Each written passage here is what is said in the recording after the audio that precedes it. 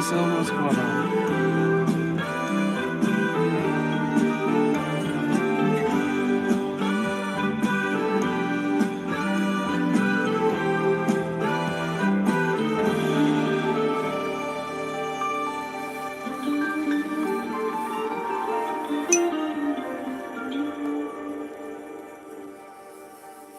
I got you, bro.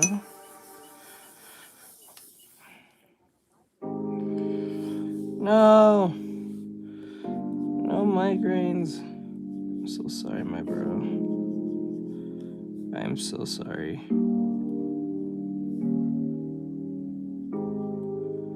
I'm so sorry, my dude. Is that like a genetic thing that's going on, or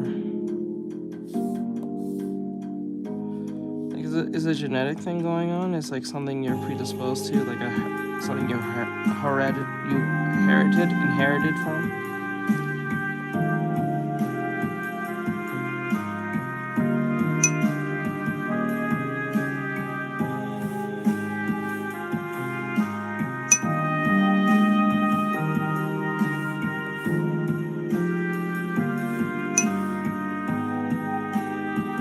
Hello.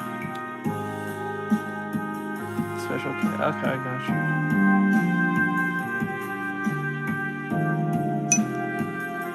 Hello. Hey, Ari. Oh, so it's passed down from mother to son.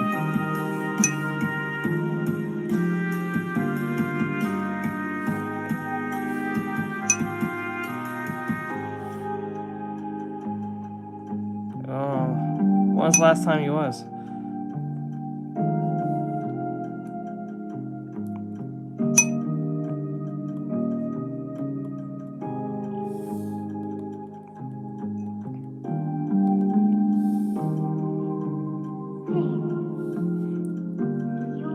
This is 2025. Huh. Okay, I got you. Philip. Hey, Ari.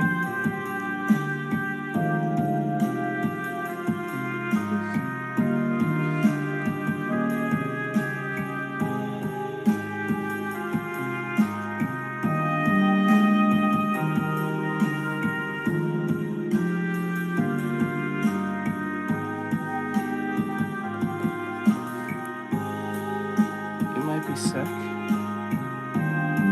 I'm sorry, Mox.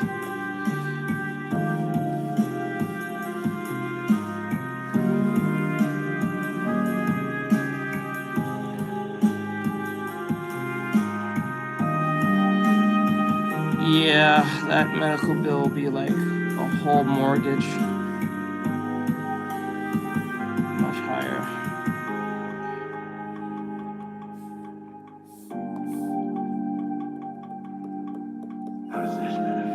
Yeah, get better.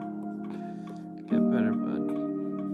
Sorry, Mox. I guess I just don't want you to feel like you're nothing.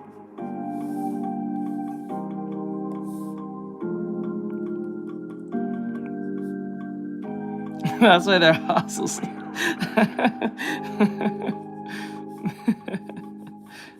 That's why they're hospitals be haunted.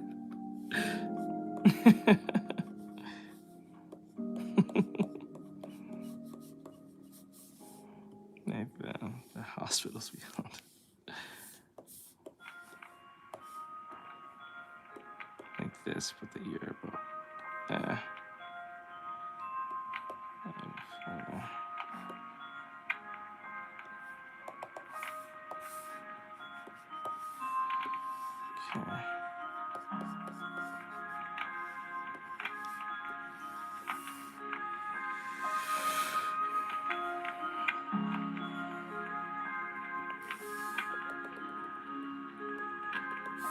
Did you? That's good.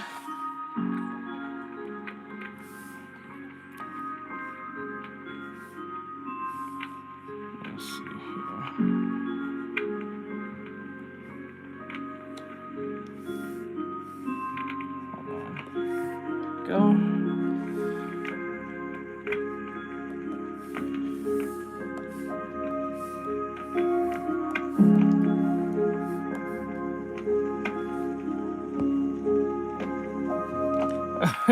Not everything. Not everything. You don't have to share everything with your friend.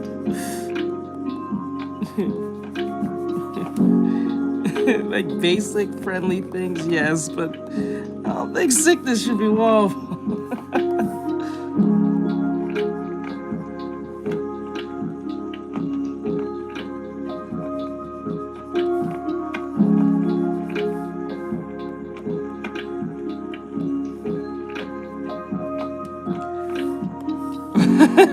Like you can share a lot of things, but not everything. Oh, that one.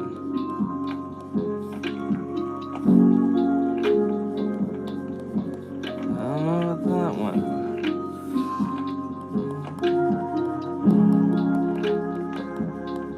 Hello, Lily. What brings you to the stream today?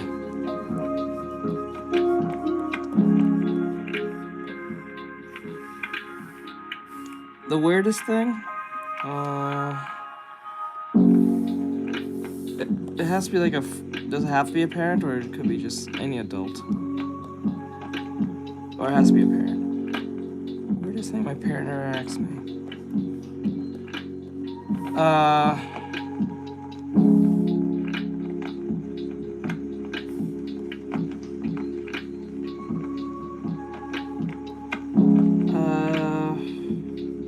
What's up, bro? Food favorite? My favorite food.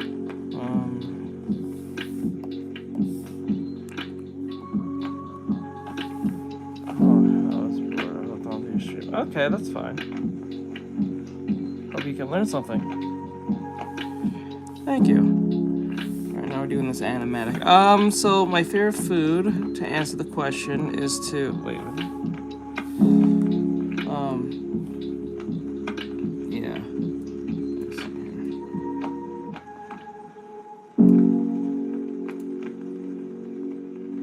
I love pizza, but I actually like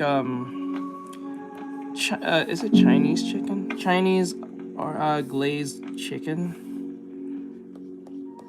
The boneless ones.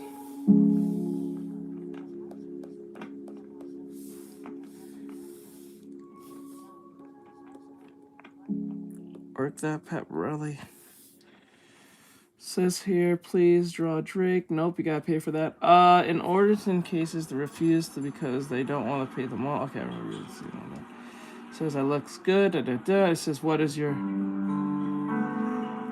It got weird when she mentioned underwear too. My mother mentioned to me about donating clothes for another person. That was fine with me. It got weird when she mentioned underwear too, and I had to look at her with a realization how weird that was. I don't think when I think of it now, I can't like think of a very weird moment I had with my folks that I can think of right now. I'm pretty sure there is one, I just can't think of anything.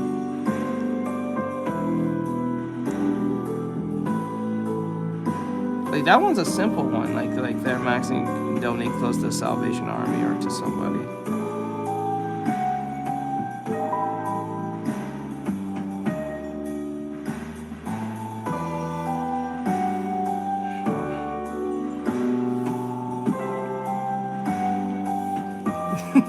What? No! Don't tell that! Don't tell that.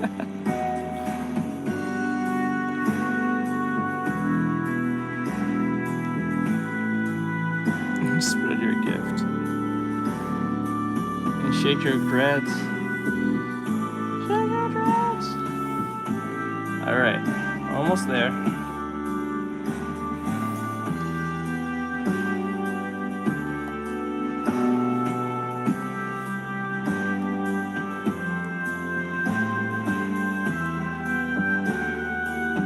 For the golden string of arrows. So where's a menace?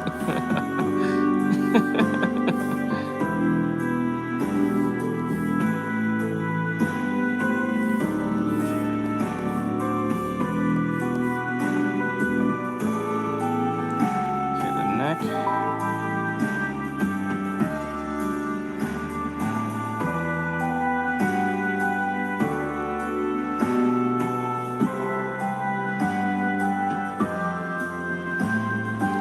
Go. And then we make the head.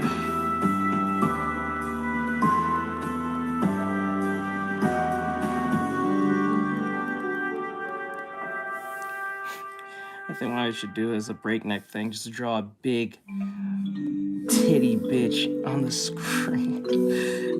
You know how many people running this bitch so fast?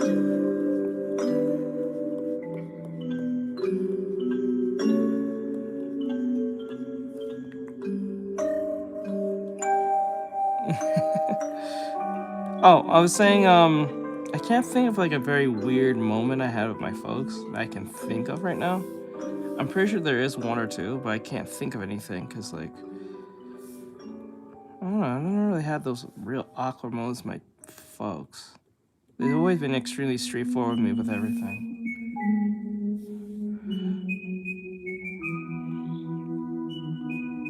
Really? How many people was in this stream? Just curious to know.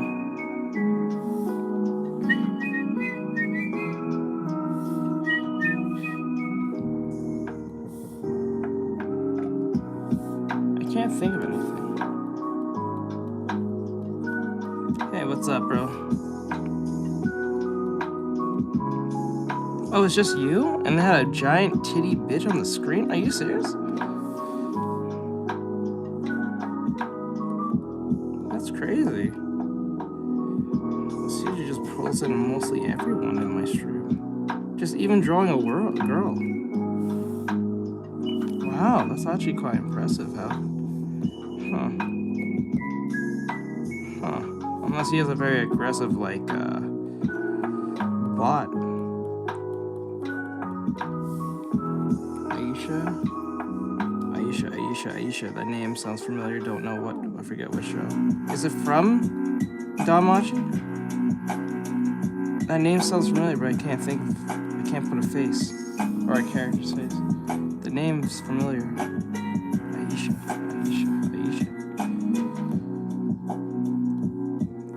That's not one of the women from the district, was it?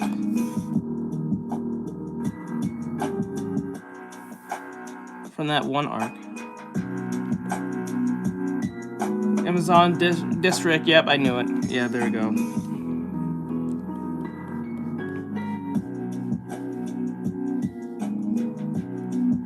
Paper food? What is paper food? Like you're making food that looks like paper look like food? Yeah, go ahead, you can tell me.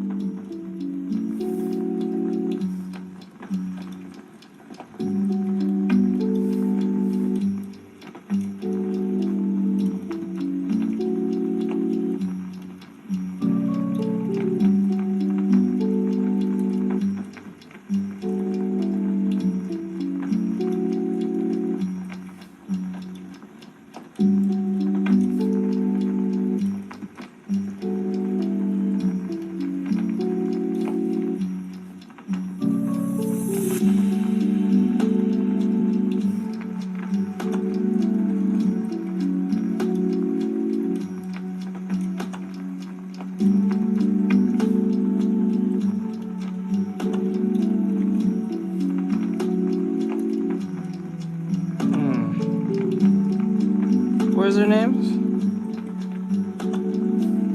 Is there that spin-off version of Danmachi? With the one chick that he likes? Does he even still like that chick anymore? The blonde one? I don't think so. Or I think admires? I think he admires it? Or...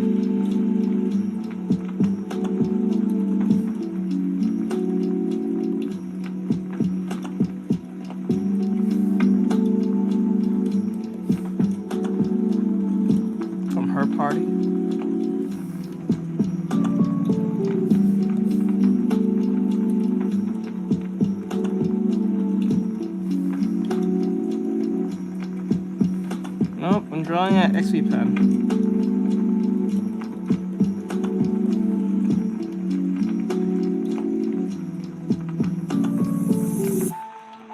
Yeah, I don't remember those names at all.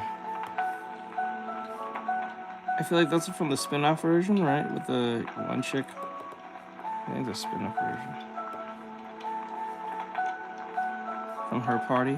I could be wrong, but I gotta catch up back with Damachi. There's a lot of shows I should catch up back with. I'm getting annoyed that I keep missing out on a bunch of shit. Yes and no. So I'm not that off. I'm not that off. I'm not completely off.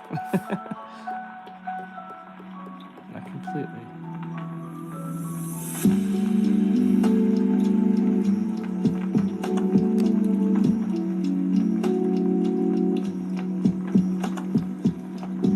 Usually,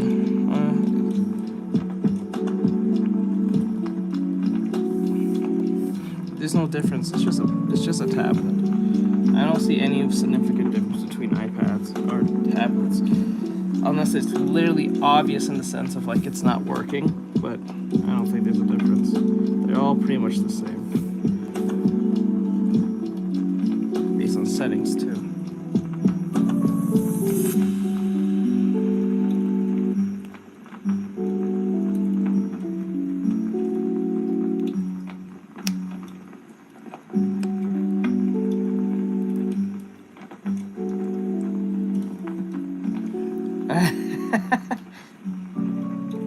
Uh-oh.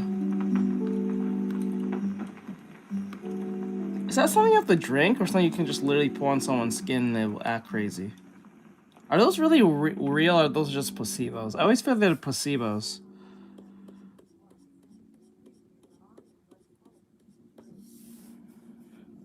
I always feel those are big. I don't think those are real. What? What's up? What's up, Mox? And what's up, Momo? What's going on?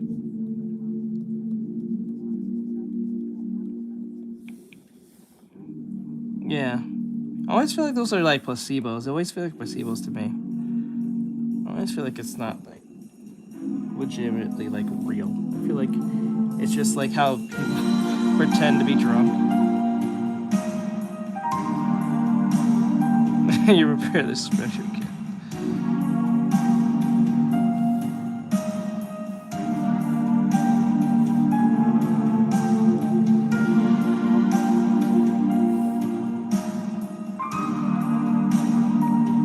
Sorry, bro, you gotta be a student to get that request.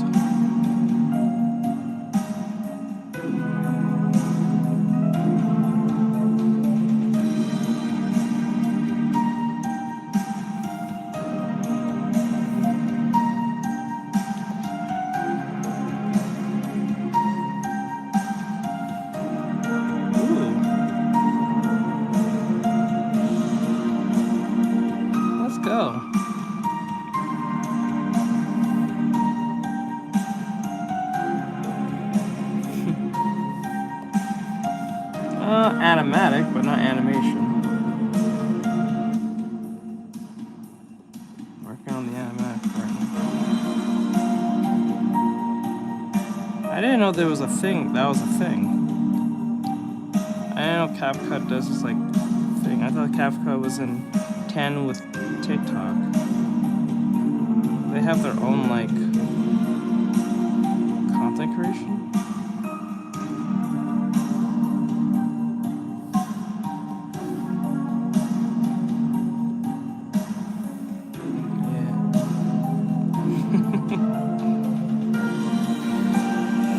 Oh my eye. Does it ever say that Belle gets with any of the chicks, or you just stay as like a forever harem?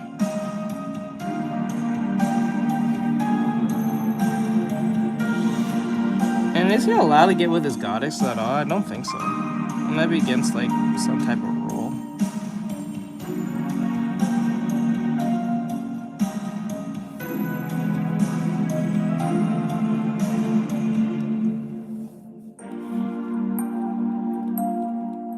I gotcha.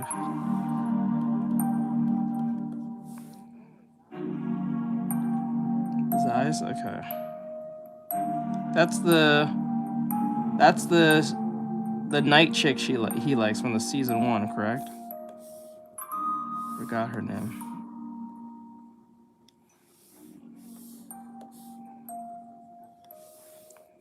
You feel it?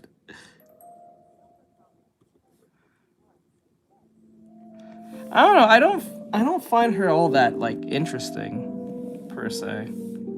I know she's supposed to like kind of technically like a blank slate, but like I don't really see the appeal. There's so many other girls you kind of get with.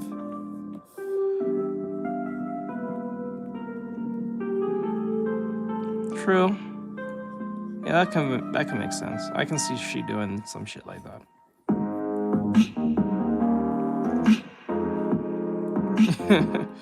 Yeah. I don't know. I just always found her very like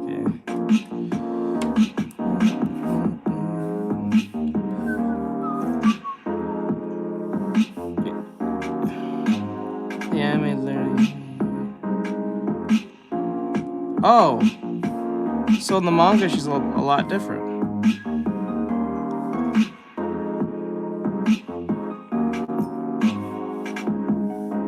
Oh, okay. I wonder why they went down that route then. Maybe she'll outshine the other girls.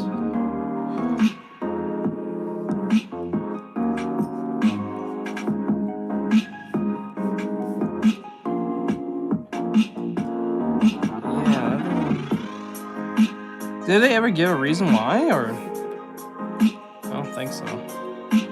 I doubt that they did. I have this feeling that they didn't.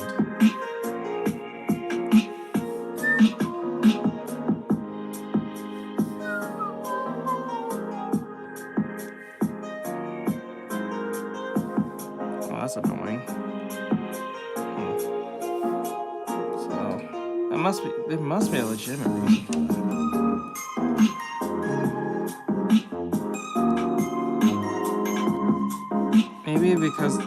Maybe low-key because they didn't want her to outshine the other girls.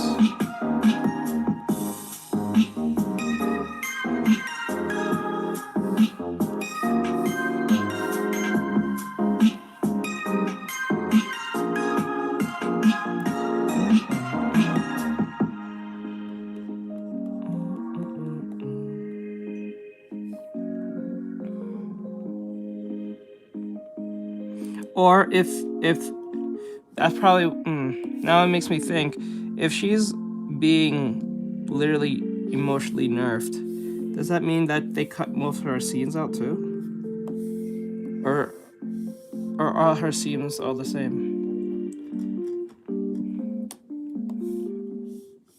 Aw. That's cute. Young love.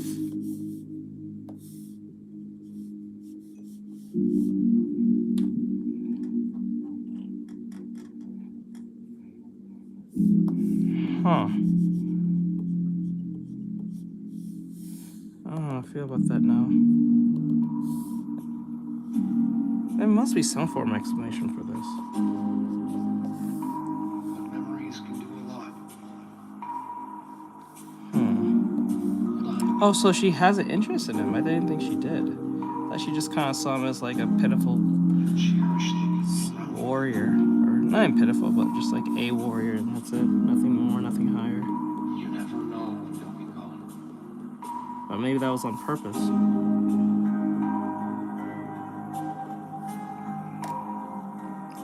Yeah, you can send them to me later.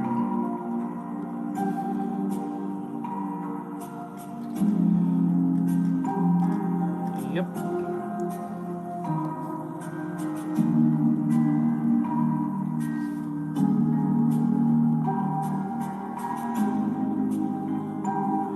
Actually, I apologize. I said I don't like anyone. It's true, I don't.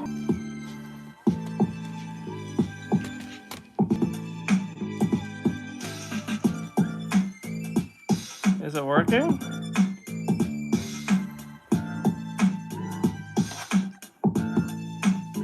Is it working? Yeah, it was not. It didn't overheat. Just not this time. That's weird.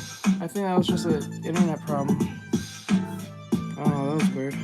Because it was no sign of it.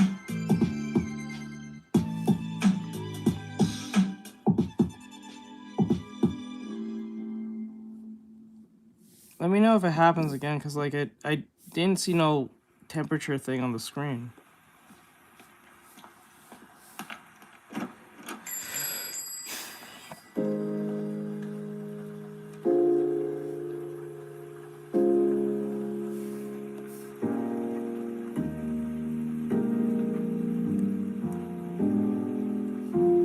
There we go. All right.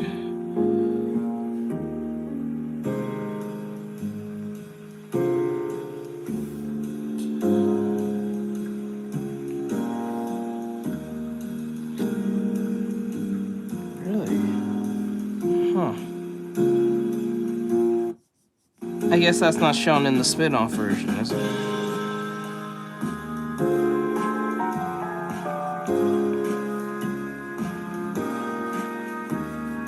Is this like a PTSD thing or like a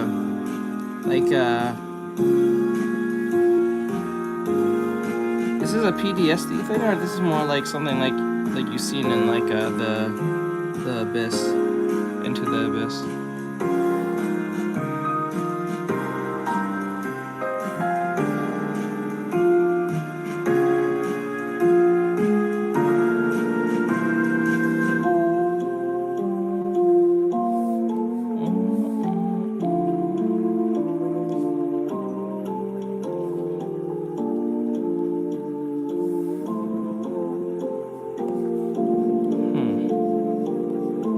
Interesting, okay. This is never mentioned in the anime, correct?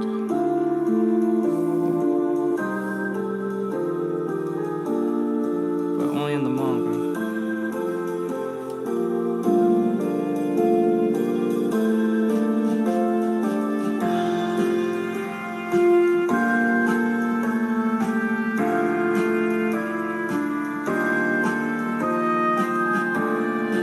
Okay.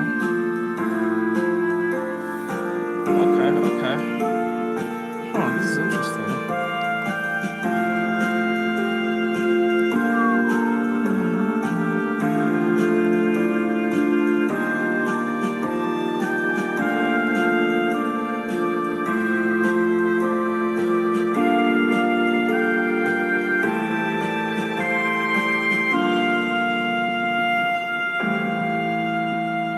Puppy!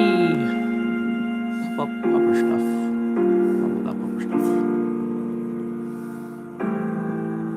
Up.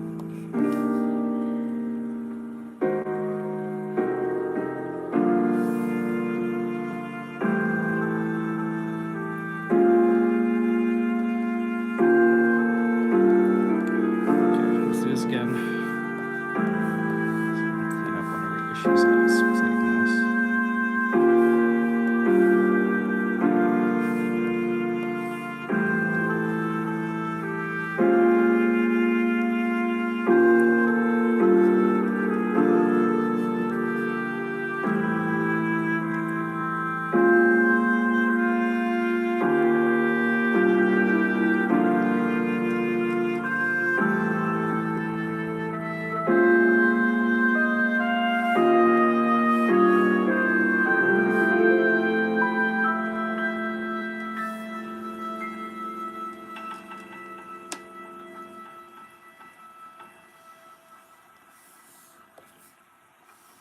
Like that, there we go.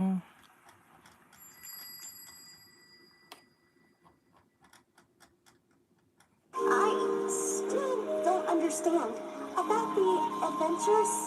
Why even go on them at all? Why not try to find a way to leave? Well, we usually do when we first arrive, but after a while you start to realize that you really can't leave. Did you? And what is this character about?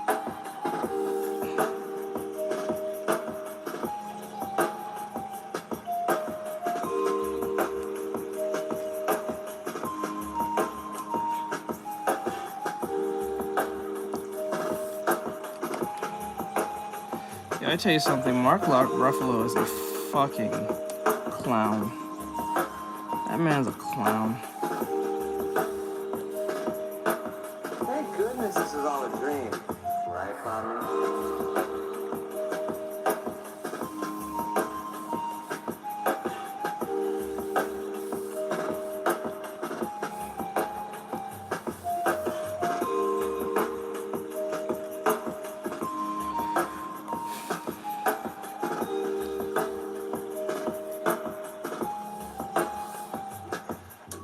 Yeah, but he's one of the biggest. Yo, when you saw that whole shield that man did, he's a shill, yo.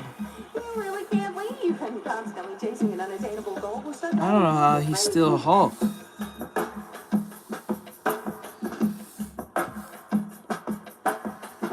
Oh, it replaced his podcast a long time ago. Hey, what's up, Rachel? How you going on, hon?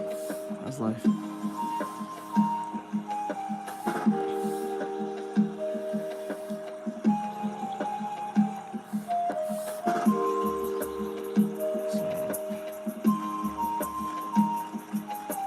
Thank goodness this is all a dream. Right, Tommy?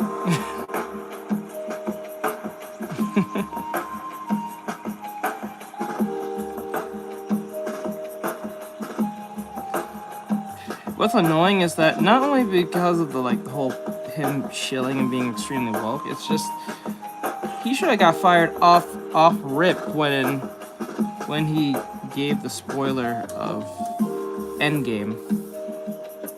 That was dumb. On his, like, it was just horrible. That man's an idiot.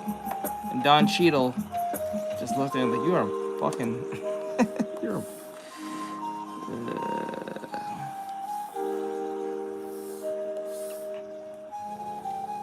You really can't leave.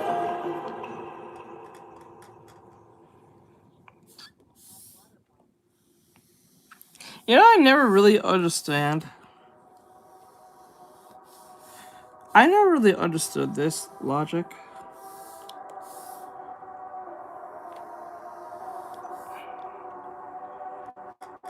Yeah.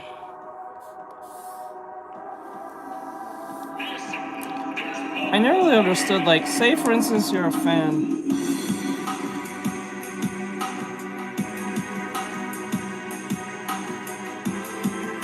I mean, salt.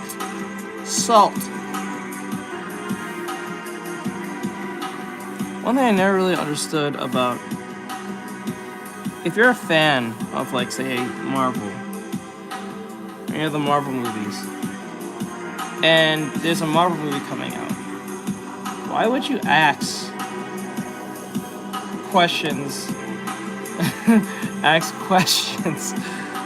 questions on the movie that might be a spoiler?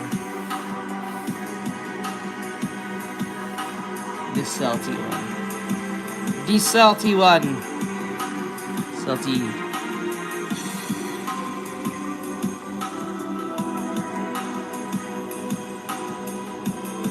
Hold on.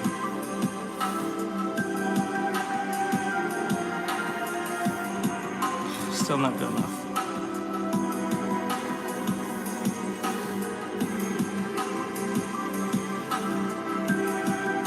Oh, not good enough.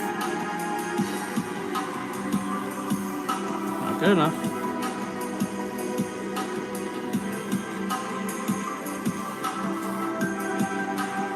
Yep.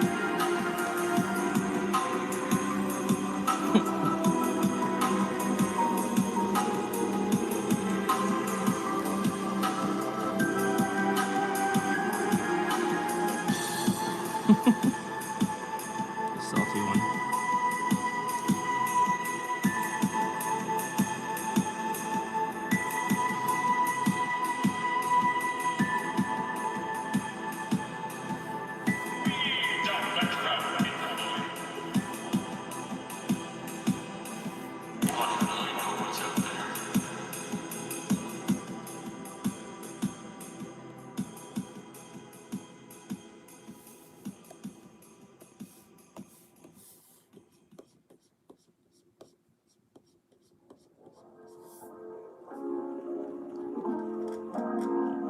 Okay. What's that?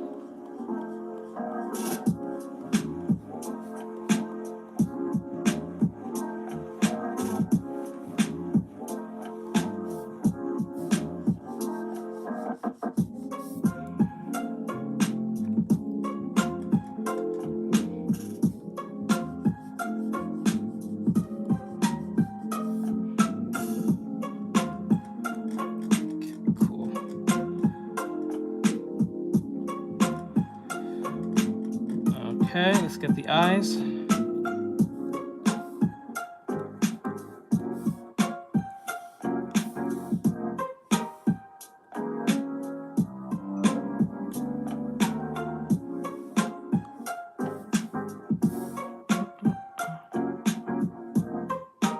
These eyes here.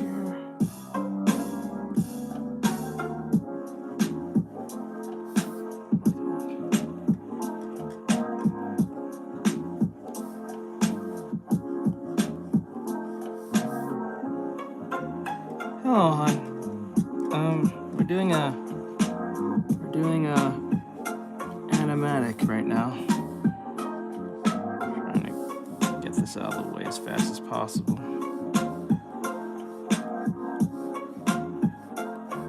Just refining it now as best as I can. How are you doing, Lyra?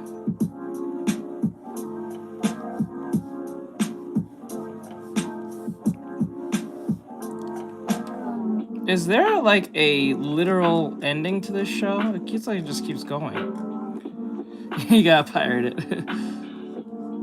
Is there like an ending to this show? I mean, this anime, this manga, or this anime? I know that all animes usually have an ending, but is there any endings coming into the works?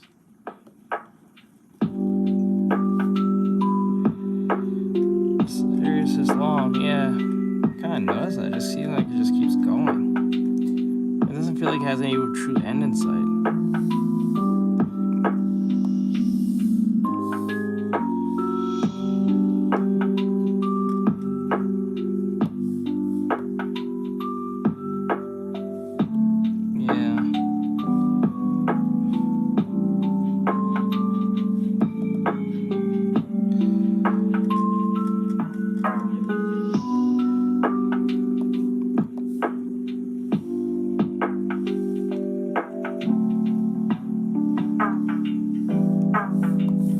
I think most of the entangles are based on like actual Greek gods and stuff. Or they just make up gods as they go. I think Hestia is actual, like some type of Greek god.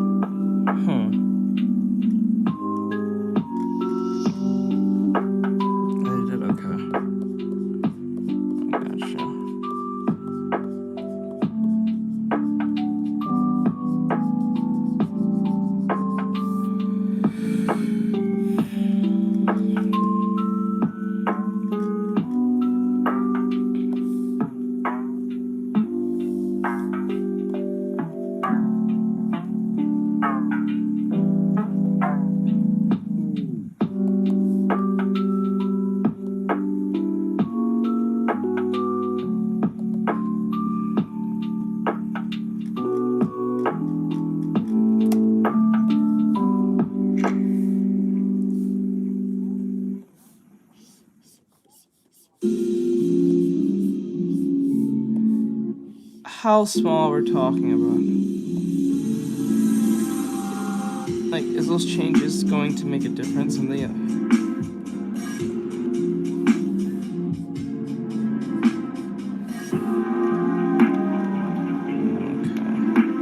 Does that change the story in the slightest, or just perspective?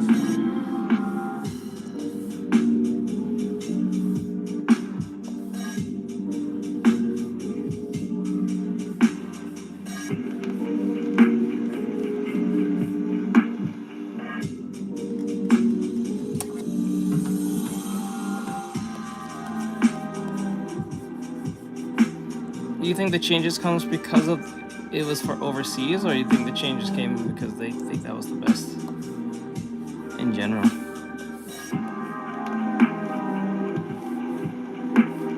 I have a feeling it has to be overseas.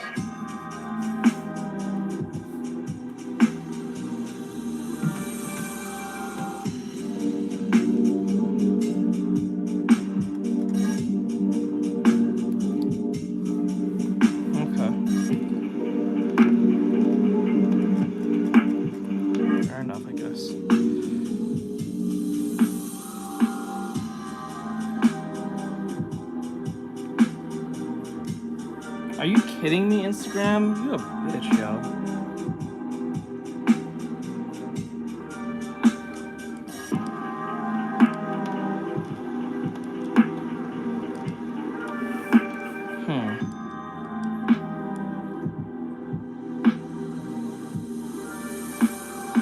Hey, Waffle, what's going on?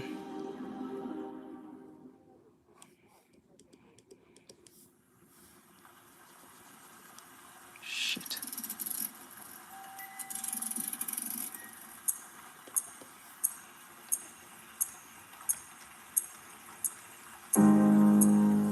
Hold on.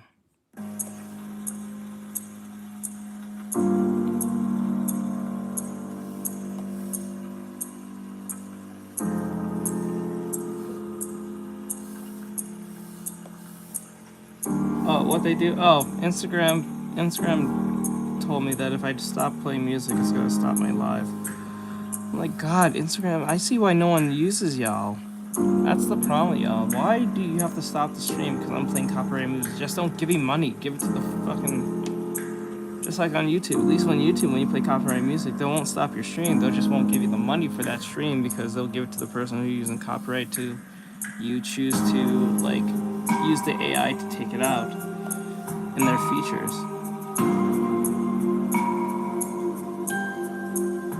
So fucking annoying. God, that is annoying.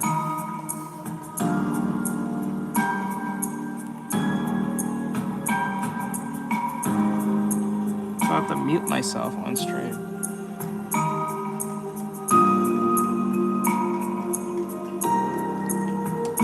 It's just so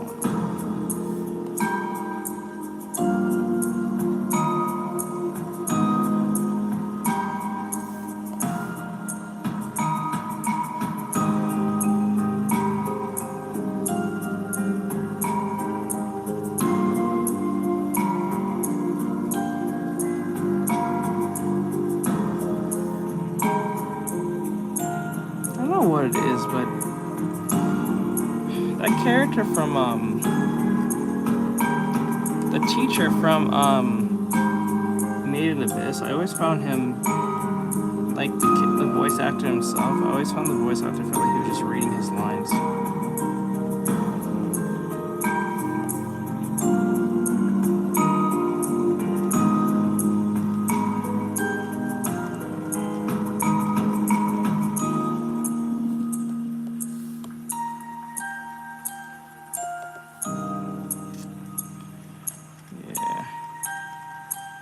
Oh no, the one from up on the top of this in the surface, who is looking out for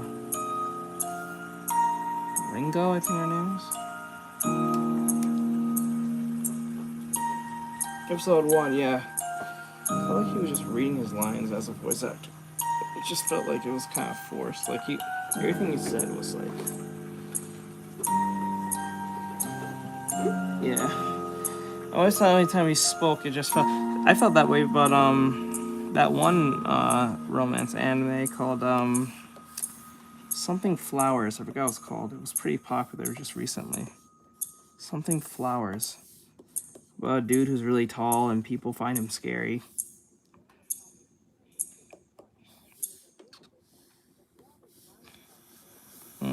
Everything he said felt like... I don't know, it just felt very, like, lack feeling. That's the right word? Yeah, lacks.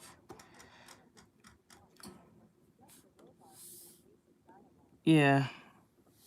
I felt like I was the only one who felt that way, because it felt that way to me. It just felt like, eh. I wasn't too sure, per se, like, if it was just me. And I kind of felt that way about, that one romance anime. I forgot, Something Flowers.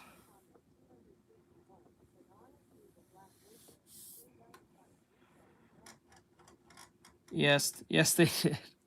Most of them do. Like, majority of them, I think most black whistles tend to have, like, they tend to be insane, or at least deemed to be insane, but they tend to have charisma. Which is funny, because I hear that now.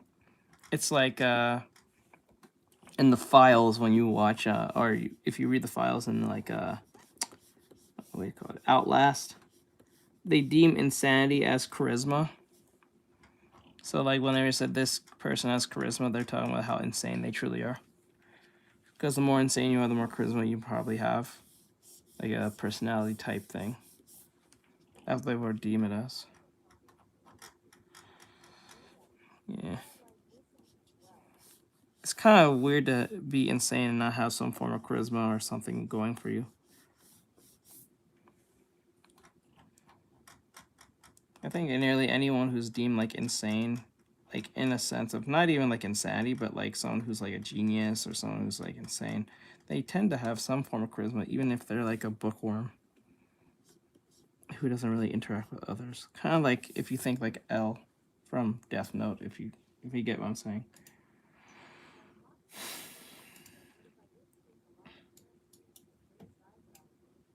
What if? End of the first and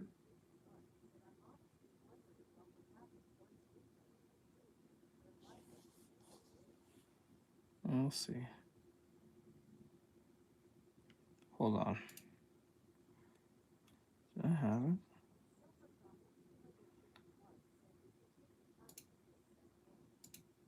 Let's see here. I'm gonna do a circus lo-fi.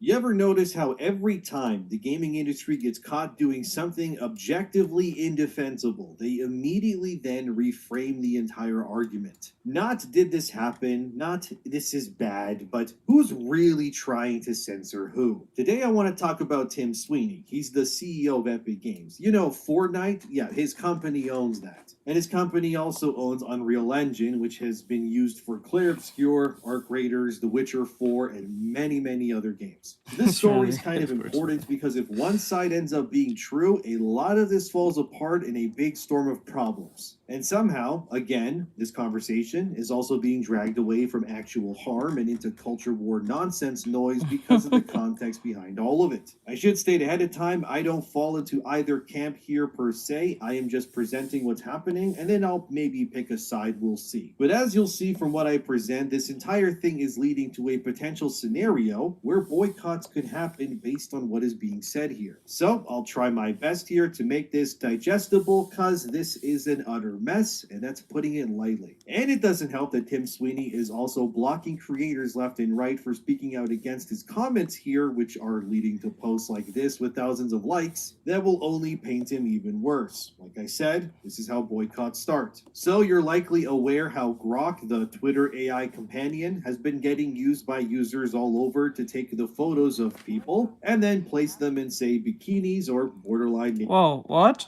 Go back, what? Against his comments here, which are leading to posts like this with thousands of likes that will only paint him even worse. Like I said, this is how boycotts start. So you're likely aware how Grok, the Twitter AI companion, has been getting used by users all over to take the photos of people and then place them in, say, bikinis or borderline naked pretty much. A lot of women especially are really mad about this because they believe that Grok is essentially taking away their right to consent by allowing people the option to quite literally undress them against their will. As the Independent reported here for you to see, this caused for for concern has hyperdrive the notion to ban X or Twitter effective immediately, pretty much in the future in places like the UK due to this happening, and actually that's already happening to be honest, which is kind of insane. Even US senators are also asking for Google and more to remove X from their app stores because of this use of Grok undressing women and so on. So this is where Tim Sweeney, the CEO of Epic Games, comes in and where all of this originates from. Tim Sweeney would first speak on this topic by retweeting that article about US senators and Grok, and he would say this: reason number 42 for open platforms to shut down every politician's incessant demands to all gatekeepers to censor all of their political opponents. So to ensure there's no way anyone can misunderstand what Tim Sweeney is saying here, he flat out states the reason why these senators, or in the case of the UK, want X gone is because of this angle with Grok undressing people against their will. Tim thinks these politicians are using this as a way to silence X because X allows for free speech. Now, whether you like X or not, hate Elon Musk or love him, the objective truth of the matter is that X does absolutely allow the world to see and speak on events in a mostly free speech zone. That just is the case. X still has rules, like you can't just be overtly racist or anything, although that does still get through, I know. But reasonably speaking, X has, as Elon Musk has claimed in the past, made the platform into the world's town square, so to speak. No matter what the conversation is or what part of the world you're in, X allows it to be spoken. This, of course, is imperfect, but it is what we have. And personally, I think it's very obvious without the free speech ways of X, things like elections or even movements like Gamergate 2, which completely changed how the game industry operated to a degree, was supplemented in large part by the very existence of X that cannot be denied. So I see where Tim Sweeney's coming from here. He believes everything must be open in terms of free speech because if any one side of any political argument or stance is censored over another, it would compromise the concept of free speech. We all know for years now that websites and countries have been working tirelessly to remove that very same free speech. Because ultimately that's kind of all you got in this world, let's be real. If you don't have your words and your ability to speak, you frankly have nothing. My channel exists because of my speech, so you watching this kind of proves my point already. But either way, silencing people you don't like is never the way to go. It just proves your stances suck, and the only way you can win in a sense is by not playing at all, which is pathetic if I'm being honest. And you can't even deny this either, since we have had official press releases like this where even Google has admitted that they were actually pressured by the Biden administration in the early 2020s to silence and censor any political speech that they deemed unfit to exist on so-called free speech platforms. As the first statement says there, the Biden administration pressured Google to censor Americans and remove content that did not violate YouTube's policies. That's about as plain as day as it gets, guys. They were absolutely censoring people because of big government, which is why with the new administration, they removed this because obviously blocking free speech is wrong. But these groups and politicians want your speech policed because then they can control you. For example, if you go to Britain right now, as soon as you get there, your X account will then be updated and you will be told if you can post anything that they deem offensive, and then you could be thrown in jail. It's Oh, kind fuck of insane, them. isn't it? But that's why you should hope that your country never becomes like the UK, because they are quite literally a dystopian state, like it's V for Vendetta or something, but it's actually happening in real life. So that's what Tim Sweeney thinks. However, this all gets way, way worse because then PC Gamer decided to fan the flames and try to portray Tim Sweeney as being a,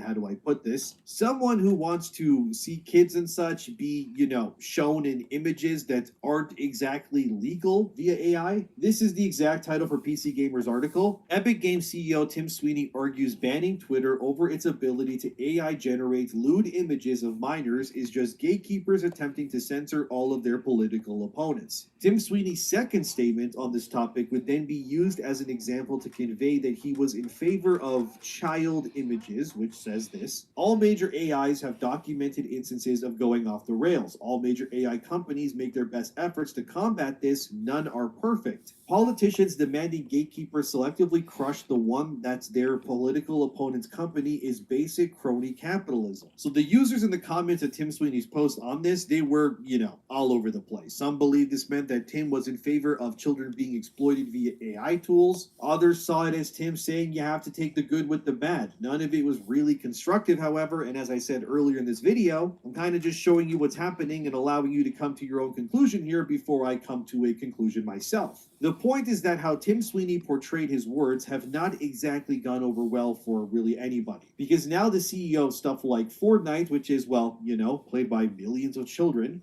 kind of just got thrown into hot water since the guy who runs that operation just said that he believes that AI needs to be protected instead of children. So you can see how slippery this gets and how quickly it can happen too. One user would respond to Tim Sweeney saying that the use of Grok and other AI to make such images or say vulgar things is not a good thing. Alright, do to your which thing, Tim Ross. would say, as you can see there, feel that like he right agrees with this now, user's eating claims. Tim then If you confirms that he do, keep believes your that distance. every AI has significant problems and that they are all by definition imperfect in design. But he also believes if the entire concept is in a sense censored, if you will, it won't benefit anyone but those who want more power over everyone else, like politicians he means. So you can probably see elements of where Tim is coming from, where you can kind of go, I see what he means, but then you can also see where his detractors are coming from too, who are saying this is all bad because it will mean that children are not being protected as much. It's complicated, well, like I good said, thing right? they're The calling truth lies themselves out. somewhere between both arguments, but it's a mess no matter how you really look at it. Some children protection groups like RAIN have called out Tim Sweeney, claiming that the fact that Grok and such can make images of children, whether they're synthetically made or not, that the technology should not be allowed to exist because it threatens the the well-being of kids. Now, since this big controversy has happened, which could affect Epic Games and Fortnite, some of the biggest names in the business due to association, things are getting weirder fast. The only real change, I guess, if you can even call it that, is X now doesn't allow just anyone to generate images of people or use Grok to now generate images per se without first being a blue check-marked user first. But in PC Gamer's opinion, as you can see here, this now only means that those who can pay for X, which means X gets paid, obviously, can now make these images. So PC Gamer means that X is pretty much profiting off of all of this, who are willing to pay pretty much to create such images in the first place.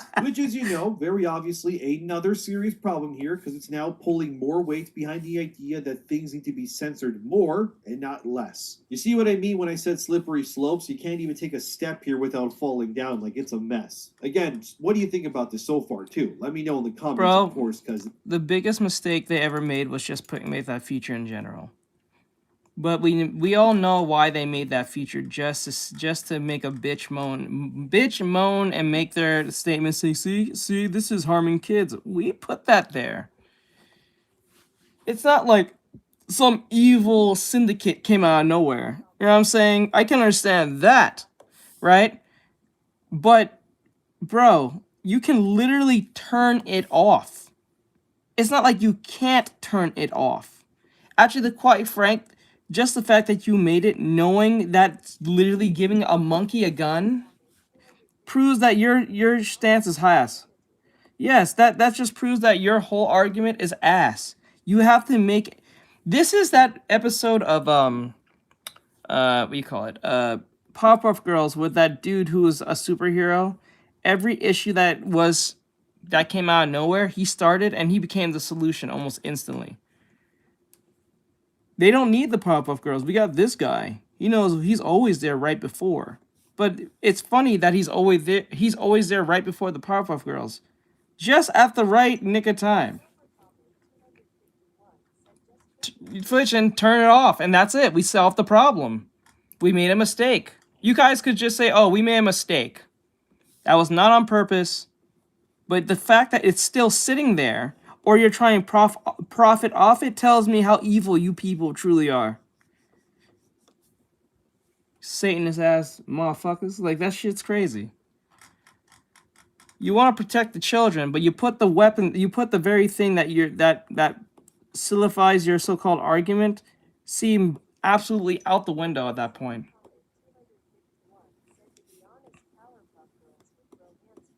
Yeah, they would. Jesus Christ. This is why, you can't trust these politicians and none of these people at all. You really can't trust them. Because the same people who you're for may just turn against you real fast, or they'll pull some bullshit that make you question everything.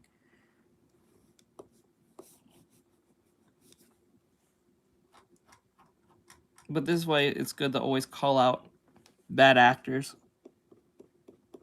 I blame Elon Musk for this one.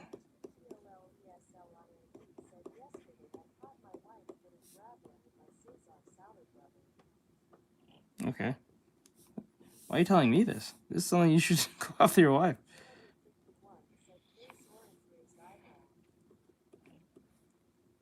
Why are you telling a random stranger this? Why don't you just go and deal with your wife about it? Makes no sense. Okay, let me see. Mouth right there.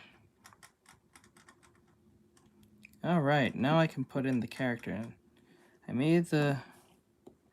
What I want to do? All right, so.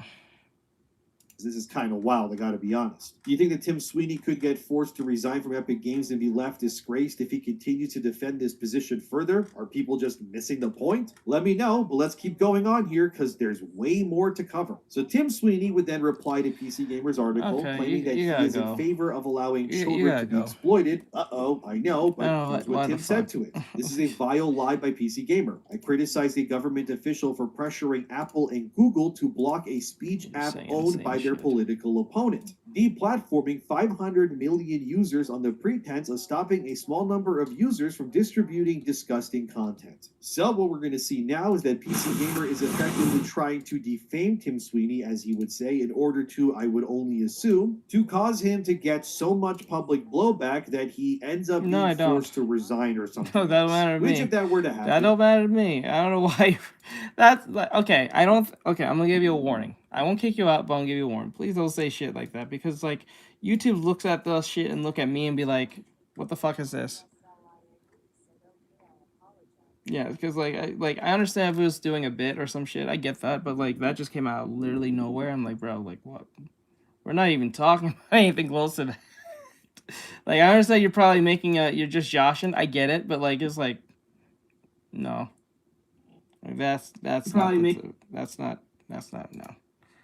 It would be a major shakeup at Epic Games since I'm not trying to be a killjoy, but like Jesus for Christ, a really long time. And according to Tim, as we saw earlier, he is very pro free speech and anti any political side, which is a good stance to have as a CEO of technology. Whether you like the guy or not, that is the truth. However, how this is all going down is making it hard for someone to defend him because the message is muddied and people are now choosing sides. Again, the slippery slopes are returning, fellas. Then another CEO of another AI company named John Daniel Trask would respond to PC Gamer trying to defame Tim, where he would say this: "Many of us appreciate a voice as loud as yours speaking up on this issue, Tim. It's clear as day this is a power play." Tim would respond to John with, "It's almost as if there is some group chat somewhere that is used to plan who to attack with this ludicrous, if you don't support banning X, you must be into bikini pics of Keir Starmer narrative." One engineer named Josh would respond to Tim and then say this: "The way they twisted your words is absolutely insane. You said literally nothing of the sort, as they are claiming. Their framing of your words is effectively libel, which is grounds for a legitimate lawsuit." And as you can see, Tim says thank you, which is,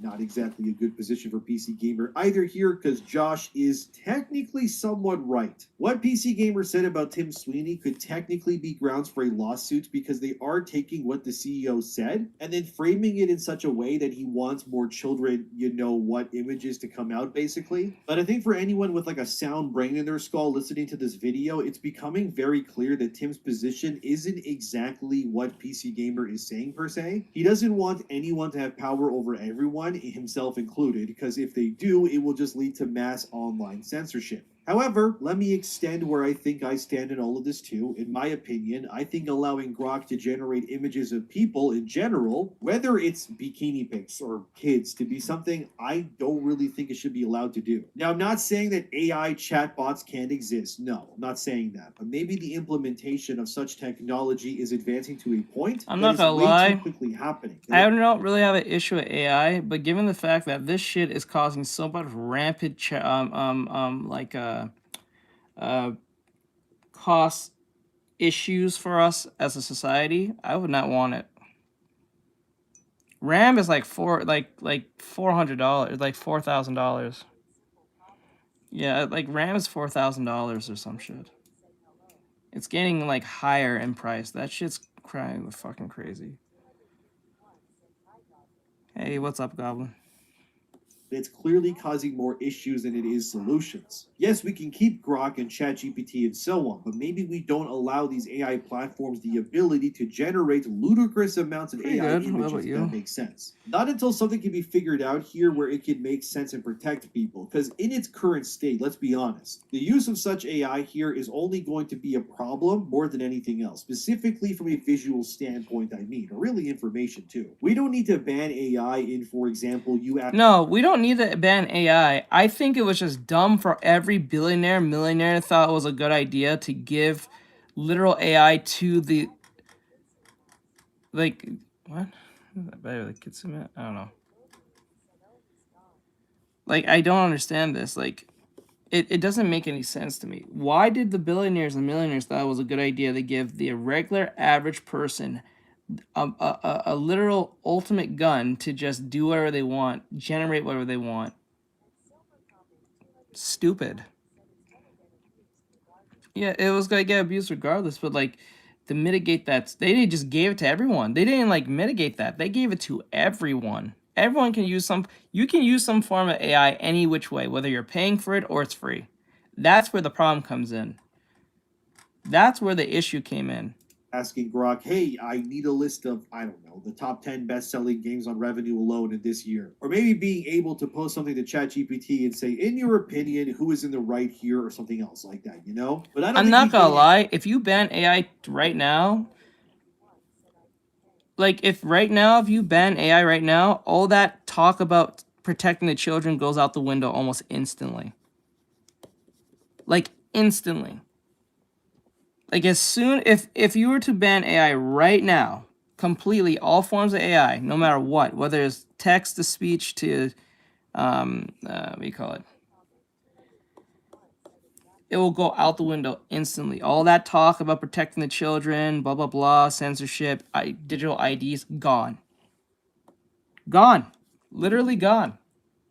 anything from the existence of AI generated images in the ways that it is existing right now. Never mind just the whole generative AI discussion with game development and whether that's ethical or not. My fear of AI has always been, what if someone takes, let's say, some prominent female content creator, or even Mr. I Beast, know. right? And then they funnel that through AI and say, give I'm not me gonna get rid of images it of if Mr. it makes Beast sense. doing illegal things, or give me I'm not gonna do images it. of this female creator in this specific position. Like, nothing can come from that being available to people. You know what I mean? Like, maybe that is censorship to a degree, but it feels as if in its current state, if the only alternative is to have like totally free use, and like that means all warts and all, we're definitely going to be witnessing some abominations getting made in the future. And with Tim and PC Gamer so far, I mean, is that grounds for a lawsuit? Apparently, a couple of hours ago, PC Gamer just flat out At this point,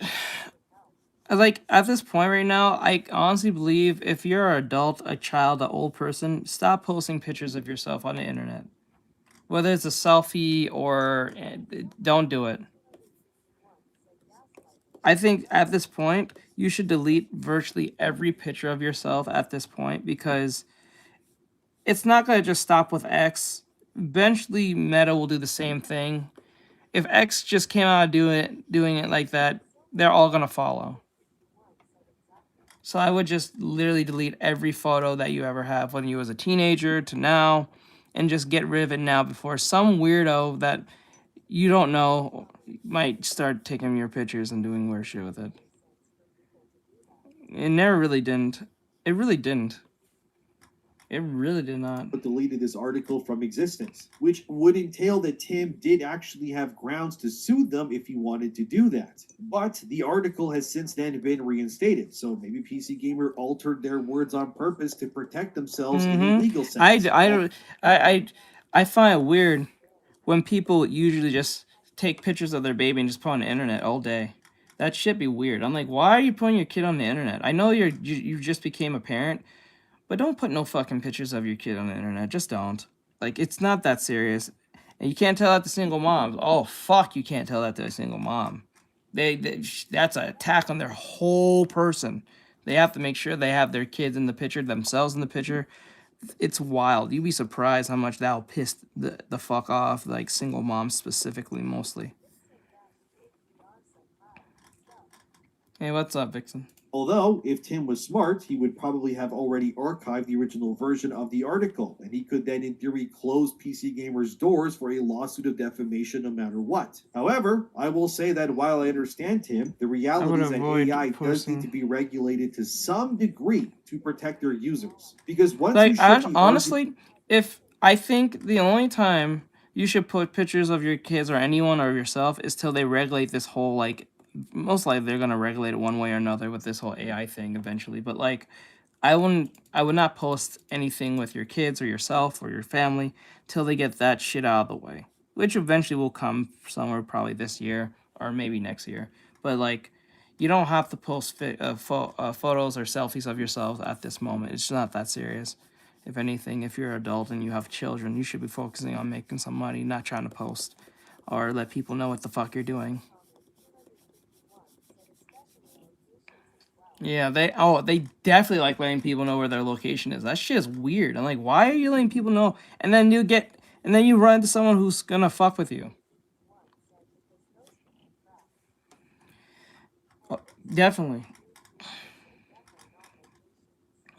Into abstract philosophy, which Tim Sweeney is doing here to a degree. This then means that you never have to answer the uncomfortable questions at hand, because you can then sweep all criticism under, well, all AI makes mistakes, which doesn't really help either. Yep. It would be like someone talking about car safety and how we need better protections, and then a car CEO says, well, car crash sometimes happen too. I mean, yes, but that's why we have seatbelts and airbags and safety regulations and recalls and more. When something causes harm, we don't just shrug and say, well, technology is hard. You know, you have to find ways to then safeguard it. Otherwise, we end up in a really nasty situation that can only really get worse. So while I understand where Tim is coming from, ultimately, the protection, so to speak, of lewd images of minors is not protected speech. It's not being edgy or really political. These practices are illegal in many jurisdictions and morally indefensible in all of them. Like, we can just agree on that, can't we? So when Tim Sweeney frames this as censorship, he's not defending free speech. What is Fortnite anymore, bro? Tell me, if you can someone tell me what Fortnite is about? Like, honestly, despite all the collaborations, it's literally IP, the game. Intellectual property, the game. That's what this is. Or collaboration, the game. What is this game? Like, tell me the literal story of this game. The fuck is this game? Like, I don't get it. Like, I see Bruno Mars, I see Rick, I see the Power Rangers, I see Goku. Like, what? These things should not even be in the same sentence, much less the same paragraph. What is this game? Despite its nonsense, like, tell me, like, ignore all the collaborations. What, if you can tell me what this game is about, what is it about? Can someone tell me? I'm not even, like, shitting on it. I just want to know, what is the game about? If you can tell me in, like, a sentence. It seems like it has a story, but it looks like it doesn't at the same time. It's just a bunch of nonsense. Like, just shit just happening. For the sake of happening. Because I see the Scooby-Doo gang, I see the Avatar gang, I see the My Hero Academia gang, I see the Stranger Things gang, I see all of them. Dancing and all this shit, I get it. They're all just models of these characters, but, like, how do they fit in the story of this game? This name should be, the game should be reversed to Fortnite to Multiverse. Multiverse the game. Then it'll make sense. Just, you don't have to tell me the story, just change the name.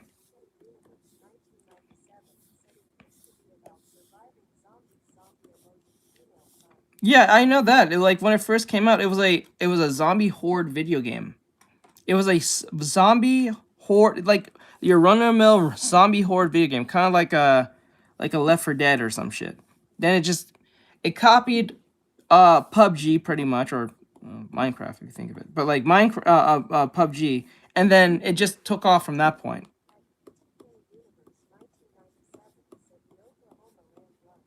The Oklahoma land run. Like, I don't know, Japan. It's just like, it's crazy to me.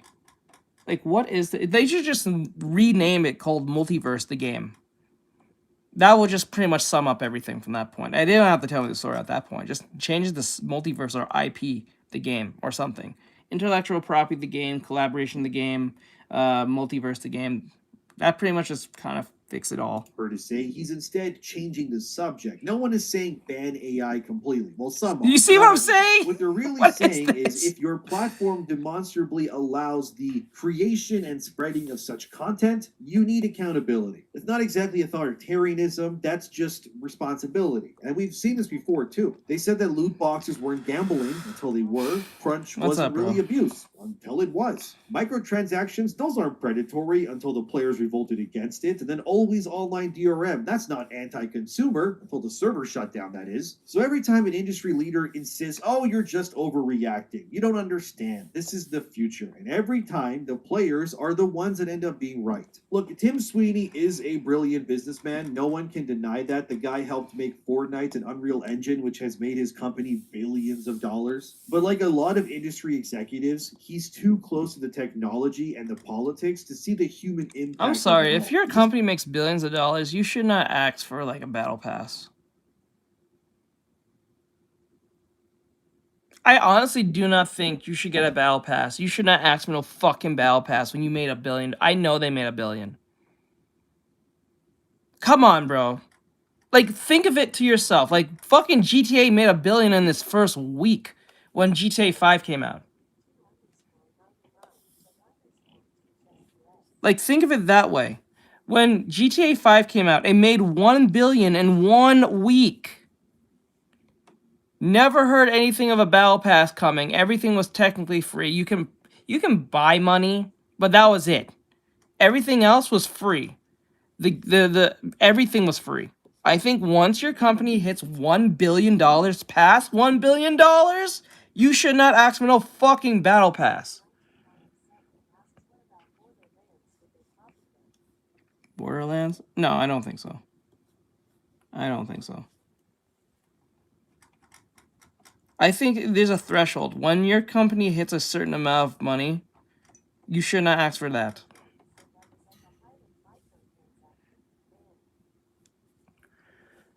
What, let me see, the higher microtransaction?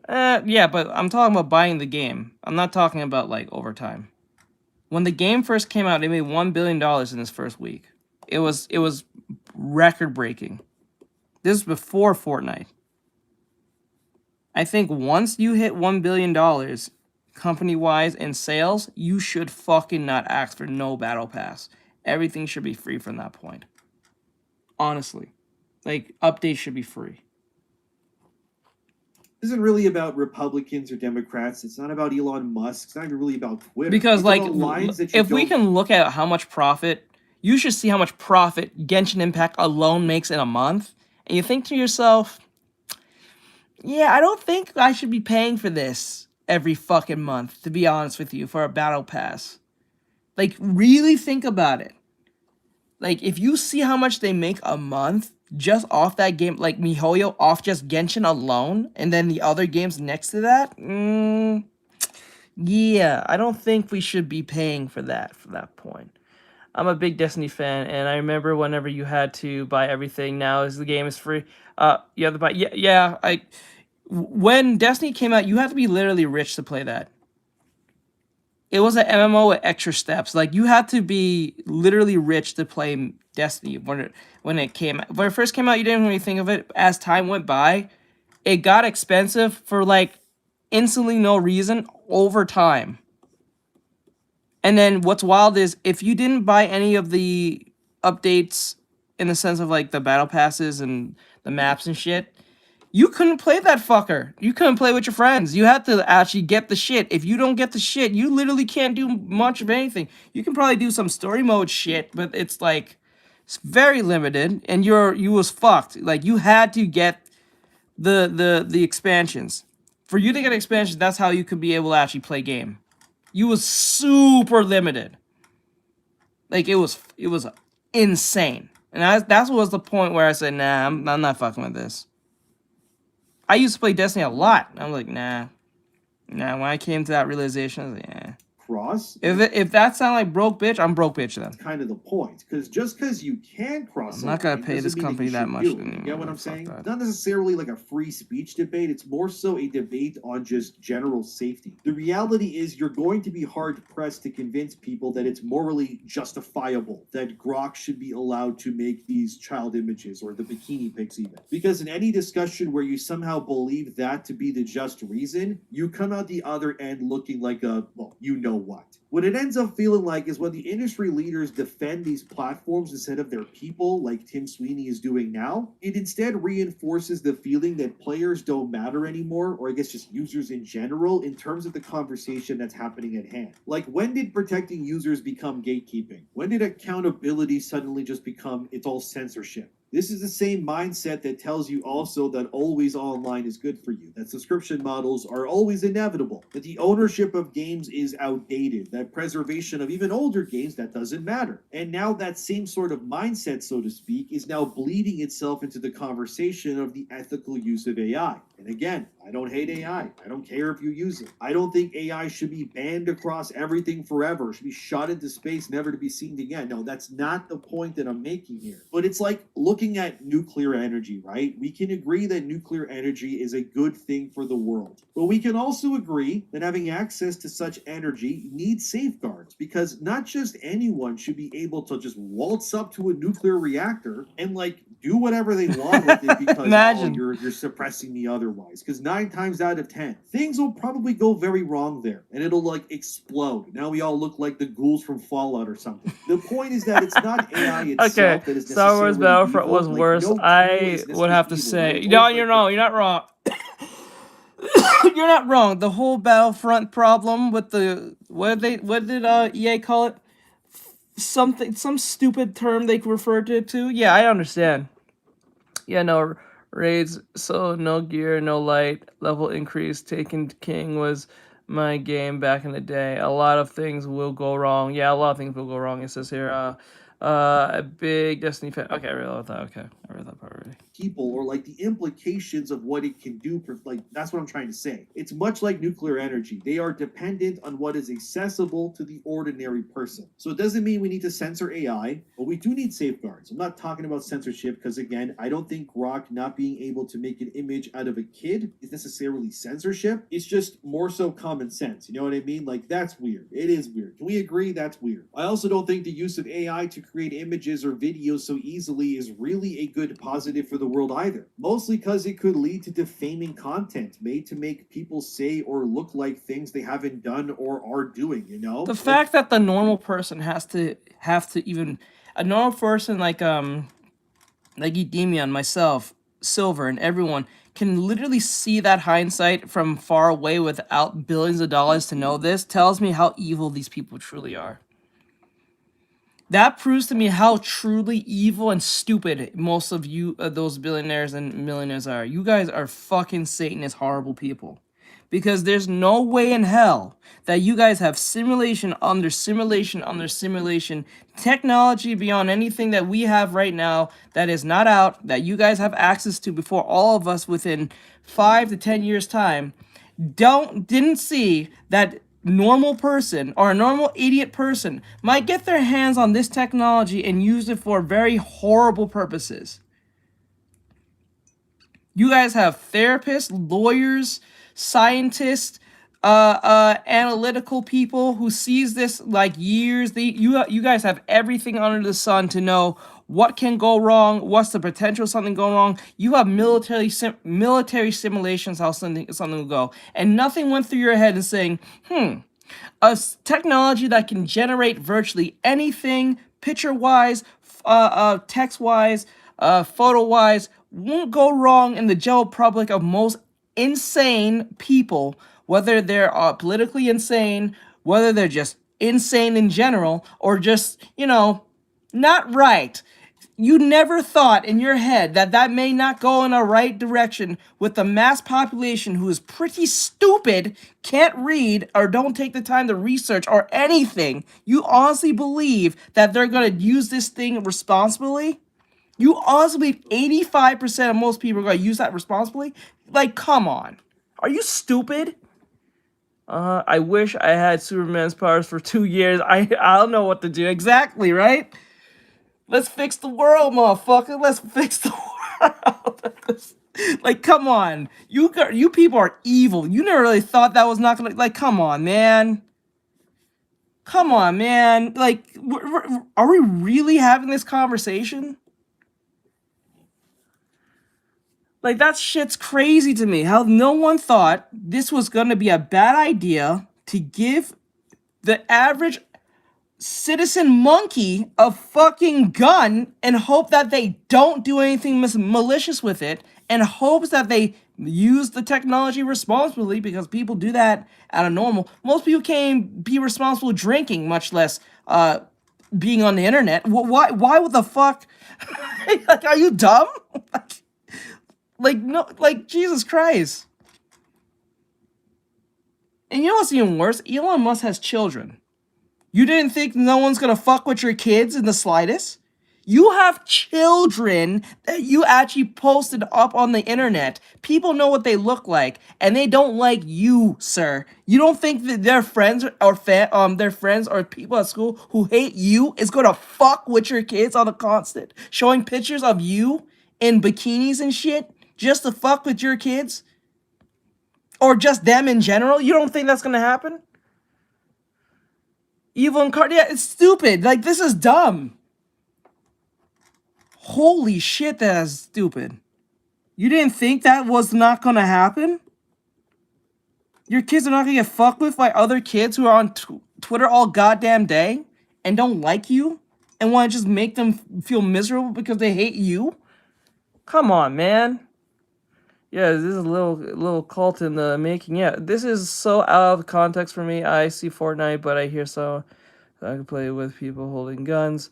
Sounds like you're complaining that for the players of no, bro.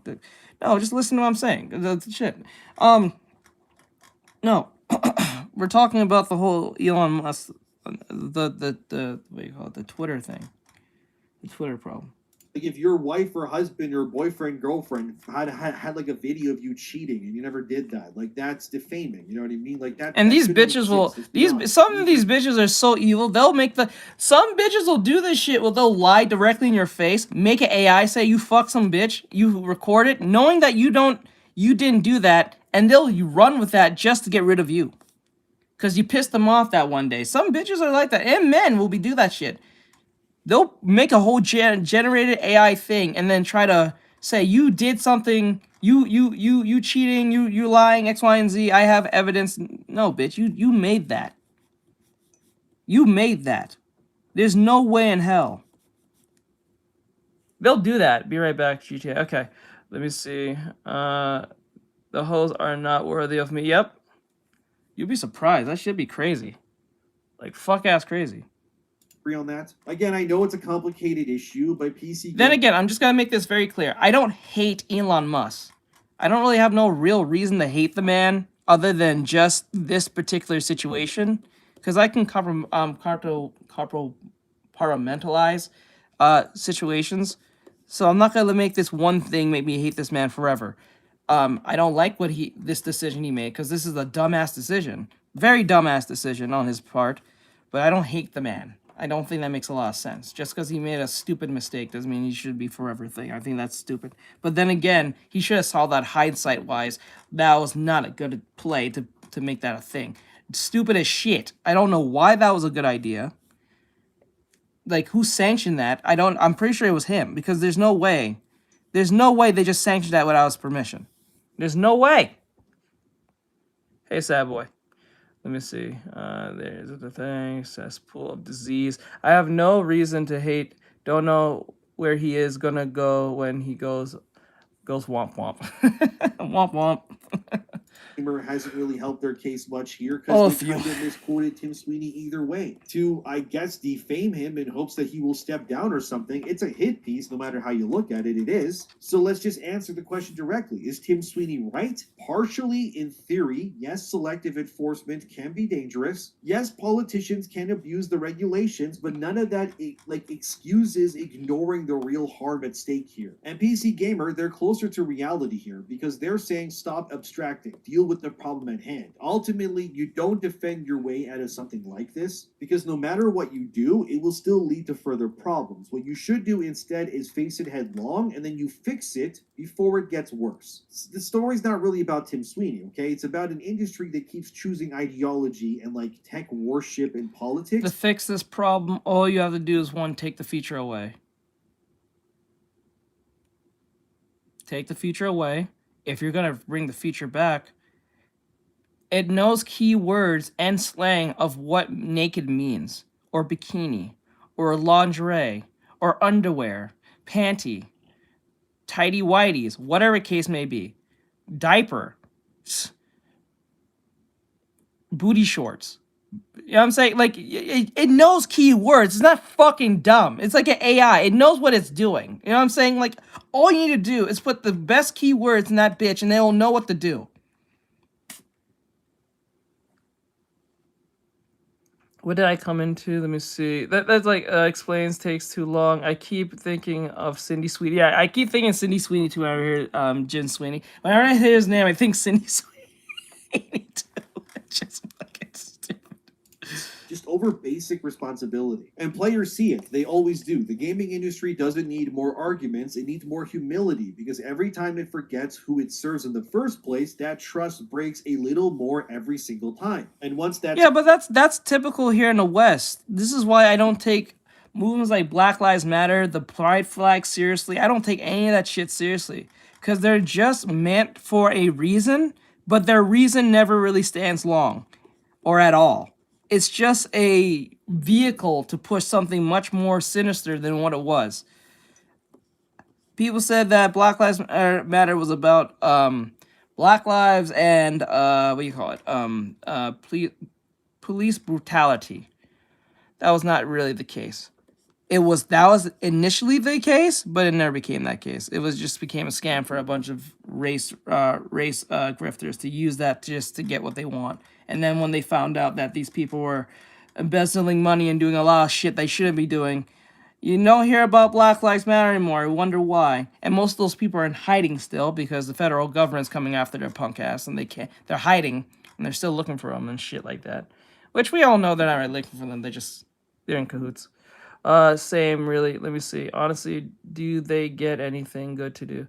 Honestly, they don't get anything good to do. Exactly. Honestly, people never know when they are used as a puppet. Yeah, they're just cowards. We found out that they was embezzling money and doing everything under the sun. They was not using that money for Black Lives or for the movement. They used it to buy yachts. They used it to buy cars. They used it to move into expensive homes near to the so-called racist white people, as they claim is so racist. Make this make sense. They say white people are racist, X, Y, and Z, but they'll take that money.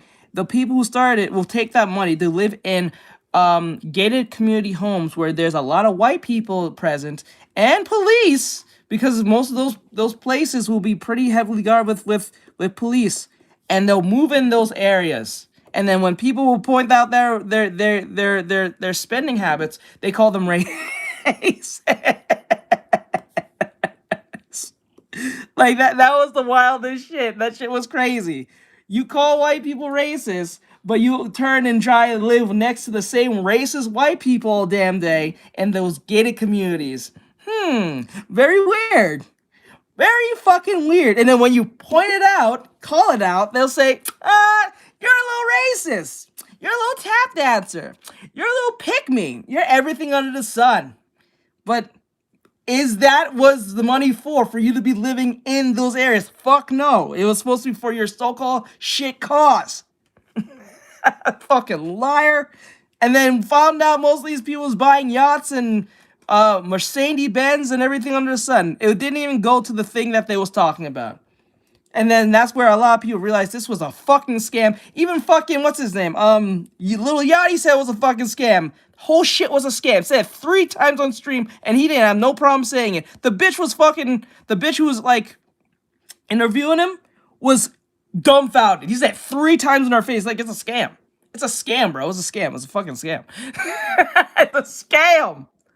It was never about Black lives or police brutality. It was not. It was not. Big lie. Big fucking lie. Let me see. Tap dancer, haha, right? Your pigment is lacking. Your pigment is lacking, bro. What are you doing? It was a big riff. It was a big griff scam. That's all it was. Hello, what's going on, bro?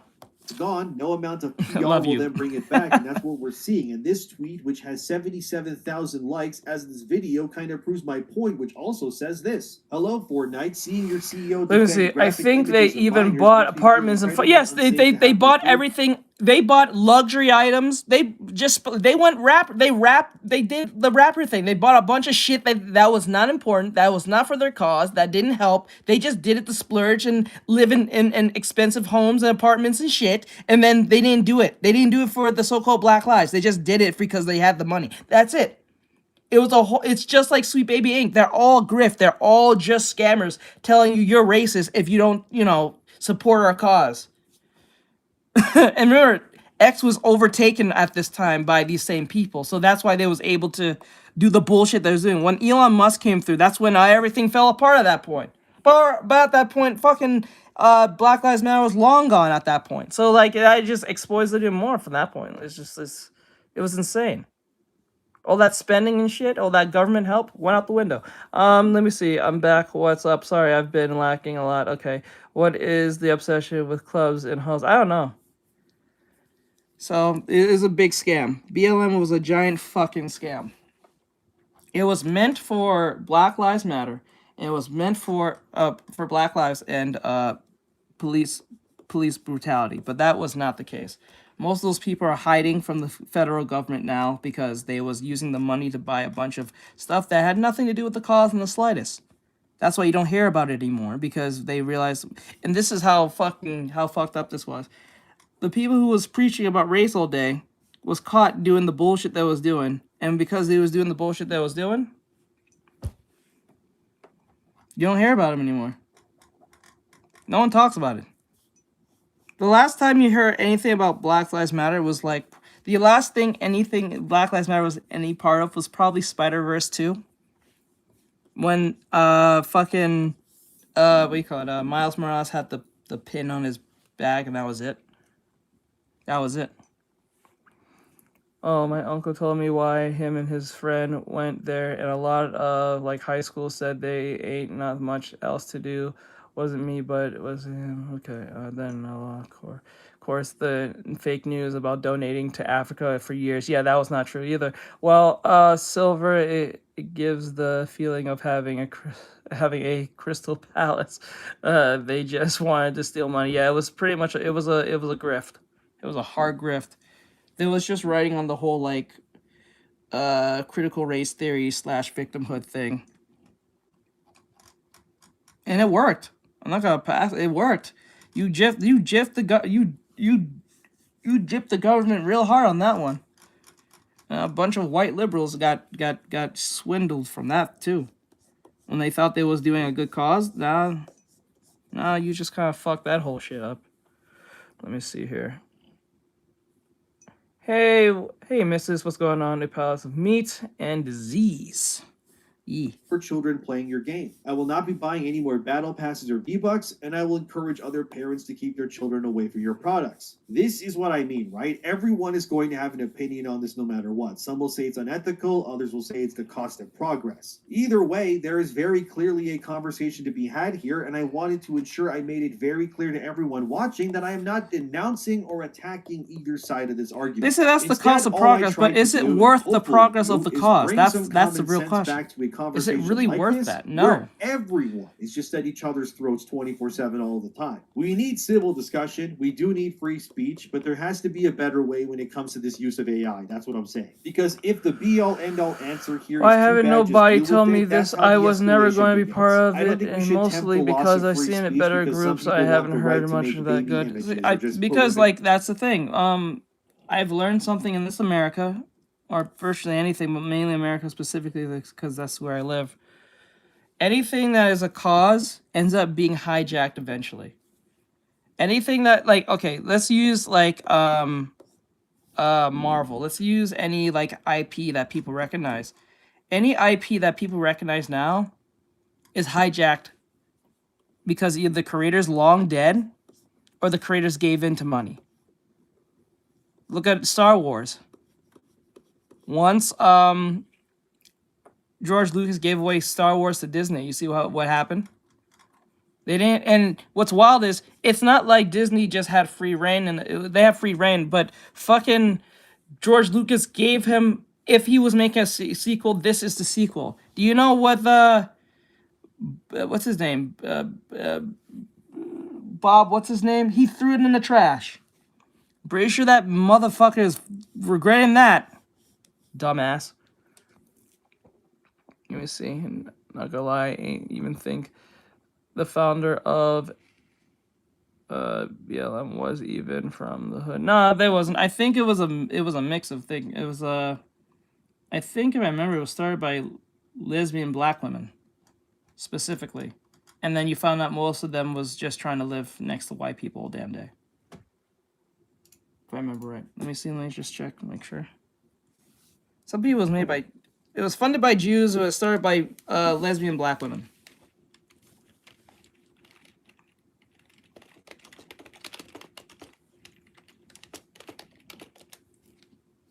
Shit.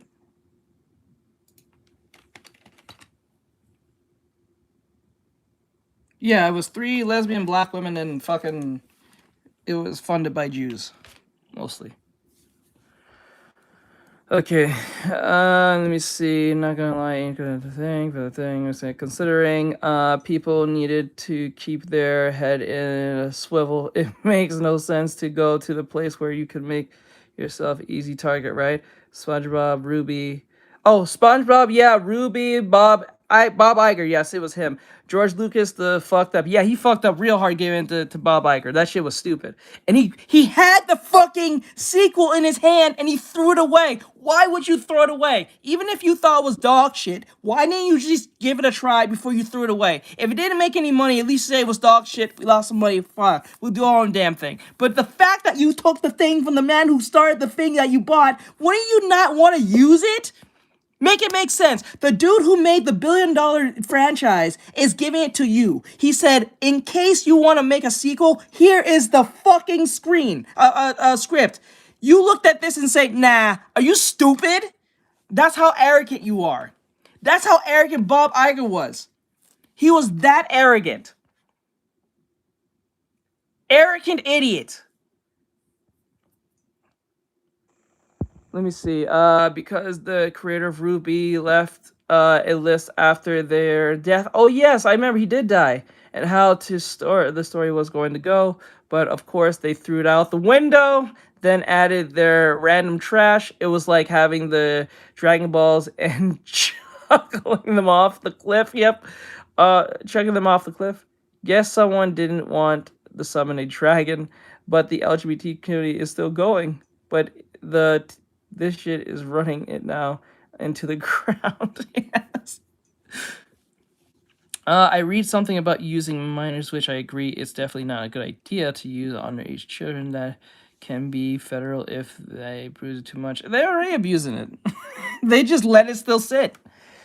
If you're talking about the Twitter thing, they're still letting it sit there.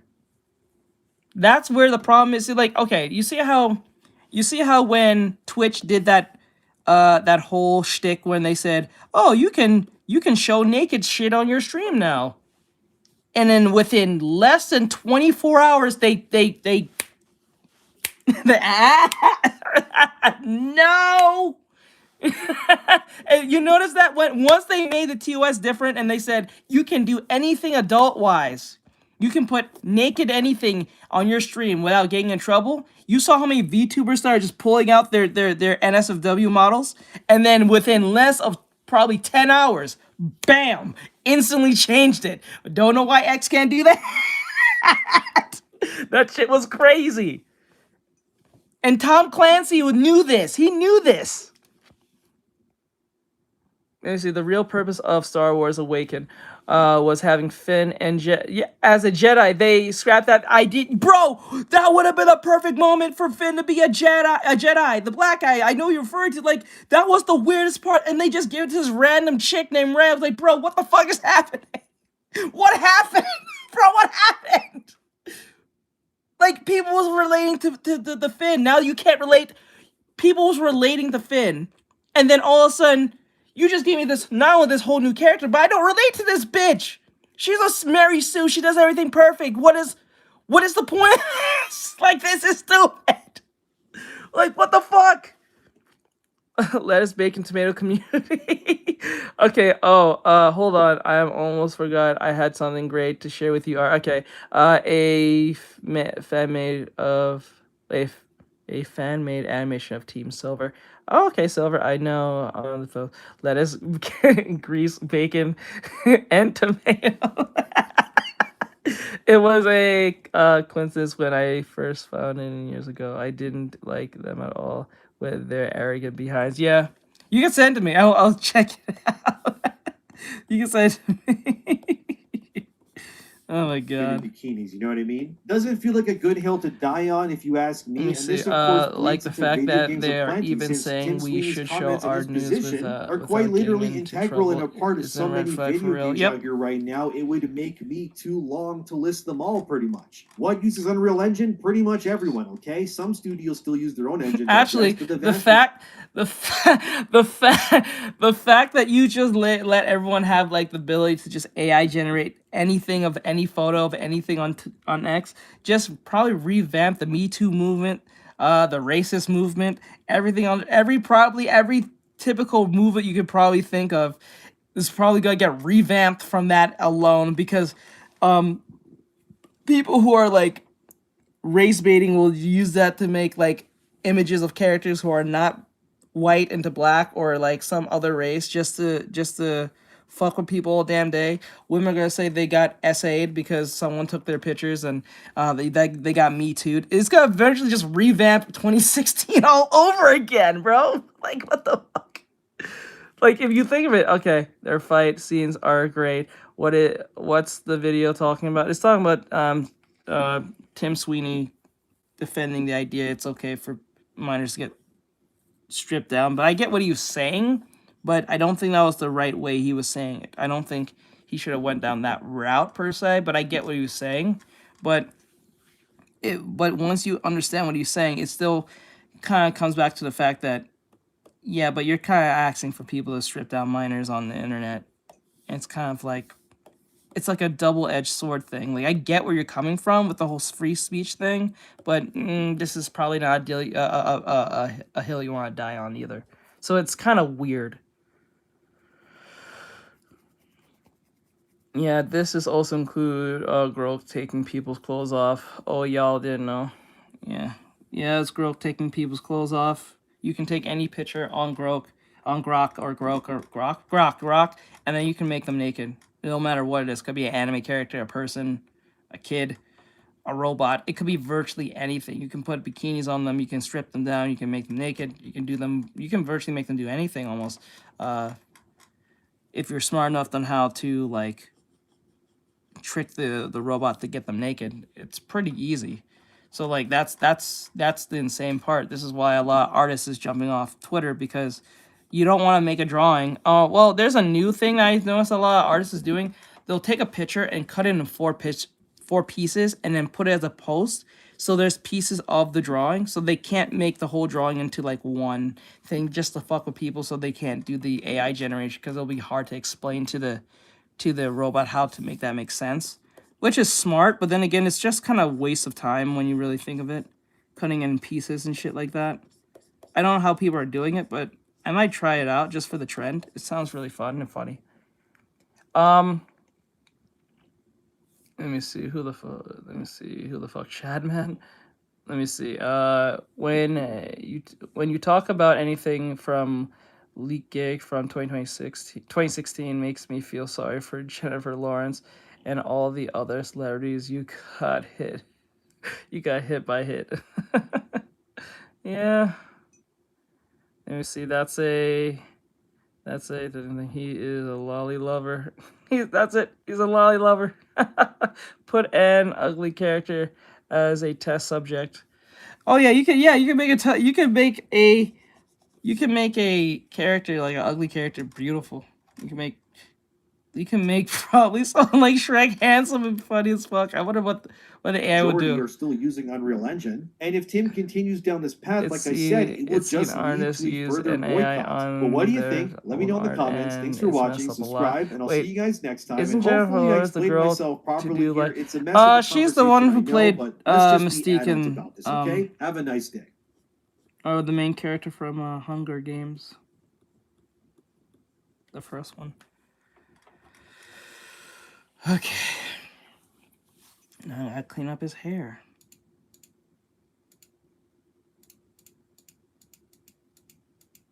I gotta just clean up Rudo's hair, and then he'll look the part. That was insane.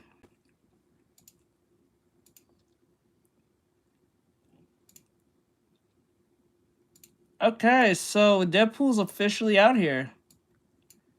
Deadpool's are officially out here, boys. Let's see what this is about. It's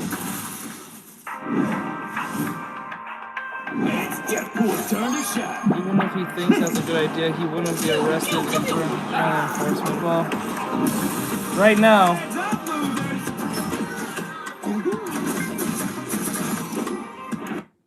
Game within a game. The meta. Thank goodness. Pictures. In your face. Goodbye. I'll take my paycheck.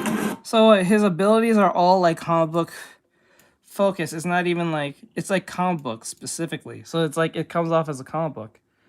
Let me see. Oh, did you know Deadpool was actually in MHA? He was? Are you talking about Twice? Was that MHA canon? Better stop that vehicle! You really said it. It's a pool party. Wait, I'm confused. Wait, is this his ability? I thought this was the menu screen. This is his ability? He can pull out a menu screen as what the fuck? Kick ass, katana, duelist, dual, desert decay, headshot, duelist, okay. Skill issue. That's his ultimate. That's what? Bro can pull out a whole menu. What the hell? It is in a manga, actually. Okay, him and All Might fought Thanos. He's even did the Dobby pose. What? You gotta show me this. Yes, as expected. Okay. Oh, look at all the little wigs. Say cheese. Shucks to me. Only 60 seconds left. I can't perform under that kind of pressure. Let's get this game show on the road. What are you waiting at?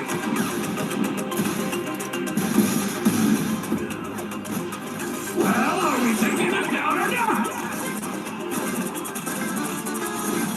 I don't know if this is too much. Is that the point? Is that the point? Is it supposed to overload you and the person? Like too much sensory shit happening at once? Is that what that is? Let me see. Does he even have a class? Yeah, he's a duelist.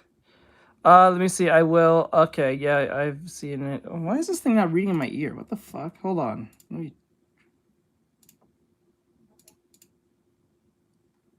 Shit, it's not.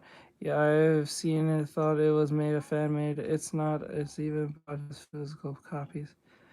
Yes. Okay, you gotta say that to me. I think it's supposed to overload you with so much sensory. So much shit is happening. It's Deadpool time, kiddos. Let's go. Come on over. Daddy DP will do that. Wait, he can heal?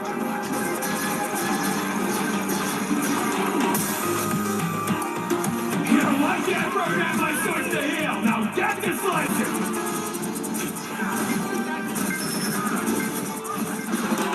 With me on the front lines, we can't lose. Flushing power! Bro, this dude is gonna be an irritant. I can tell this bro's gonna be irritant. He does, but he can heal other people. But he's a duelist. Oh, this dude's gonna be fucking annoying to deal with once I get back playing Marvel Rivals. Once my thing comes into the mail, it's just supposed to be in a day or two. Yeah, but people are gonna be like whoever plays Deadpool's gonna be fucking annoying to deal with now. He's gonna be worse than Spider-Man probably. Don't blow this for me, okay? Wait, he can. Oh wait. Oh shit. Is that his ultimate? Holy shit. Wait, go back. We're three on the front lines. We can't lose. What's his ultimate? Flushing power! Don't blow this for me, okay? Executioner! Oh, he can deflect. It's deflection. My work here is done. I'm the best there is. Suck it, Logan.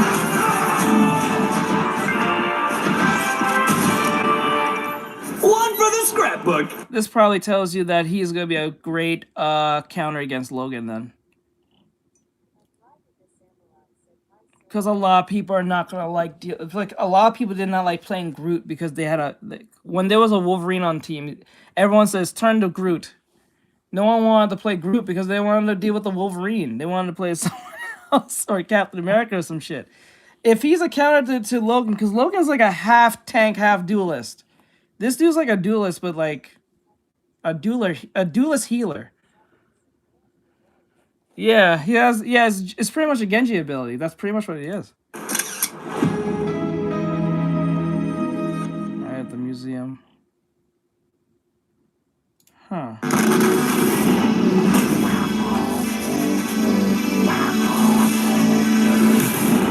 Hello everyone, Guang Guang here. It's great to be I back. have no issue with people who speak a different language and have a thick accent, but when it's too hard to understand what they're saying, you could just hire someone as like a translator. I don't think it's a big deal. I know, but still. Back with you He's gonna be all. such an annoyance to deal with now. I can tell as a healer, he's gonna be a hell. After Locke's powers went what? I'm a healer tank. I don't play duelist. I'm a healer tank main. I don't play duelist at all.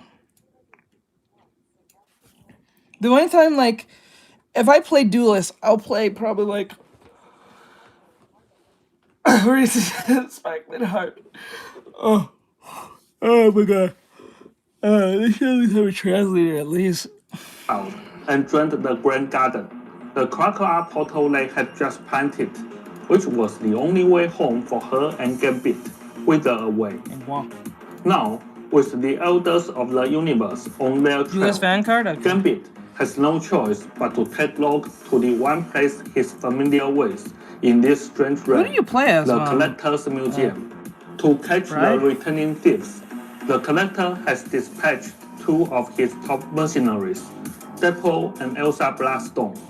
But Deadpool's betrayal has thrown the entire museum into chaos. In Season 6, Deadpool joins Marvel Rivals. Deadpool is a... Oh, you can't box a genius like me into a single class. I'm versatile, baby. Hey, take a break, boss. Your new pal Wade will handle this one himself. We've gotten too comfortable with Guang Guang here these last few seasons. Now it's time for a little Deadpool here. Dear rivals, Deadpool here. I've heard all your non-stop complaining online about how the game needs more vanguards and strategists. But designing a superhero is a super First world stressful problem. I process. wonder if, And poor Ji-Young has already lost most of his hair. So, I Who asked do you him play to as, help me in the game early Bri? and take some work I off wonder his plate. what he. Little did he know. While working I on was this. messing with my code to give I you play Venom. wider Okay, the best Venom. This solution is possible. such a So now, I'm a Deadpool thing. Yep. duelist. And a vanguard. And a strategist. Oh fuck! He's all three. Oh, that makes sense now. This is such a Deadpool thing. Obviously, he's gonna be all three. And he's gonna be in every win rate. Bro's gonna be more fucking shit. I thought he was just two, at least. Oh man, now he's gonna be more annoying. He's gonna be in every game. There will be never a time you won't see him.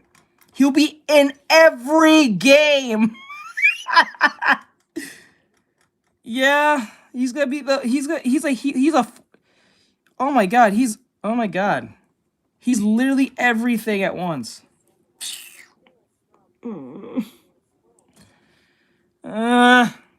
Marvel 3-in-1, baby! Okay, so I've got dual swords and dual pistols, so you can call me a duelist. Wrote this film. Shots fired from afar, turning a mincemeat up close. And Colossus and Juggernaut will lose their minds knowing I'm going to be a vanguard first. Because I've got a unicorn plushie to give out shields. Are you Last fucking? but not least, my trusty pistols and katanas can now either deal damage to my enemies or heal my pals while I'm a strategist. What? No, no way, no. Fuck this dude. What? Fuck this dude. Oh man, I'm gonna hate him. Oh, I'm gonna hate this dude. What? Oh shit. Let me see. Hell yeah. Wait, let me see. He said, bro, not gonna lie, it might be game breaking. Hell yeah, bro. Rouge, Penny, Thor, sequel. Squirrel Girl. This might open the gate for more characters like him. It might, but it might cause too much chaos. Annoying as fuck. Okay. Oh man, I found something else strange. Apparently, there is an X-Men whose power it was making ice cream. I kid you. What? That's a real thing? What? Ice cream? For real? No shit? What? Where's that? Who's that? I heard Spider-Verse might be added. Spider-Verse? Like Miles Morales? Let me see. Wait, what? Oh, her name was Soft Serve. If I remember. Soft Serve? I gotta look that up in a second. You all asked for me to be able to do that. Now, no matter which way you play with me, as the battle rages on... Oh, that's what the menu is. Oh, that's his biggest weakness. The weakness is the menu. Okay. So that's his weakness.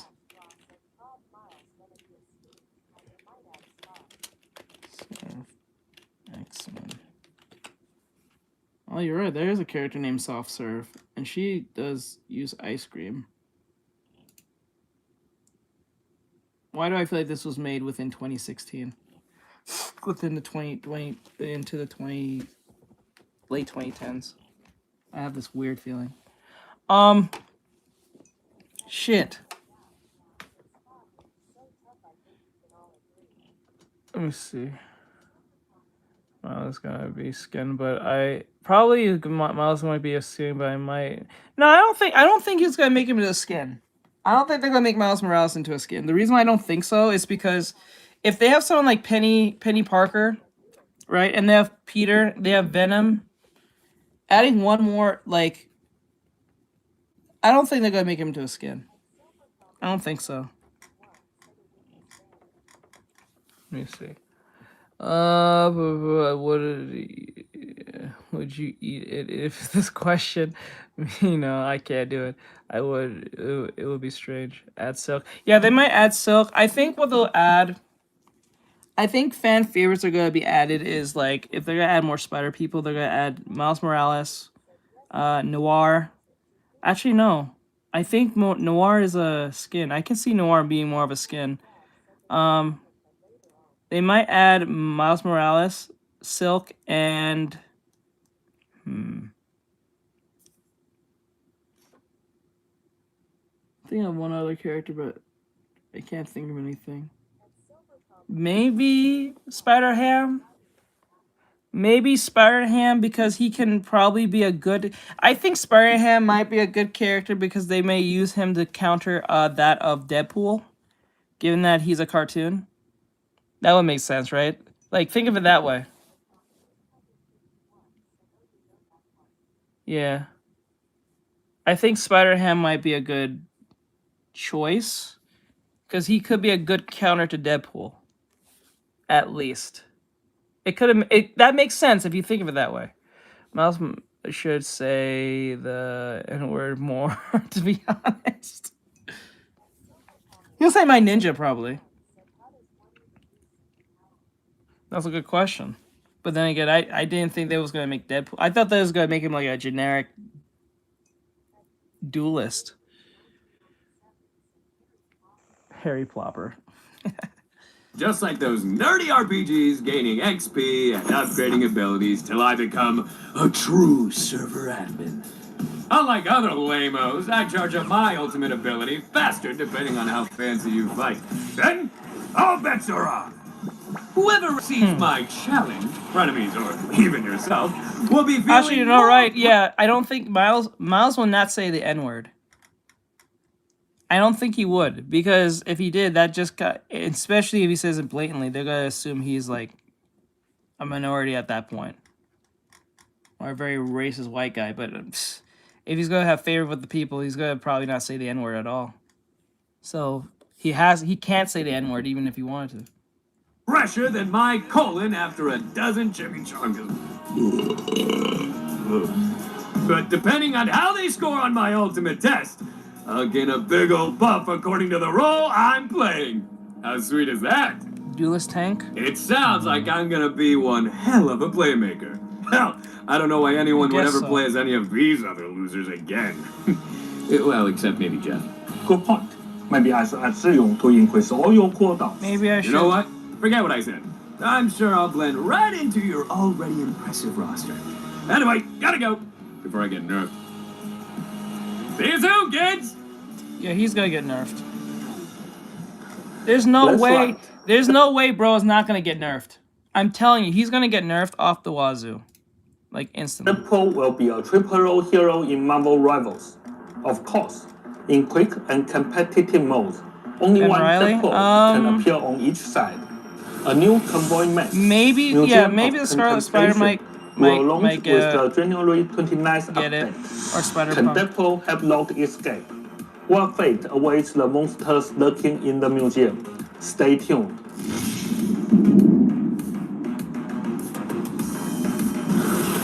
Times Square has been a fan favorite since it launched. In Season 6, we're introducing photo mode.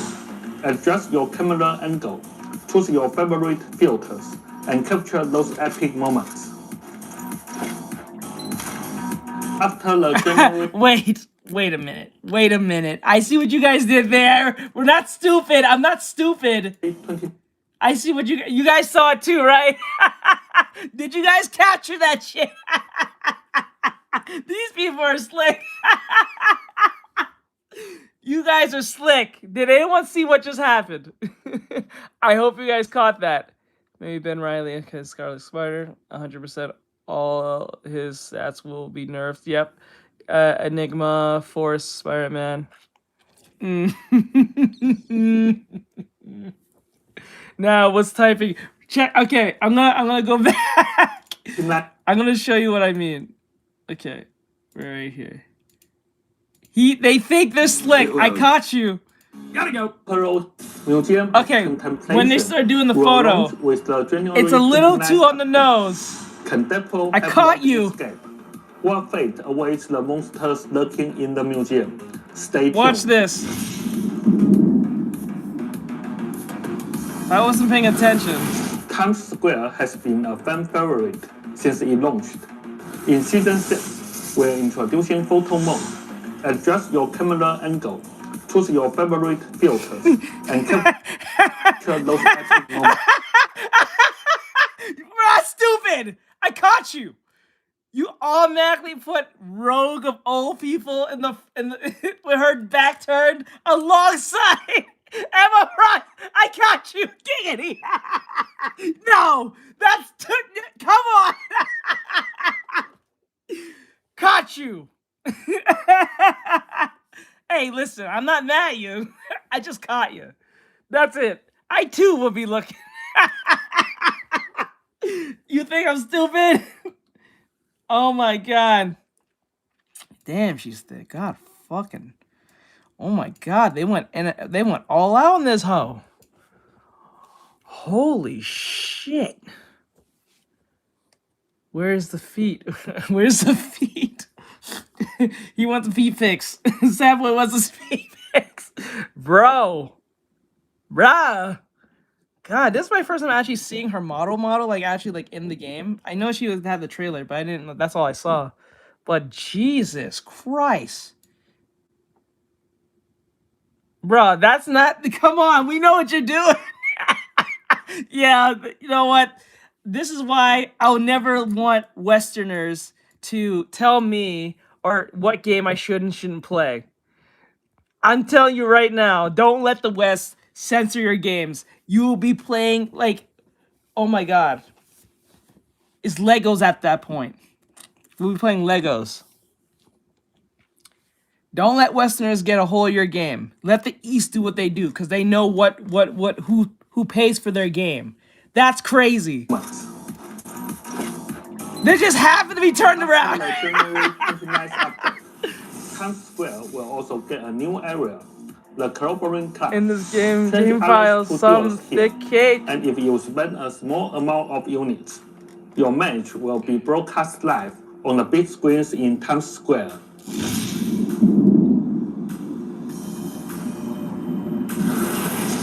After 5 seasons, many of you have already reached load with one or more heroes. In Season 6, we are giving the hero proficiency system a major upgrade, Okay. so you can further showcase your skills.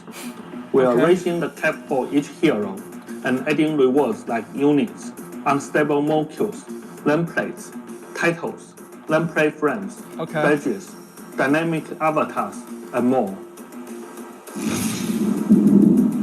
New accessories, huh? You know what's sad? I don't buy none of this shit. I am not the target audience to buy any of this shit. I don't buy the battle pass. I don't buy no fucking items. I don't think all that's a waste of time. It's all about skill. Because I always look at it this way. Why buy the most expensive skin just to get fucked in the ass with it? You paid for your ass fucking. That's funny. You look good to be a victimized. You get victimized. You look good, but you get victimized while doing it. This is why I don't buy. This is why right now, Apex Legends and Overwatch, I don't open my loot boxes. I don't think they're important. They're cool to have, but I don't use them. I don't buy them. I don't open them. It's a waste of my time. I came from an era where I'm only playing on the skin because I earned that bitch. Like, if you played the hardest difficulty, you played legendary mode with a bunch of modifiers on type shit. Like Halo, right? Or like God of War, you get a certain skin in the God of War game if you play the highest difficulty and did all the different things and shit. I get that. That makes sense. But when you just bought $5 worth of skins and you're getting your ass fucked and you're not even diamond or higher, you look crazy. you look a little nutty. I'm just saying. Now I'm not too much judging, because I know people love they love the skins, and I get it, and that's what keeps the shit afloat. But for me personally, I am not the target audience when it comes to that shit. I am the target audience when it comes to playing the game and being competitive. But beyond that, I don't care for the cosmetics. I don't care for it, because it doesn't really make a difference at all. It might look aesthetically pleasing, but I don't give a fuck about any of that shit. I don't buy that shit. The only time I ever bought a skin, actually I didn't even buy it. I actually earned it by having all the coins piled up. And I used those coins to get the All Might skin in Overwatch, and that was it. And I didn't even purchase that shit. I just earned all those coins and used it all the years I just had them sitting. So, that's it. Let me see. No, the zooming. No. Okay, it's game files. Okay, so they think that they gonna show why they're Omega level mutants. Wait, isn't Rogue? Yeah, Rogue is Omega level, right? This guy is making me want fried rice. Understandable, exactly. Okay, let me see. True. I only save those blue and green things for skins. Yeah, just for skins. I don't pay for that shit. Or stop gooning. I'm not gooning.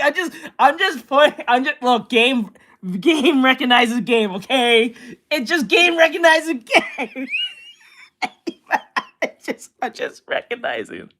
Just using my eyeballs. I'm calling it out. That's all I'm doing. I did zoom in a little bit, but hey, that's not the point. The point is that we gotta call out the bad actors as best as we can. Well, bad acting. Okay. Why buy the most expensive skin when I can trick a a down bad man to buy it for me. Well, there you go. Hey, if you can jit the system that way, more power to you. Okay, poor but proud. Being poor is an art. It's an art if you know how to use it right. Being poor, you know. Season 6, we prepared a batch of adorable new accessories for Deadpool, Rogue, Doctor Oh, these are Strange, cute. Blade, Squid. Man, I would love for them to hire me to do the designing of certain like items and shit like this. I would do work for this. You know how much fun I would have doing this?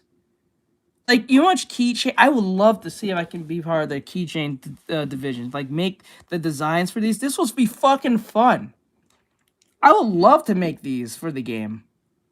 I will have so much fun designing these and just being like, I would love that. Oh my, you know how cool that would be? Like right now, I'm doing the the animatic for the Gacha Kuda animatic I'm working on, and I can make these into stickers and or keychains. I can make these. Those are easy to make and fun. Oh my god, I would love that. Who's that? Wait. Who's that? I don't know who that is. Is that supposed to be Psylocke? This person's black. Who is this character? Who is this character? That's not Rogue. Who's that? What the fuck is this? Is that Psylocke, but like race swapped? I would love that. No one will pay attention to your moves. Let me see. Poor but proud. Okay, being poor is no one will pay attention to your moves. Yep. I love that. Okay, they need to make another Force Awakens. Don't know. No, that's not Psylocke. Blade, I think that's Blade. No way. That looks like a chick. Did Blade always? No, Blade didn't look like that. Did he always? Did he have skin like this? I don't know. Maybe I don't know. It's been a while since I played the game. I want to go back to the game. I'm just waiting on the RAM to come into the mail. I'm waiting on the RAM. That's why I haven't played any Marvel Rivals, because it's too big in size. I gotta get the RAM and install the SSD. I didn't get to do that yet. I'm waiting on it, and it's supposed to be here in a day or two. So I might do a stream of me opening it. I might do that. That might be fun and terrifying at the same time. I'll think about it. Maybe I'll do a live stream and be like going into my PC. You guys can watch me go into my PC. That'll be interesting. You guys can laugh at me and then criticize me for every fucking thing I do. Let me see. Look up the price for Immortalized Legend. Ari skin for League of Legends. Look up the price. The price? Let me see. The price for Immortalized skins. So, League of Legends. Let me see. Look up. Hold on, guys. Sorry. Okay. Copy. Bro, what the fuck is Ravel? Ravel's gonna play Fortnite in the way they keep using RAM usually well. What? Will Art expose his PC to us all? When I say down bad, I meant it. Let me see. Let me see. Oh, I'm looking up now. I'm looking up. Sorry. Price for Immortalized Legend signature. Holy fucking $500? What? Bro, what? The signature Immortalized Legend Ahari, I think I'm saying Ahari skin for League of Legends was part of the massive collection of 59,260 Riot points, RP, roughly $500 USD, celebrating Faker, and included unique effects like Faker's signature on the splash art emotes, structure, finishers, and the full event pass. It was part of the 2024 Hall of Legends event and offered the most comprehensive cosmetic package with all upgrades and tiers of the Ahari skin. Are you serious? Oh, fuck no. Imagine dropping 500 on a skin and getting just literally bodied every second. Getting trolled and shit. That'd be funny. Oof. Okay, let me see. That's just skins. That's just skin price. There's that, but let's not forget the gluteus medius. Let me see. What does it even look like? Okay, so what it looks like is this. Hopefully, I don't put my. Okay, it doesn't. It didn't get weird. Actually, no. We'll look at a video on it. Fuck it. We'll go on a video on it. Okay.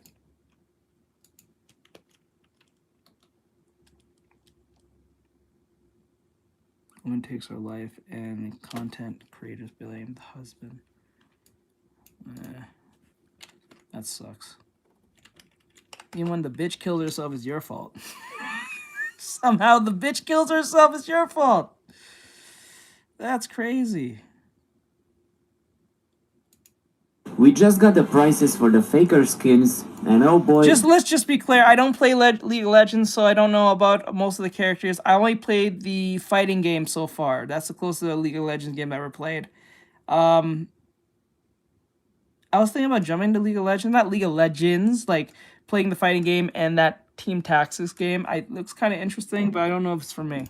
This is going to be interesting. So, we got 4 skins after all. The Risen LeBlanc skin that is in a 1950 RP pass, so you can get this skin by unlocking the levels of the pass, and you also earn more stuff through the pass, like icons, meeting essence, orbs, titles, awards, and older SKTT1 skins. Yeah, I know she's in the fighting game. She's one of the first characters you play in the fighting game. Got the Ari skins, and this is where the fun begins. So there's 3 versions of this skin. We got the normal Risen Ari skin for 5,430 RP, so about $50. That has special visual effects and a recall and a takedown counter count. Then we have the Immortalized Ari for 32,430 RP, so about $250, so pretty much an ultimate skin. This one has exclusive structure finisher visual effects, champion finisher visual effects, custom visual announcer, unique skin transformations with 3 Demon King forms, with unique voiceover for each, Demon's Chosen transformation with a Demon Kind HUD during Ultimate, so you also get a custom interface when ulting, and the holographic immortalized splash art. I don't know why they call it holographic. Does it come out of your monitor and have the splash art on your wall in your room? Sounds good. Still $250 though.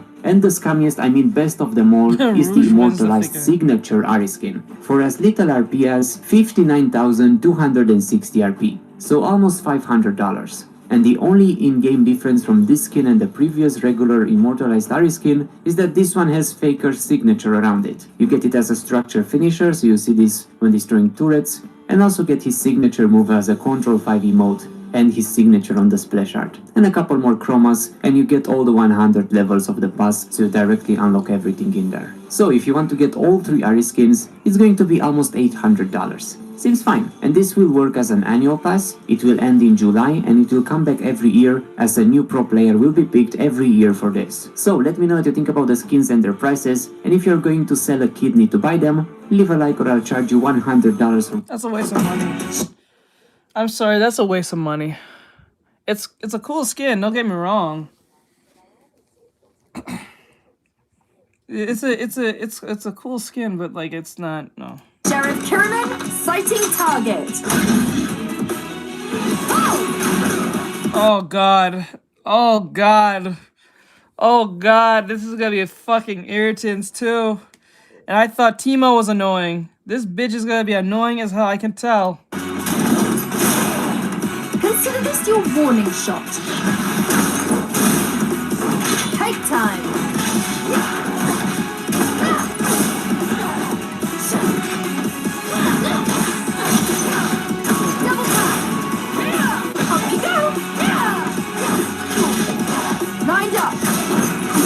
Oh shit. Sighted. Care to join me? Not on my watch.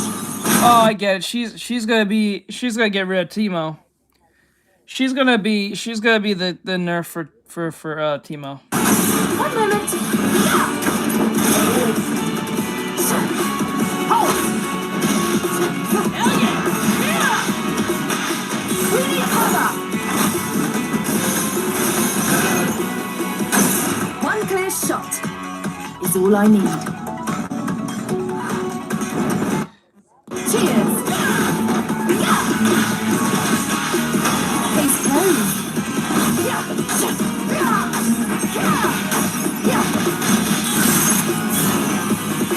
Headshot! Keep thinking you're clever.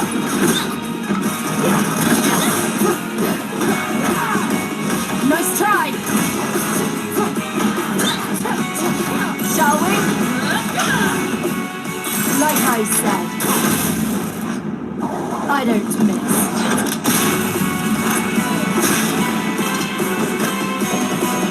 You can't avoid my sights. I love how they showed this whole like fighting situation, but they never bothered to show Timo because everyone knows Timo's over. It's over for Timo. She can't do that bullshit he was doing every 5 seconds. That's crazy. Hey, official, what's going on? Seems fine. It's Caitlin. In this game, she is a nerf for Timo. Yeah, she's gonna be, yes, because Timo was a real irritant. Like, every second, this dude kept on throwing poison everywhere. You could not fight this dude. Especially if you're against a very good Timo, it's over. It's over. Now, if you played as the samurai and you know how to use them well, you can probably get around Timo. But, like, Jesus Christ. Oh my god, this kid was so annoying.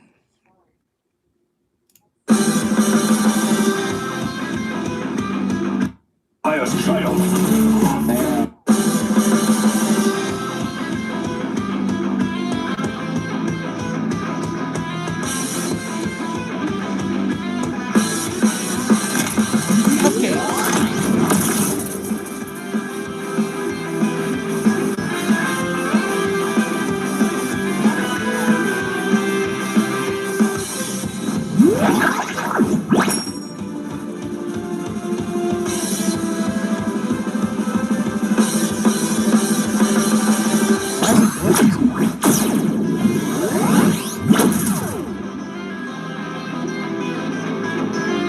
Why is it doing that?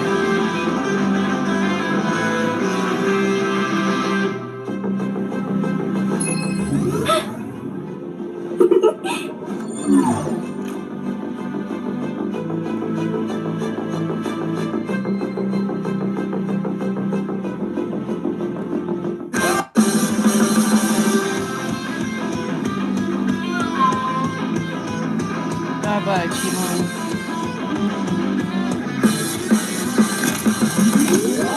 They had a Gundam one. Wait, I want to see the Gundam one. I never got part of that at all because I was not playing Overwatch at that time. They had a whole Gundam skins. I missed that. Oh fuck! I would have played this. I would have played the shit out of this. The Wing Gundam. Oh man, I'm so mad. Oh my god! What? Ah!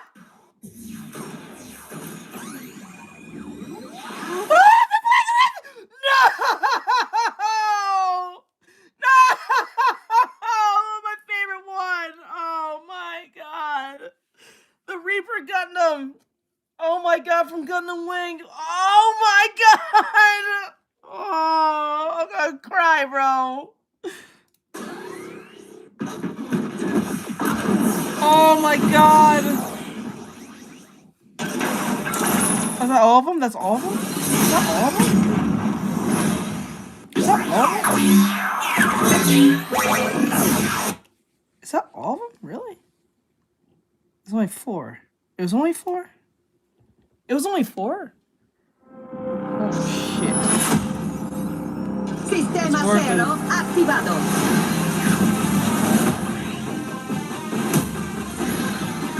Oh man, I wonder if I can get these skins still. I doubt it.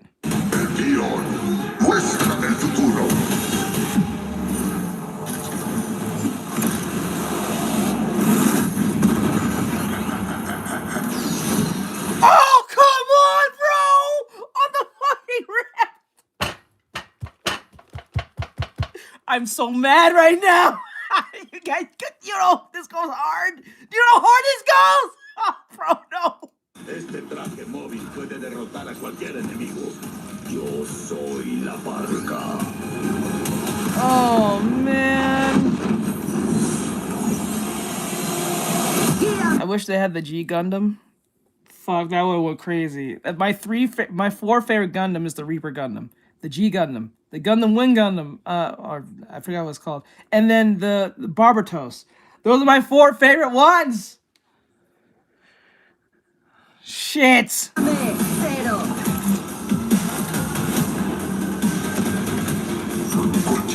Oh my god, that looks awesome. I know it's in a different language, but I didn't give a shit. I just want to see something. Estamos juntos hasta que se caigan las máscaras. Yep. Es mi especialidad. La guerra es despiadada. I wonder if I can. I'm not gonna buy these, but I wonder if they're gonna have like a event where you can get the skin stuff. Esta batalla es solo el comienzo. Man, if only they gave like, at least I would have given Genji Genji would have been a perfect match for the G Gundam, and then Barbato should have went to maybe Doomfist. I think Doomfist should have got Barbatos. That'd be cool. What do you guys think? Or maybe what do you call it? Reinhardt? I think Reinhardt or probably Doomfist. I think Doomfist should have got one. Doomfist should have been like the Barbatos. That'd have been crazy cool. Fuck. That's crazy, dude. Hero Girl, Iron Man, Captain America, Daredevil, Black Panther, and Storm. You have a Gundam that have a fridge in it. This will be released with a new update. What do you think, Brian? Who would you pick? Starting with Season 6, we are giving factions in the Marvel Rivals Championship even richer rewards. Top factions will still earn cash prizes, while others at every ranking can now win different amounts of units. Actually, my favorite now, I wouldn't give it the Doomfist. I might give it the Havoc. Maybe it will be best to give Havoc the what do you call it? The Barbatos skin. I would give him that. That'd be cool. Split among all members. Cause like when I think of it now, Barbatos acts more like a giant tank than anything. Of most Gundams, I would make him into a tank. I would give him to Havoc. And sprays will also be awarded to factions who make it to open qualifiers and actively participate. Hey Alexa. We've also you're perfectly fine, hon. You're redesigned good. the MRC nameplate emblems to cover No, more you're fine. rankings, and this will be permanently saved. You're good.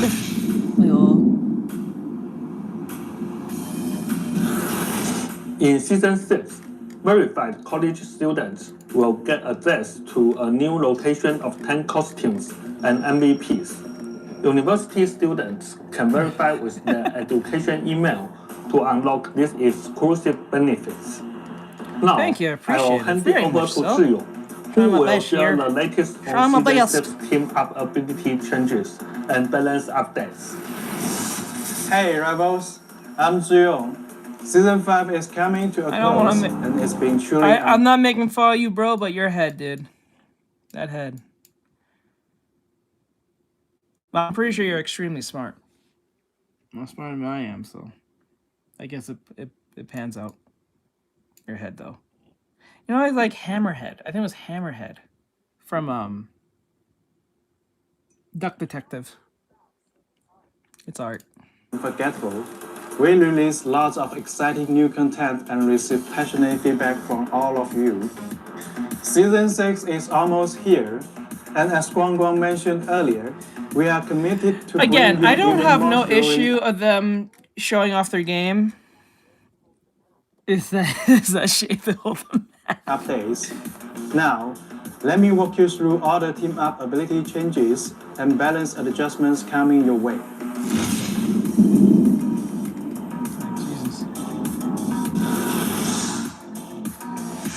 Oh, they're gonna change up Penny team-ups Parker again? is the team-up anchor.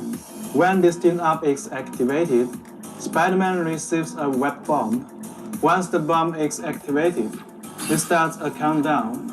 If Spider-Man throws the bomb before the countdown ends, it deals error damage. Yeah, this is exactly why I think if Miles were to come to they will not make Miles into a skin. They'll make him to a character because it gives them opportunities to do more with the team-ups. I think that'll lose a lot of like opportunity for the game, especially since Miles Morales is in Spider-Man 2. You know what I'm saying?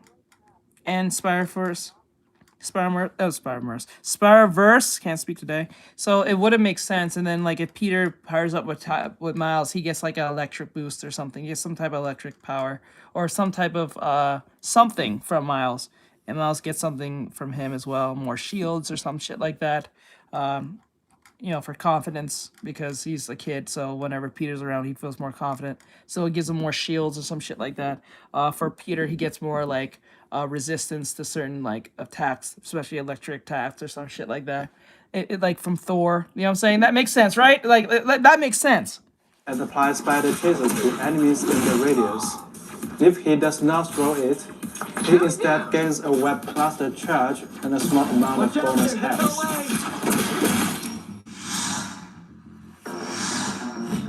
Deadpool is the anchor here. When activated, Jeff spits out a toy that sprays water around it, healing nearby allies and creating a visual interference effect for enemies in its area of effect. We are also bringing It cancels their abilities?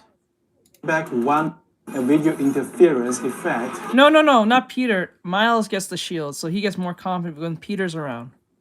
Because remember, he's like a mentor to him. Especially like in the games or in the movies. So whenever Peter's in play, Miles gets a shield for more confidence. Like it's a shield, but like that's what it is. Like story wise, because like he's still a kid. And then for Peter, he gets more like electric resistance or some shit like that. Because since he's like Miles can use electricity, kind of makes sense. Oh, I did? My bad. For enemies in its area of effect. We are also bringing back one of Doctor Strange's previous team-up abilities in a new form. This will arrive in Season 6.5.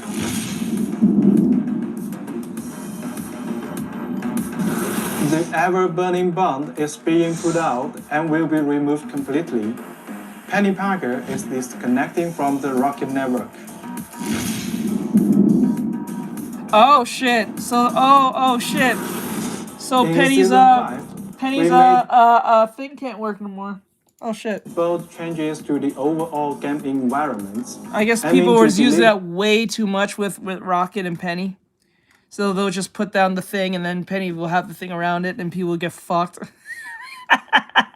I guess that was getting annoying for everyone. A fresh experience. First, with Gambit and Rogue joining the roster, their ability to grant ultimate charge acceleration or absorb ultimate energy led to new shifts in match pacing. Second, we buffed the stats or mechanics of most heroes, making regular combat even more intense. Together, these changes made ultimate-based teamfights more frequent and compact, transforming ability interactions from formulaic exchanges to battles that test players' quick decision-making and battlefield awareness. As strategies grew in importance, they were not only tasked with protecting teammates and providing buffs or debuffs, but also contributing damage and even initiating team fights. Strategies ultimates are no longer limited to counterplay. They can now be used proactively to help secure teamfight victories.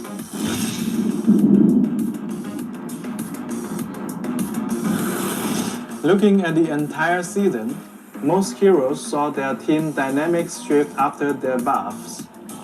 For Vanguard, Groot and Magneto were standout frontline defenders. Groot's wooden walls, now that they provided unstoppable, let him strategically block enemy strategies' sidelines to cut off healing or stay safe while gaining unstoppable, making him more versatile. Magneto, empowered by his Gambit tip-up, Double Bubbles, gained significant survivability and offensive power. Penny Parker also dominated on certain maps. For mobile vanguards, Angela remains He's probably talking about the Ultron map. powerful. Newcomer Rock and the reworked Thor also performed well. Devils like Venom and Hawk found it harder to threaten the backline as strategists became stronger solo fighters. Therefore, heroes like Andra, Thor, and Rock, who can split the battlefield and disrupt enemy formations, become even more effective in actual matches. For duelists, Daredevil, Hela, Phoenix, Star-Lord, and Winter Soldier stay highly competitive due to their strong stats and flexible team fit. Hawkeye, Moon Knight, Mr. Fantastic, Wolverine, and others noticeably improved compared to previous seasons. Iron Fist, Spider-Man, The Punisher, and Namor all had excellent performances in certain scenarios.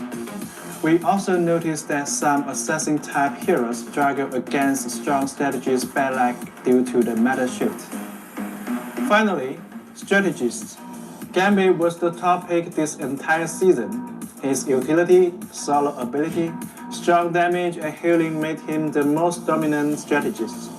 Loki was the best partner for Gambit, whether as a strategist duo or in a triple support lineup with Mantis. Ultron, after getting 2 jokes in Season 5.5, became a solid pick. Conversely, strategists who rely heavily on team support or whose ultimate abilities couldn't keep up with the aggressive tempo found themselves struggling to make an impact in the fast-paced meta.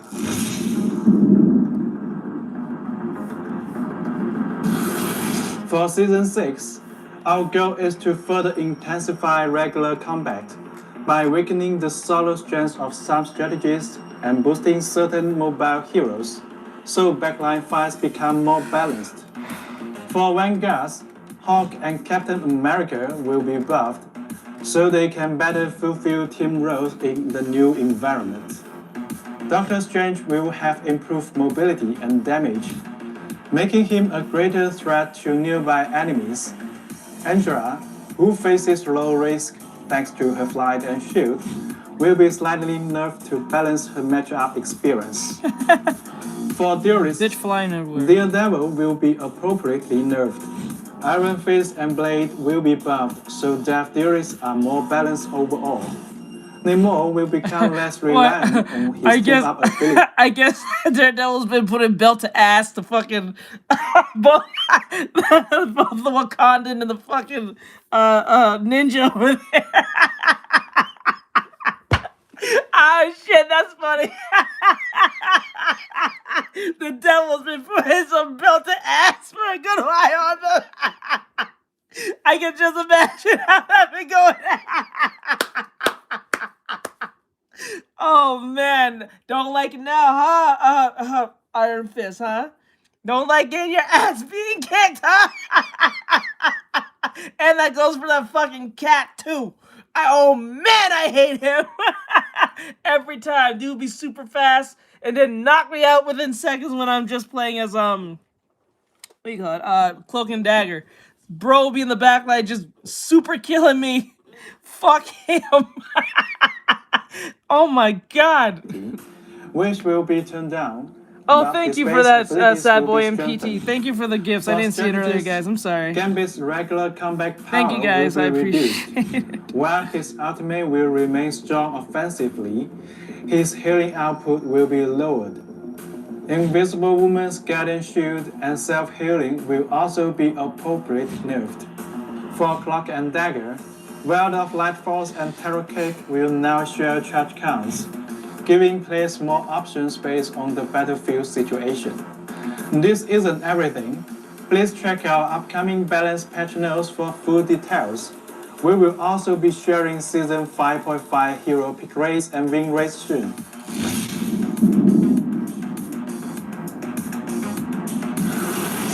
Based on our data analysis and community feedback, we are removing Resource Rumble and its map from Quick Match. We will be iterating on this mode based on the scale of 18 versus 18 battles. And once ready, it will return bigger and better in a future season.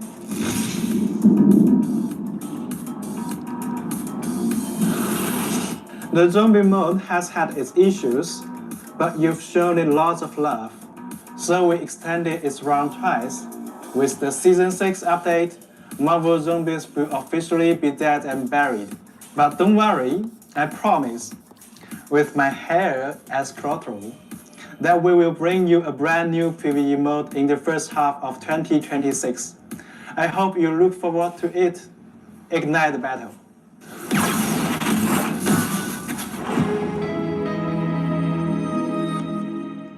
It is so bad that the East is doing better with our own fucking IP. That is so sad.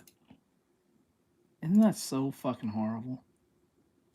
The East is doing better with our own IP than we can. It's a different character. That's crazy, bro. That makes no sense. I'm not even mad, bro. They're doing a great job. It's just us that is just...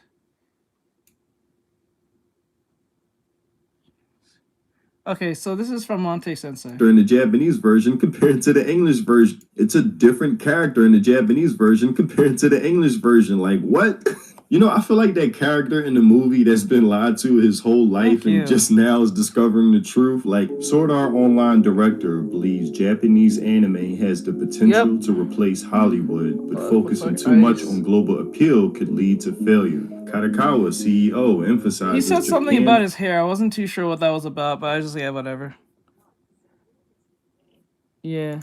first approach Damn to shame, stories. You can create unique works by not marketing with the mindset of let's make a manga that will sell globally. Is it me, or is common sense finally becoming common again? First, we have Anno, the Evangelion director, sharing the same sentiment, saying the overseas audience must adapt This to was anime. posted 6 hours and now ago. Katakawa and the SAO director are sharing similar opinions as well. I always say with these videos that I create that my goal isn't to change the mind of fake fans, tourists, or those who are ideologically captured thinking anime is problematic. I think they are a lost cause. But what I hope to achieve is that with these videos, they add up to something larger, making the voices louder of true fans to where it reaches these creators, whether it's veterans or new and upcoming creators, because for too long, the activist journalist class have had direct access to them and were able to drown out the voices of fans. But it seems that's all slowly changing, and thankfully so.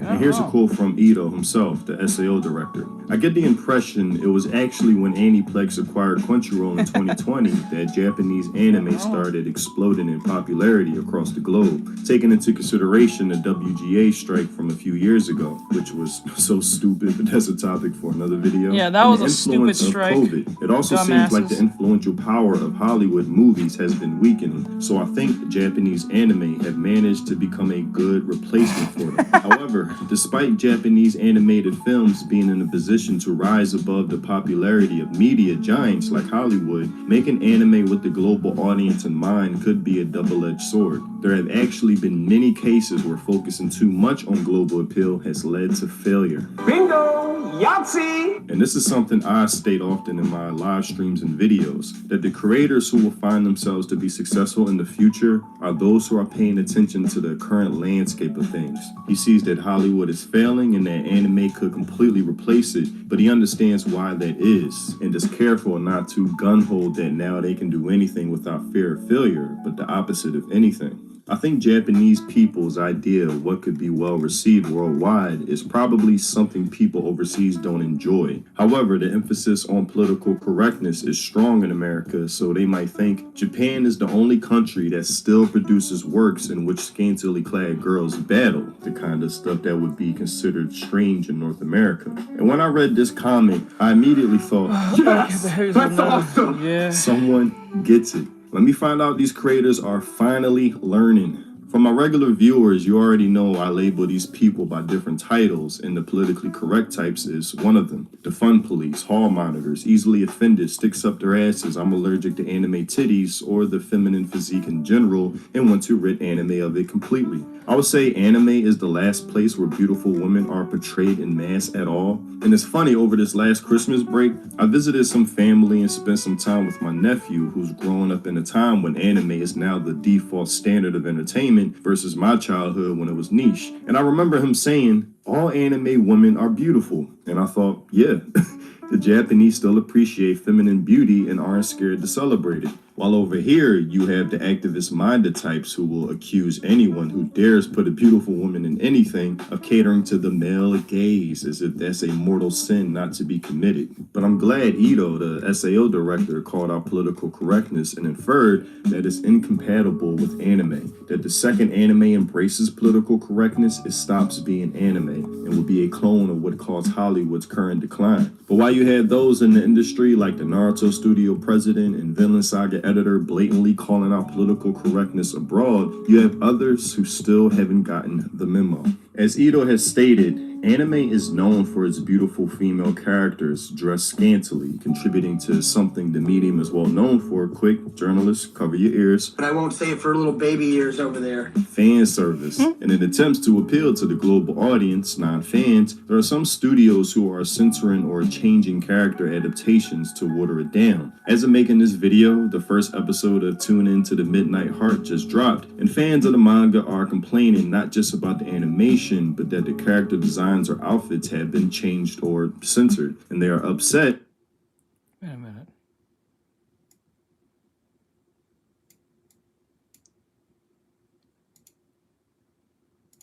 The global audience, non-fans, there are some studios who are censoring or changing character adaptations to water it down. As of making this video, the first episode of Tune In to the Midnight Heart just dropped, and fans of the manga are complaining not just about the animation, but that the character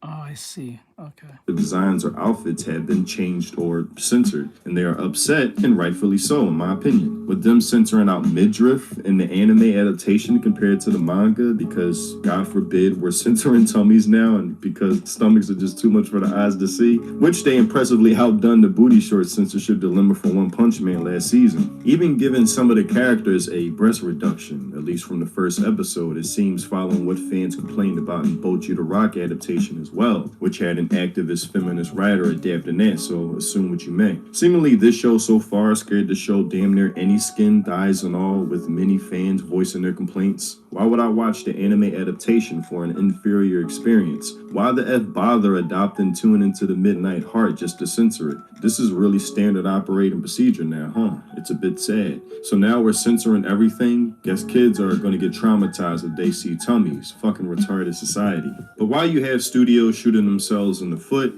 you have others still embracing what fans want. Now, I'm not going to toot my own horn, but I just made a video discussing how the classic Pantu shot needs to make a comeback, and my prayers have been answered with this anime just airing, loud and clear. You can't be in a rom-com with your childhood friends, having no concerns with being politically incorrect and offending the tourists filtering them out. Hell yes. Even an anime called Wash It All Away about a girl who runs a dry cleaner business in a small village is a baddie offering great fan service, not shying away from it. And just a quick side note, we used to embrace these things over here in the West. Y'all remember Batman Forever? Just a quick reference.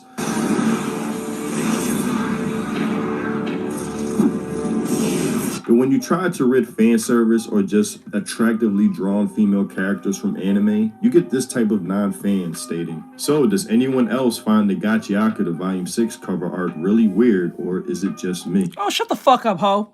It's a bitch who drew that. So fuck you. It was her story. She drew it that way. Fuck you. Go fuck yourself. You and your glasses. You need a big, giant, monstrous Hulk cock in your back, bitch. Which I'll say again, as an extension of my IOF video, some creators will just have to learn the hard way. Careful of the non-fan fans you look to attract, with this statement summing it up well. I swear TikTok anime fans are so performative, they don't even love media they engage with. Message! And with all the corruption being uncovered with Yes, localization it's in the justified because if you understand a story, she's like that this for a week, reason. it's just more evidence of why anime is incompatible Horrible. with the global audience. It seems that localizers are adamant about diluting the Japanese. You know what's the irony? You know what's the irony in that statement she made? I bet you if you turned to this bitch and she said this, she wouldn't say the same thing if it was her. They're usually open to the idea of sexualization, but when men do it, it's a problem. But when they do it, it's called empowering, which is irony because she doesn't even put the research to say who wrote this. Localization in the past week. Stupid It's just bitch. more evidence of why anime is incompatible with the global audience. It seems that localizers are Like feminists adamant are open to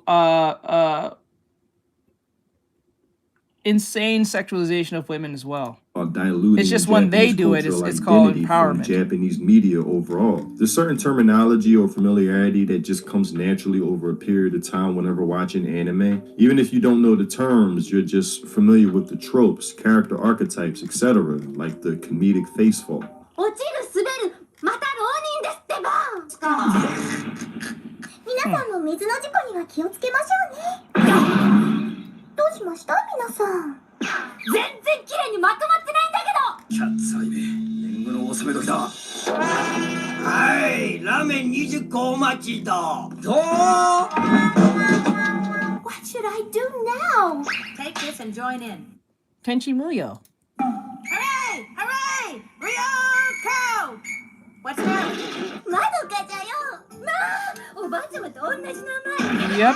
Which at first I didn't know the name of this trope as a kid, but it was something Yep. you would see very often, and it always Marius made was a me girl, laugh. they won't Or the say. pouting face when a character, especially a girl, gets jealous or mad. The intellectual or character of a few words fixing their glasses, which I don't know for some reason just always look cool. Even anime puke is comedy, but culturally significant to anime. All of this makes the experience so much better and immersive, signaling to the viewer, you're watching anime. And that's why I get frustrated when people don't understand my stance on stop trying to westernize anime or Japanese media, period. Besides the Merry Christmas, intentional mistranslation, and Uma Musume, I love how these people will be like, we hate colonizers, but trying to colonize a whole anime. Make it make sense. The same people who be like, colonizing is evil. We need to stop colonizing because colonizers are evil people. Will be trying to colonize your anime. You stupid bitch. Right? I haven't seen that in a while too. It's insane. They get mad at the Christians and stuff for pushing their ideology on people and stuff back in those days. But you guys are doing no more of a difference what you're doing to other races and other people from other countries. Ain't that son? You become what you hate. again, クリスマスパーティーご覧でしょう these localizers see Japanese media as being inherently offensive. It just came out that Nier Automata might was as well, you're completely not wrong. changed by localizers for the English audience, and just like playing two different games with 2B's character portrayal being completely different as well. Like in the English version, 2B is a bit more rude, strong, outgoing, cold, distant, while in the Japanese version, she's much more softer, feminine, warm, which isn't too surprising, because a woman being feminine over here in the West is I'm seen not as really a sure either. downgrade or a character flaw for a woman, like it's a malfunction or something a woman needs to mature out of. But the corruption is very revealing nonetheless, with this statement coming directly from the localizer. There's a lot of tropes, there's a lot of Japanese stereotypical characterizations that just don't work in the West, or that don't even make any sense necessarily. Yeah, God forbid a woman be feminine, that doesn't make sense. You know, the stereotype of females acting scared and helpless, the kind of over-sexualized character, a lot of it is related to females, I guess, but you know, there's just a lot of Japanese stereotypes that don't really fit. A lot of girls do it all the time. I don't know why they try to portray women as this, because the thing is, a lot of women do this. We all know a girl or a bitch who said, I don't want to sleep by myself. Only women can get away saying that shit. Because if you was a grown man and you told your girl, I don't want to sleep by myself, she'll look at you weird. Depending on your dynamic, dudes can't just say, I don't want to sleep by myself. Don't leave me by myself. Girls say that shit all the time. Men don't say that shit. Unless you're gay, but then that's one thing. But like 9 times out of 10, most straight heterosexual males don't say shit like that. Especially if they have a girlfriend. They never say, don't leave me by myself. In English, and yeah, changing those or improving them are usually, I would agree, that's something that we tend to do, and I think that's a good thing. I think that's something you have to do. Making characters, making the women maybe a little stronger, independent, or less whiny. Yeah. Really shows you the disdain for feminine women, yo. Dealing with sexism, homophobia, and gender stereotypes by cutting, altering, or strengthening the characters, the words, or the representations are quite normal for game localization between Japan and the United States. In an interview discussing other work, Gray informed me that gender issues in terms of how women are viewed, portrayed as ultimately secondary to the man and the male hero, and where women will play along to their role. They won't be laughed at or made fun of. Everyone is right. On the She'll same bring that page up every here. 5 In seconds. Japanese, these characters come across as endearing, whereas in the West, they come across as very sexist. Yep. This is why I hate when these people speak for the fans. And these are things that tend to universally get cut out when localizing from Japan to the United States, because certainly the writer's intention was not to offend anybody, and that would be offensive. And so the idea is that this isn't really what's important in this scene. I mean, if it is important, then it will be left in. But if it's not important, then let's just find another gag or joke or riff here. And this cutting happens fairly often. Fucking people. There's even a side quest, Lost Girl, where the machine in the Japanese version refers to 9S and 2B as Big Brother and Big Sister. But in the English version, they're referred to as Mr. and 2B as Grumpy Lady.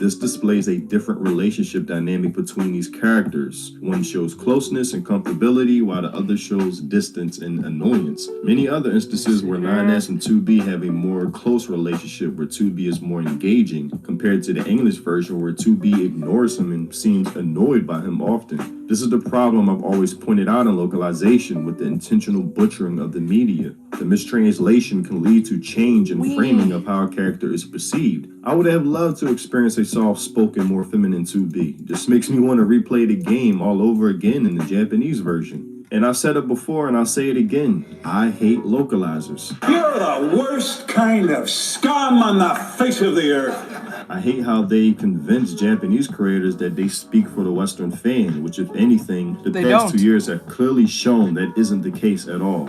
They just speak for fellow activists. So many instances where localizers have completely changed the framing of a story or the makeup of a character, the philosophy, etc. Even Mewtwo in the Pokemon movie, I've just learned this as well. It's a different character in the Japanese version compared to the English version. Like, what? Like, are you serious? Shit, I remember watching it as a kid. You know, I feel like that character in the movie that's been lied to his whole life and just now is discovering the truth. Like, who am I? Everything I've consumed is wrong and different from its original source, and it's all localizers' fault. Mewtwo is actually a kind of philosophical, deep character with this dialogue summing it up well in the Japanese version. Who asked to be born? Who wished to be created? I resent everything that gave birth to me. So this is neither an attack nor a declaration of war. It's a counterattack against all of you who brought me into existence. That's a bar. Oh my god, that changes everything! What the fuck? What? Oh my god, I've been lied to too! Yo, no. Oh my god. Holy shit, that changes everything. Yes! Oh my god, dude, what?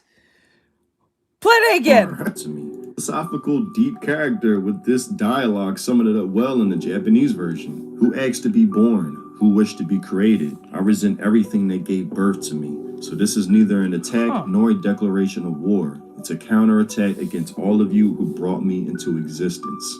That's a bar. You know how cool that shit sounds? And it just adds another layer of depth to his character. And the English version goes like this. I will sweep away from this earth anyone who dares to defy me. I warn you now, the world will soon become the kingdom of this Mewtwo. Note, in the North America version... Wow, that just makes him sound evil. The other one just sounds like you guys... I shouldn't have even existed. Fuck y'all. He was self-aware. Oh my god. Yes, you see how much different that sounds? They made him sound like an evil tyrant just for the sake of evil. And the other one sounds like he was very upset that he was a failed experiment. And he was like, I shouldn't even be here.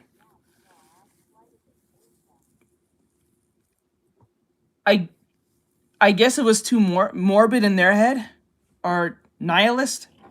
Morbid and nihilist at the same time. So they just made him into a villain who just wants to kill everyone. More genocidal. Like, it makes him sound more villainous if he's genocidal than him just being a nihilist to himself.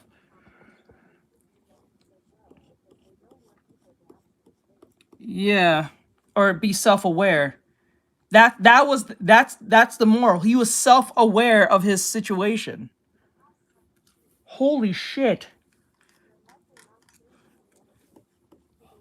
Holy shit, that changes everything how I look at him now.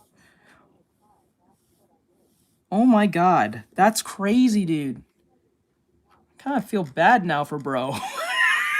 I feel bad for bro now. Like, I didn't hate him. I just saw him like, okay, he was like, you know, like, I get what he was getting at, but now even more, I'm like, god damn, that's more deeper than it is. Like, shit. Oh, fuck.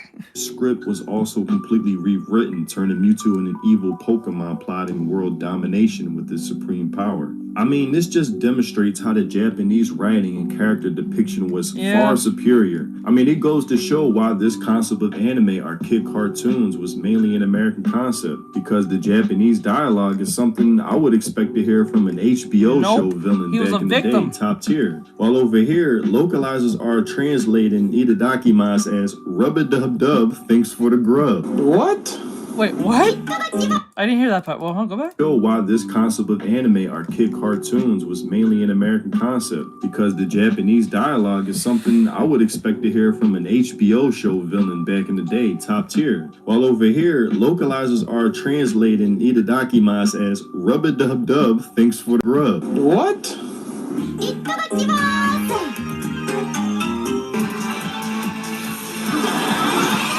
So you will be elf number 185 if you said that. And I hate how all of this is leading me to believe, is anime just incompatible with the West? Yes. Or maybe most viewers? And I mean that on a general level or mass appeal, because out of everyone in current day who says they like anime in the West, I truly believe maybe only 10% or 15% are actual fans and not just hopping on some trend or using it as brand appeal. Of course, you have fans who will love nothing more than to receive the actual authentic version of how the Japanese creator intended for the work to be received. But then you have these localizers who are ruled by their ego, thinking how can they be seen through someone else's work, and the quote-unquote fans who run defense for them. It's like they're obsessed and adamant with diluting Japanese culture from the medium, generalizing it, watering it down, removing the sauce to where it's tasteless. There's just certain aspects that shouldn't even be bothered to translate. Like here with otaku being translated as nerd, which in my opinion doesn't do the term justice. First of all, nerd is like too broad and is more like someone who won the science fair and is tunnel vision focused on academics, while otaku is specific to nuanced interests in Japanese pop culture or aspects of it. For instance, being a huge fan of Tolkien and Lord of the Rings, its lore, how he grew up, knowing the language he developed for Lord of the Rings, doesn't make you an otaku. Maybe a geek is probably a better word. Oh, but being a huge fan of Gundam, knowing its lore, the creator of it, Yoshiyuki, wait, isn't Freer out yet? Should it be out by now? The characters, the designs of the mech, etc. And being able to reference these things from memory at a moment's notice could make you an otaku. And it's a term you become accustomed to just by being an anime fan, talking with other fans, or become familiar with after watching a number of different anime and hearing that term being used in dialogue between characters. I'm pretty sure it should have been out this week. It and who's doing the labeling. When you think about anime, you automatically think of otaku, and otaku tend to be antisocial, and antisocial people tend to become reclusive. By airing addictive anime, they're mass-producing otaku, and by mass-producing otaku, they're contributing to the massive emergence of NEET, It makes you feel more wrapped up or even enveloped in the culture of Japan. It's like a basic term or 101 for watching anime. You just naturally pick it up as you watch. And trying to localize that out, I see as malicious and no longer give these people the benefit of the doubt. I believe there is an effort to globalize anime, like they're trying to erase the Japanese aesthetic and Japan's cultural significance from anime, where the art style would be adopted by every studio across the world, and new generations coming up will just think anime is nothing more than its signature look and art style, not knowing where it originated from and how. That's why a lot of these this is why a bunch of these Westerners who came from Tumblr look at anime and just think, if I copy how it looks, it's anime. It's more than just the look. It's the aesthetic. It's everything that comes with it that makes it anime. You know what I'm saying?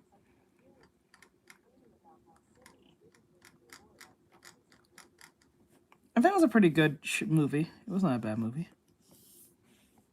I'm not sure what other movies it went up against, but it was a pretty good movie for itself. I don't think it needs a sequel, though. It's one of those movies that just stays like a one-time thing. I don't care for them either. I think they're just kind of useless. No, they just kind of... Yeah, because movies... Yeah, everything's a remake or it's a potential to be a sequel to something else. It's an alright movie. It's not nothing crazy to the point that it needs a whole franchise. I think it was just good for what it was and that's it. I don't think it needed like a bunch of like, you know...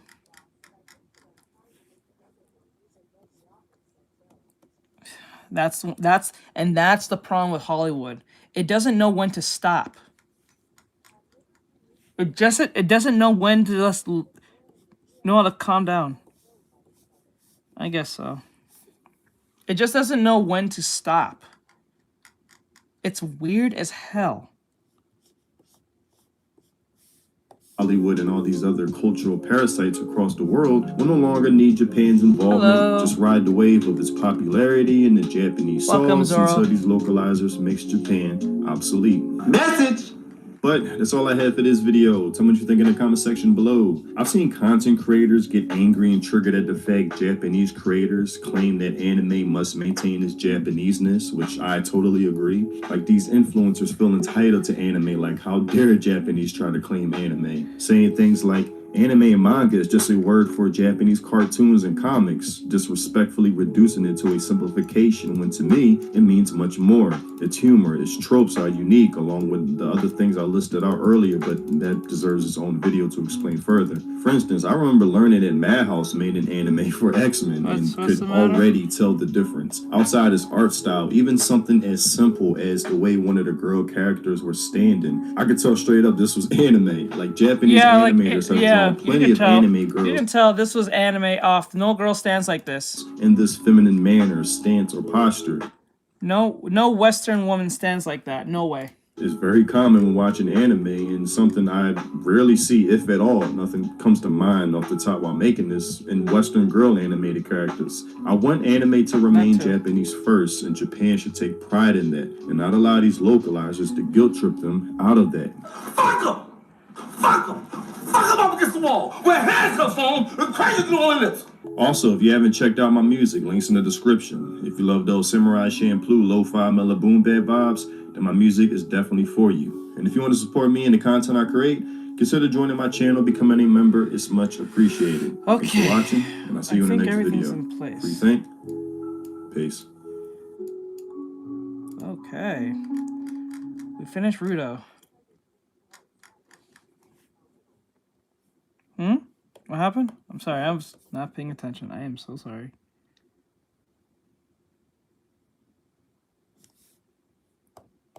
There you go. There you go.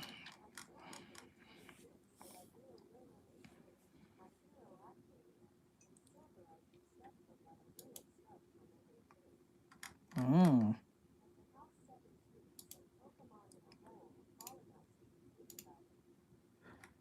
Colonized. How so? They're animals.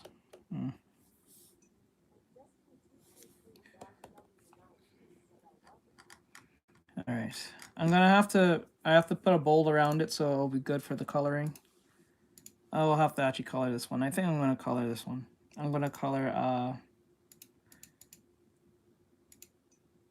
right, it's just a eep. That way.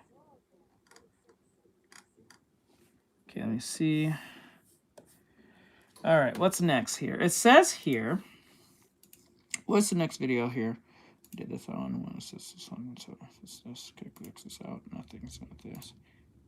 Let me see. We need one more video, and then I guess we'll go.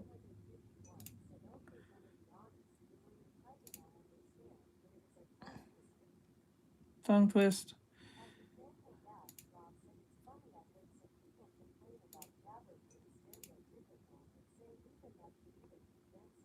What? I don't think Jabba was stereotypical. No way. No way. Definitely don't think so. I don't think so. I don't think Jabba was typical at all. Alright, do your thing, Sylph. I appreciate it.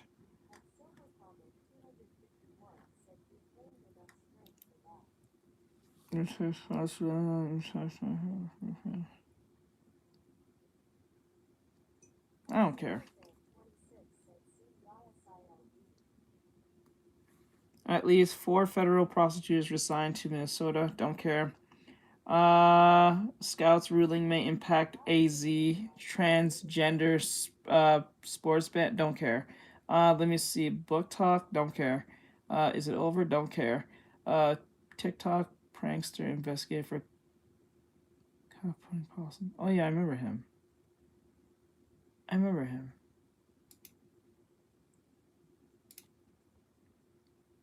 No, it's just a prank. Okay, we'll go with this one. This streamer was just arrested. We'll do this video and then we'll go play Repo. I just have the bold around. I gotta pull a bold around Rudo because and I gotta do Roblox. Let me see. I got there. Live after pulling out a fake firearm in front of the Big Ben, and what probably meant to just be like some sort of like stupid joke between friends turned into a situation involving a platform ban, armed police, and a series of arrests that for some reason none of them expected. Like, hello, buddy, you're in England, the same country that arrests you for Instagram comments. When I lived there, I couldn't buy a butter knife without ID. So if you're filming yourself holding what looks— Yeah, that's crazy. I would not want to go to the... Yeah, I'm not gonna lie to you. If I was y'all, I would move the fuck up out of, I'll literally move the fuck up out of, England, the UK. I would leave the UK. I don't see the point of living there. You can't do anything without someone knowing that you're pissing. To be a firearm in front of one of the most famous landmarks in the world, why do you have a surprised Pikachu face when you get arrested for it? Either way, meet Crymo, an IRL streamer who's built his audience Your through name is chaotic Crymo? interactions, prank calls, You and dumbass. generally doing whatever comes to mind while broadcasting it live. And clearly, that doesn't always go the best way for him. But as far as we can tell, that approach has, I guess, been working for him, at least for attention. He's grown his following pretty steadily and even scored an interview with BBC Radio 1 back in November of 2025. Wait, is he Muslim? And here he talked about his streaming journey. And I'm only mentioning that because in the same interview, he talked about monetizing his content. And despite having a whole bunch of followers, he was questioning when the revenue was actually supposed to come. Which again, shows how non-lucrative making content like this really is. Like, I would say a lot of creators make a lot less money than what you would actually expect. Especially the guys who harass people with IRL streams and edgy pranks. Yep. Because often, they don't even get monetized and heavily rely on donations. And this just makes the incident that we're about to discuss even more ironic, since, you know, the decision he made on January 3rd did nothing to help any of that. So, what happened? Well, on Saturday night, just after 10:30 p.m., Crymo was live streaming in Westminster Bridge in London with about 10 other people. And if you're not familiar with the area, it's directly outside of the Parliament, with Big Ben visible right there in the background. The location is about as high profile as it gets in London, constantly monitored by security cameras and patrolled by officers around the clock, both in uniform and undercover. So Crymo and his group were positioned in the central area with traffic flowing past them on both sides. And at some point during the stream, they decided to do this, because While trying to mimic the style of quote-unquote an Atlanta jit, Crymo pulled out what looked to be a black firearm and started pointing it towards the camera. Hellcat! The first Hellcat in the UK! I don't take you UK gangsters seriously at all. Y'all be very performative as fuck. RP great, man. Hey, man, UK, man. Say, man. On mama, man. What mama we did, man? What a fascinating use of free will. How are you doing this in Like cackling chickens and hyenas all at once. public with a straight face without realizing what's going to happen? Either way, the thing that looked like a firearm turned out to be a toy, and then that thing was just passed around all the different guys in the group, with everyone continuing to wave it in plain view of passing cars and bystanders, and at one point even having Crymo pretend to do a 360 no-scope. Get up here, get up here. I'm not free scope. Oh my god. Oh my god! Why are you so stupid? Why are you dumb? Why are you so stupid? Yeah, but they're very good at cackling too. Show what you do with it. Hey, show them. 360 no scope.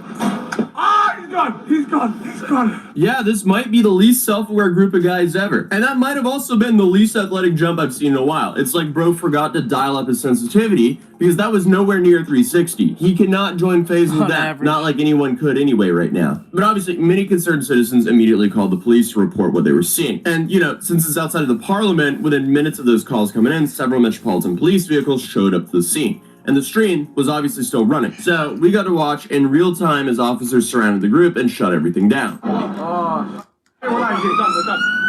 Stupid ass.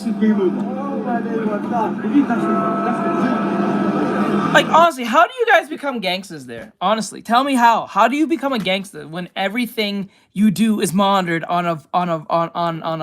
the come up? Like, you can't make a Instagram post without the police sniffing your butt cheeks. Like, what? Like, what? How do you do this? How do you talk crazy and insane when you can't post on Instagram? Tell me. Like, it makes no sense. How do you guys do that? I don't know, bro. It makes no sense. It's how? But how though? How is that possible? Like, if I'm like, for ones who are talking about getting in fights and pull out their guns and shit and knowing for stabbings, I don't think trying to talk tough is crazy. Talking tough is crazy in the UK. You can't post on Instagram without the police literally on your ass. So how do you talk crazy gangster in front of the police right there in front of you? They have to use a VPN. They literally post up in front of the Big Ben, where it's highly secured by a bunch of police, pull out a toy firearm, and then got jumped instantly by the police. They on their ass. You're in the UK. This probably would have passed in America, but this is not working here in the UK. You guys are dumb. You guys are not the one. You guys did not read the terms of service when you said yes to whatever you voted for in the UK, huh?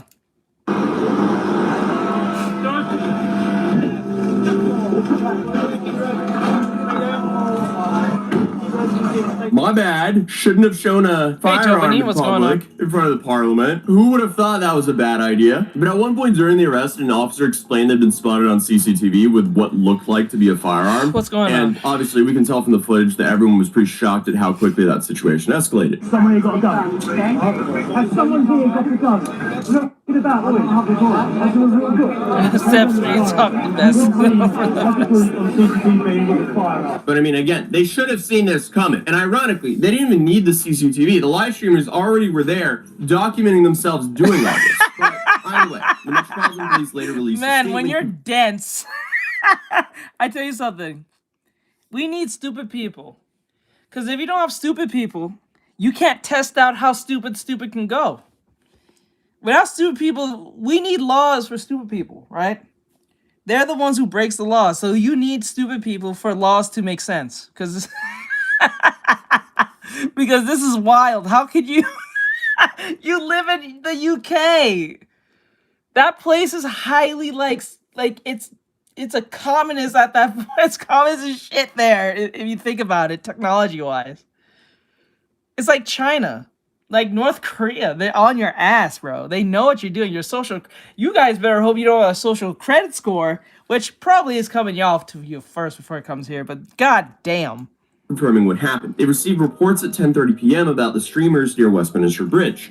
Officers responded immediately, and 11 men were arrested on suspicion of possessing an imitation firearm in public. The toy gun was then confiscated at the scene, and everyone involved was eventually released on bail while the investigation continued. Right. I mean, IRL streamers are starting off 2026 strong, I see. Here's the thing about Westminster Bridge that makes the whole situation even more serious. Because obviously, it's where the government operates, and there's been multiple tragedies there before. Back in March of 2017, Westminster Bridge was the site of a major attack that ended 4 people's lives and injured another 50 people. Keith Palmer, who's an unarmed police officer, confronted the attacker and prevented him from going inside of the House of Parliament, but was fatally hurt during the incident. Keith received the George Medal posthumously for his actions that day, and what happened fundamentally changed how security operates in that area. So when we're talking about why... Here where I am, the police won't show up at all unless someone has passed and they are sure they've moved on to the big sleep. Oh damn. Jabber was a straight menace from the beginning to end. I don't know if he's even dead, but bro, no. No, if you watched it, you know. No, he ain't dead. Police responded the way they did to reports of someone with He's just really wounded. He's not dead. Firearm near Westminster Bridge in 2026. I'll give it to Jabber. He fought Zonka. And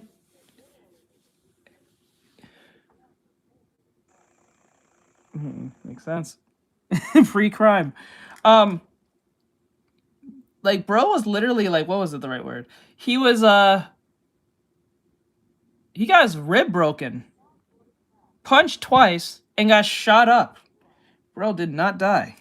That context matters a lot. So now, in the UK, carrying a realistic imitation firearm in public is actually a criminal offense and can land you in prison for 12 months. Imagine 360 no-scoping yourself into 1 year of prison. GG. Like, what a massive skill issue. I'm starting to realize that life is just one big IQ test because 99.99999% of people are smart enough to not flaunt a fake firearm in front of a government building, but then you have these guys. I mean, the law exists for some pretty obvious reasons. Fake guns that look real can cause mass panic. Force police to respond to situations when they have to assume the weapon is real until proven otherwise. So that creates some dangerous moments for both the officers and the people who are dumb enough to wave around the fake firearm. Because unfortunately, police just can't assume that it's fake. They don't have the luxury of assuming, oh, yeah, what they're doing is just for content. However, as of right now, Crimo and the 10 others arrested, they've been released under investigation while they continue investigating, which means the legal aspect of this isn't over yet. So we'll kind of have to wait and see what ultimately happens with the charges. After being released on bail, though, Crimo did upload footage on YouTube on Monday, January 5th, and then on Thursday, January 8th, where he posted a follow-up video addressing the situation, claiming that all of his bank assets have been frozen now. And honestly, I don't know if he's joking or not. It seems like they can freeze your assets in the UK, but I have no clue if they would actually do it in a situation like this. Either way, though, that was certainly a way to describe I want to put it past them. You can get a jail for... You think if you can't...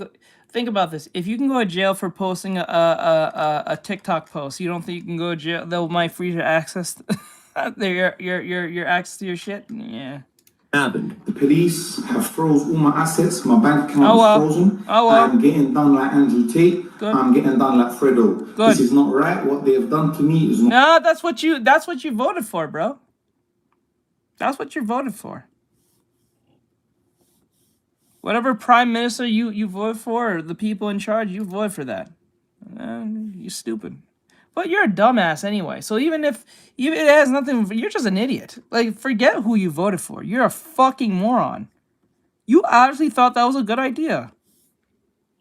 See, this is the problem. We let too many people who are dumb and criminals to speak up with too much confidence in their voice. That's the problem. Because people who have too much sympathy and wants to be nice to everyone, even to the criminal, will want to see them in a positive light when they're usually horrible individuals. This is an idiot. This dude needed everything that happened to him. He's a dumbass. Why would you do this? You need to get new friends and get a new brain. You get stupid ass. not good. All the millions I have in the bank has been frozen. All from a little joke. I understand I was in the wrong, but the police have taken advantage of me. So right now I'm on bail. Yeah? YOLO, swag, gang, My gang. conditions are, Word I to cannot your speak mother. to any of the man then. I can't be with more than 2 people in public.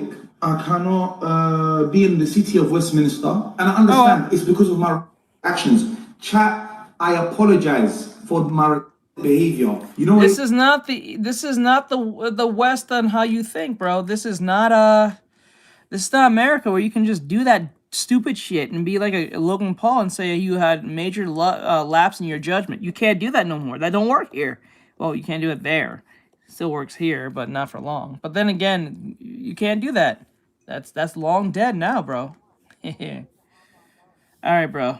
Later, bro. Gotcha. I gotcha. It is. It's like there's jokes, then there's going too far. I got carried away. You can get carried away with social media.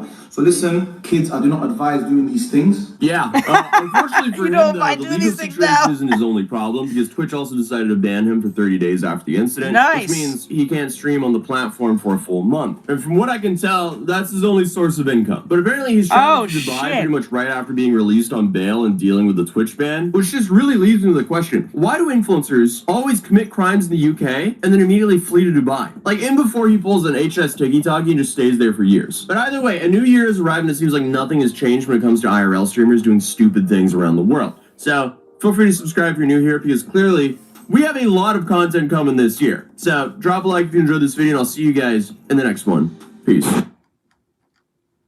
Okay. Okay, we got Rudo's face. Perfect. Perfect.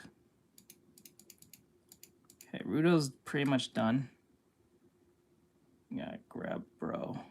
I got you, bro. I got you, Rudo. I got you, pal. Don't worry, dude. I got you. Say okay, boy. You're gonna be A-okay.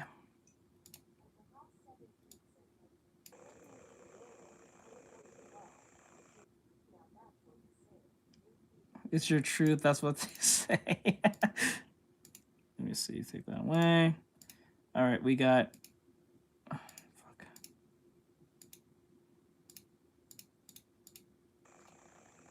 There you go. We got all of engine.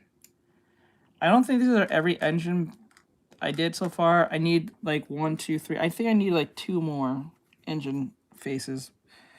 1, 2, 3. Only true gangsters. Let me see. That right there. Have him right here. Smaller. Okay. Yeah. No, you gotta leave. you have to leave. Leave. Leave. Leave. I. Just. Let's see here. This TikToker just accused a DoorDash driver of stealing her seafood boil, and it started an internet-wide witch hunt. I mean, how do we have another TikTok DoorDash girl in like the span of 3 months? Come on, guys! But what started as a crying TikTok about missing crab boil somehow turned into doxing attempts, fake TikToks, internet detectives finding the wrong person, and a $200 payout from DoorDash. Like, it's safe to say that people really got upset over the idea of someone stealing food. But this whole thing basically started the same way a lot of viral TikToks do, with someone upset and filming themselves complaining. DoorDash, count your... Oh yeah, this video was funny as shit. She said, "Cut your days, this bitch out here eating my food and shit."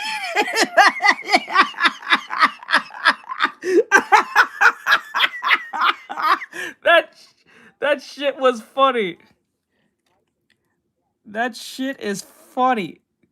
I'm on my period, and I decided, hey, I'm gonna get me a seafood boil. I'm gonna treat myself. I work, I do my college assignments. I just decided, why not? I ordered my food. I did a double dash order actually because I needed drinks for the house, and I was gonna get drinks for myself. As soon as I see the name of the lady who was picking up my food, I already knew for a fact that my food was gonna get stolen. His name was Quishonda. Quishonda. Okay.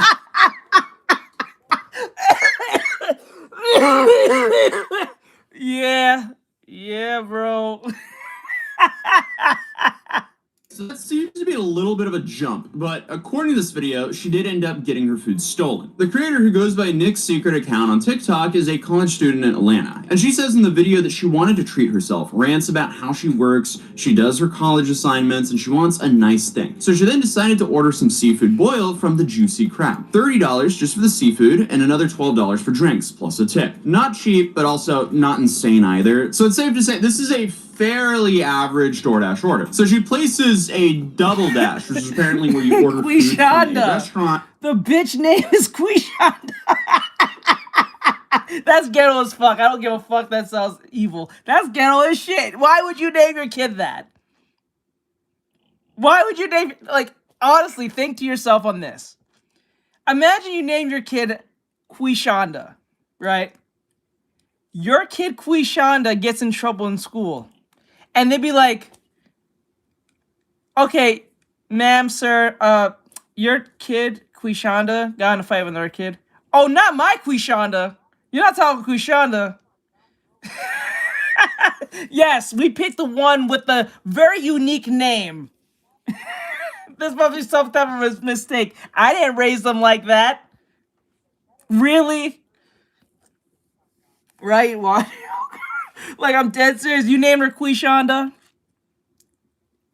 And he's like, nah, not my kid. I didn't raise him like that. Yes, you raised the kid with a very unique name, not the misbehave. Gotcha. Fuck you. You can go fuck yourself on that. Like, really? This is not like a black and white thing. This is just literally, you just ghetto as fuck. Come on. Out of all the names you can pick up, you picked that one? That's like Quishanda. That's like 4 or 5 syllables. Fuck you. Fuck you. And then you get mad at white people because they can't spell or say your name correctly. Fuck you. Go fuck yourself. From a different spot. And that's when, according to her, things started feeling off. She says the delivery is taking a long time, like way longer than it should. She's watching the app, she sees the driver sitting at the restaurant for almost an hour. She then says that she's waiting and waiting, and she convinces herself the driver is eating her food. She picks up my food, she goes to the restaurant. I'm waiting an hour waiting for her to get my stuff, so I already know right then and there that her big was eating my after hour passes by. She ends up going to Dash Mart, and I guess all the food that she ate for me worked up, I guess, some type of thirst. So I look in the bag. The bag is busted open. I ordered a cranberry ginger, a Sprite in Arizona. Look at this. The seal on the bag is busted, and she took a whole 2 liter out of the bag. This thirsty took my So when the food finally got there, the bag, according to her, was ripped open, the seal was broken, one of the 2-liter drinks is missing, and people in the comments were pretty mad with her. And I guess that's why this ended up being a pretty big story, because unfortunately, food deliveries get stolen all the time. Bro, this that's video crazy. basically caused a witch hunt. Side note, also, this has happened to me a handful of times as well. So this is not a rare thing, but with me it happened with Uber Eats and not DoorDash. There was like one night I was hosting a bunch of friends over. This is why you don't DoorDash. Don't DoorDash. Either do 2 things. Take the money, order from the actual store itself, because 9 times out of 10, the employee, if they deliver, will not fuck with your food. Right? That must have been some, yeah, I'm telling you, bro, that must be some good sea boil. Like, put it this way. If you buy it directly from the store itself, the likelihood them fucking with your food will be very unlikely, like, especially if it's like the dude who's delivering the food. I can't speak to people cooking the food, but I can tell you the person who's delivering food most likely won't fuck with your food because, well, they don't want to lose their job, per se. On DoorDash, they don't give a fuck. Most of them just don't give a shit. They don't have that loyalty of keeping their job like that because they always feel like they can always get a new one.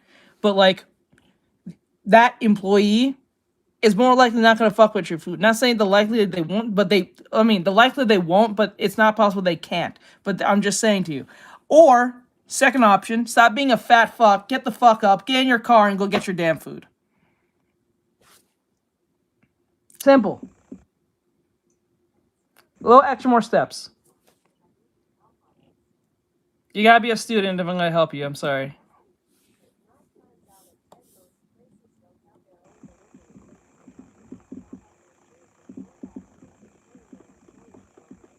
Then you're better off just going to the store physically, fam. Walk. You got legs. You got legs.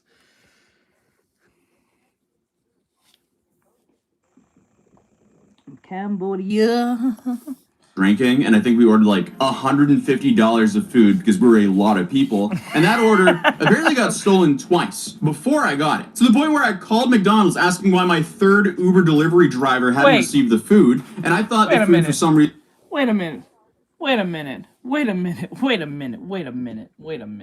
If you don't got no car, you out here making DoorDash deliveries. You should be saving in a car. You should be out here DoorDashing out here.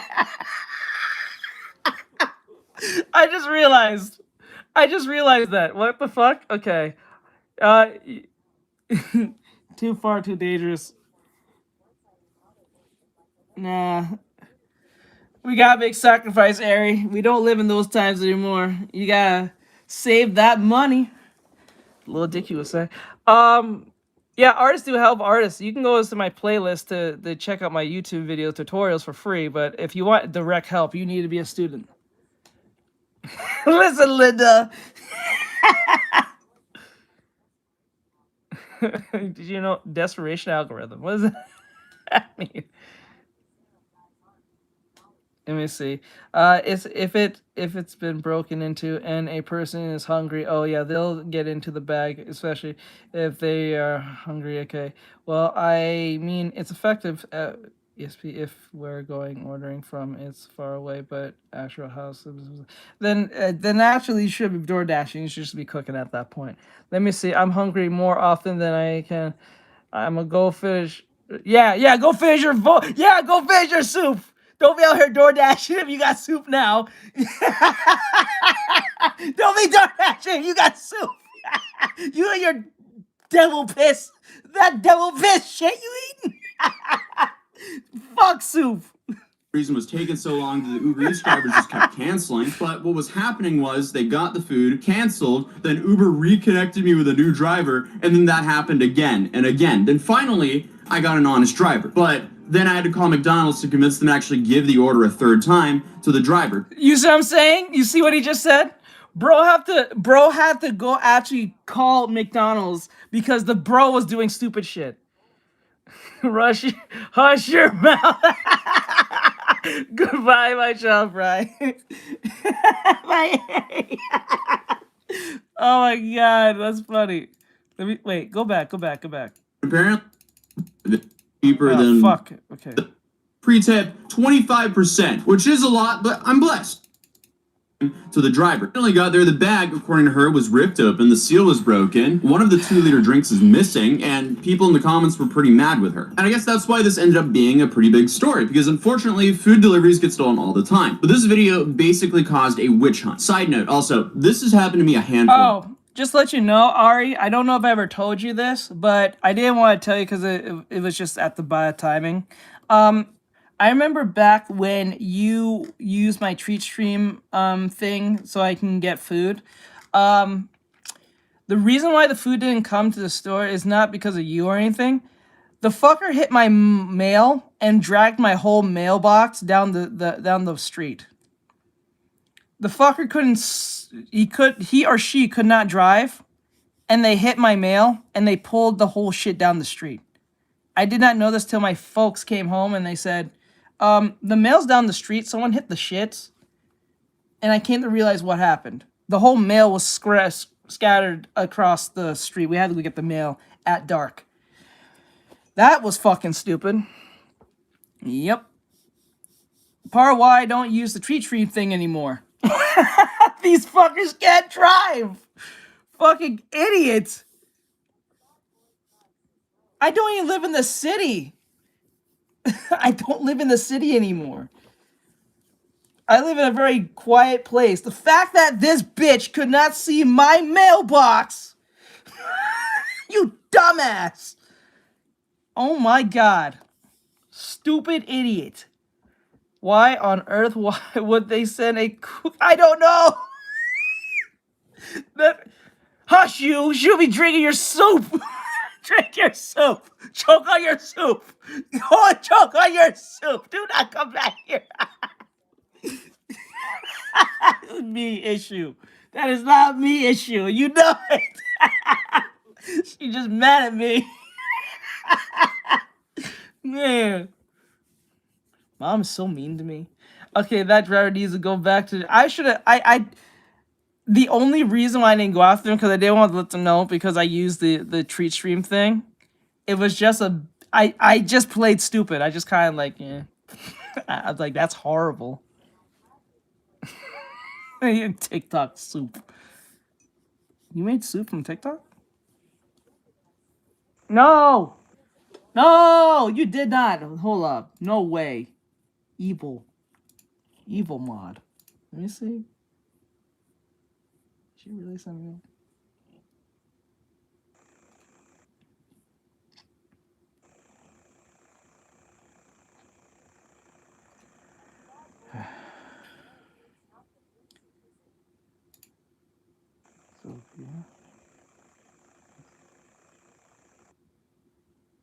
Hold on. Oh, yeah. Who the fuck is this? Where is my... Oh my god, never get a black keyboard. You can't see shit.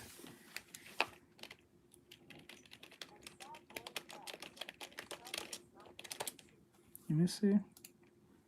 Oh, Sad Boy sent me the drawing. Okay, he sent me that drawing. Not bad, bro. You did a good job. You did a good job. Not bad. Not bad. Well, okay, young Hank Hill. Look at young Hank Hill. Where's this? Did she really send me or did she tag me in it?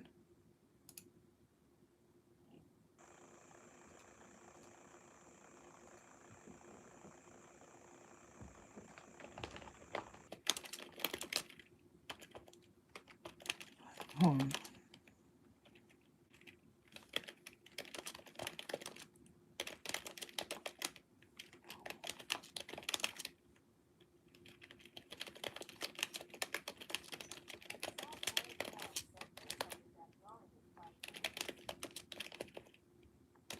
Good job, though.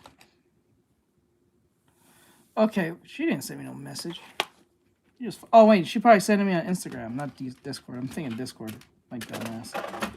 I need rules for myself. Jesus Christ, I'm stupid. She probably sent me on Instagram. I didn't even bother to look there.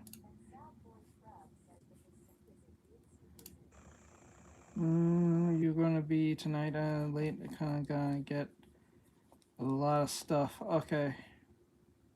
No way. Where are you going to be? I get cut off. I can try, but I doubt since my gets home late. And I love annoying him since he gets home. Aw. Aw. Aw. That's cute.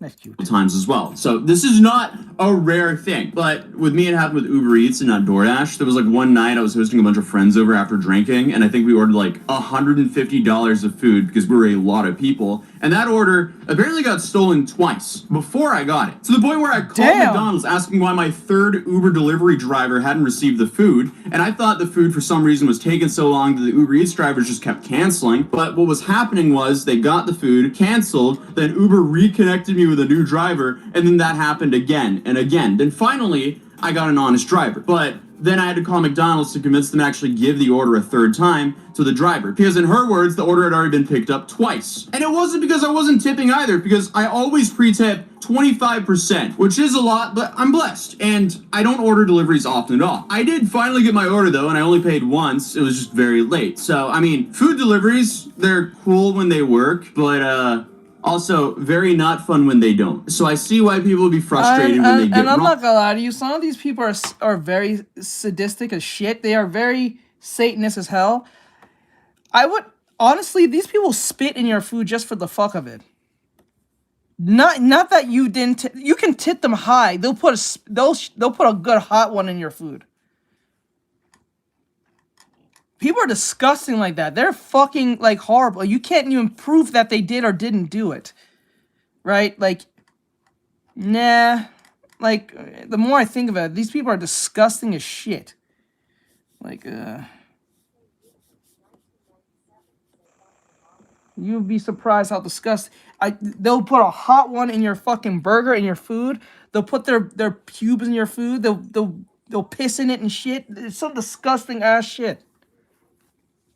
Right? So like, it's not like even close. Like, I can understand if there was a way for the food to be sealed completely to show that it was not open or ripped. That's one thing. But these people are disgusting.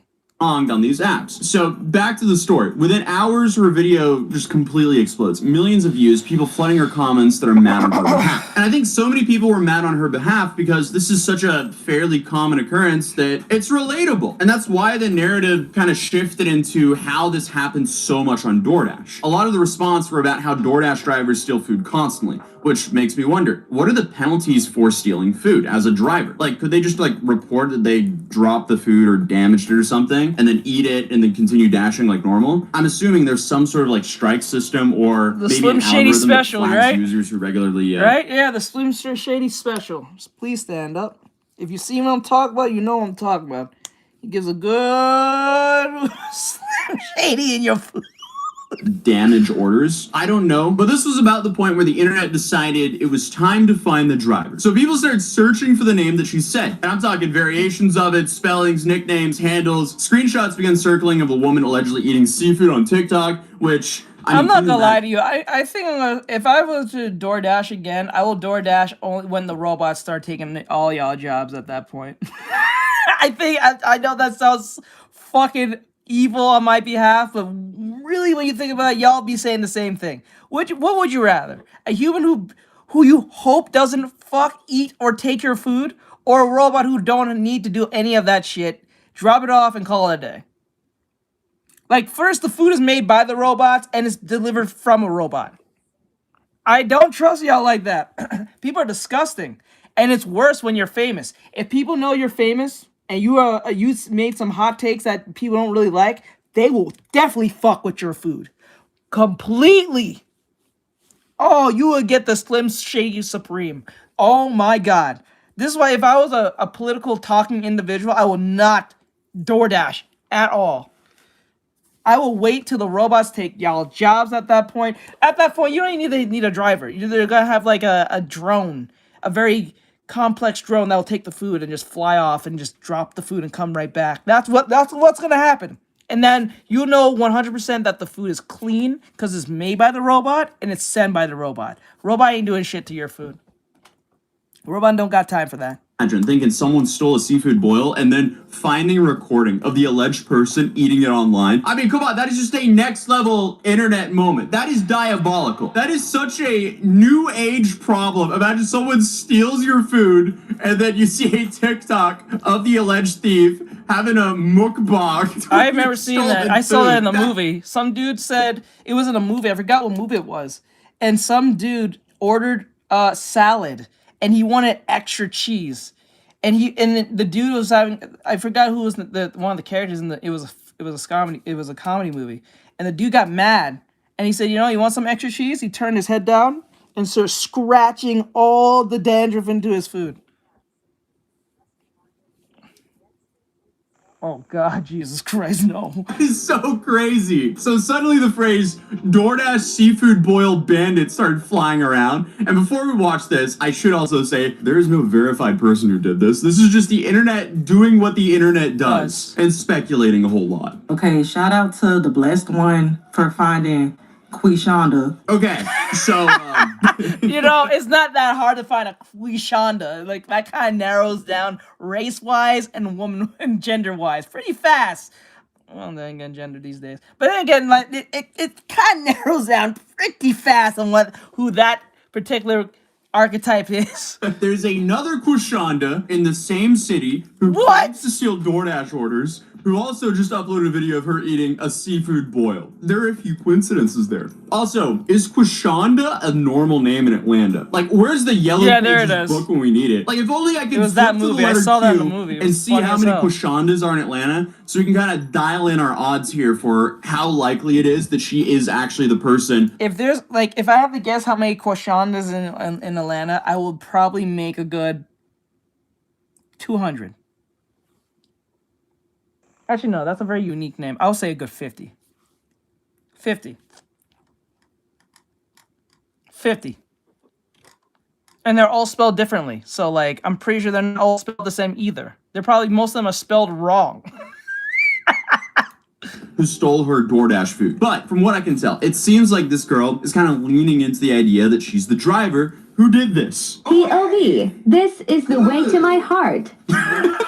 I think we all can guess. I mean, okay, either it's a good troll or it's just like insanely brazen. That's why I say They 50. likely won't see any real consequences from stealing like $40 of food, except maybe a DoorDash ban. Even on her Instagram, which is private, she's posting stories about. Actually, no, you can actually narrow down who Kwashonda is based on how it's spelled.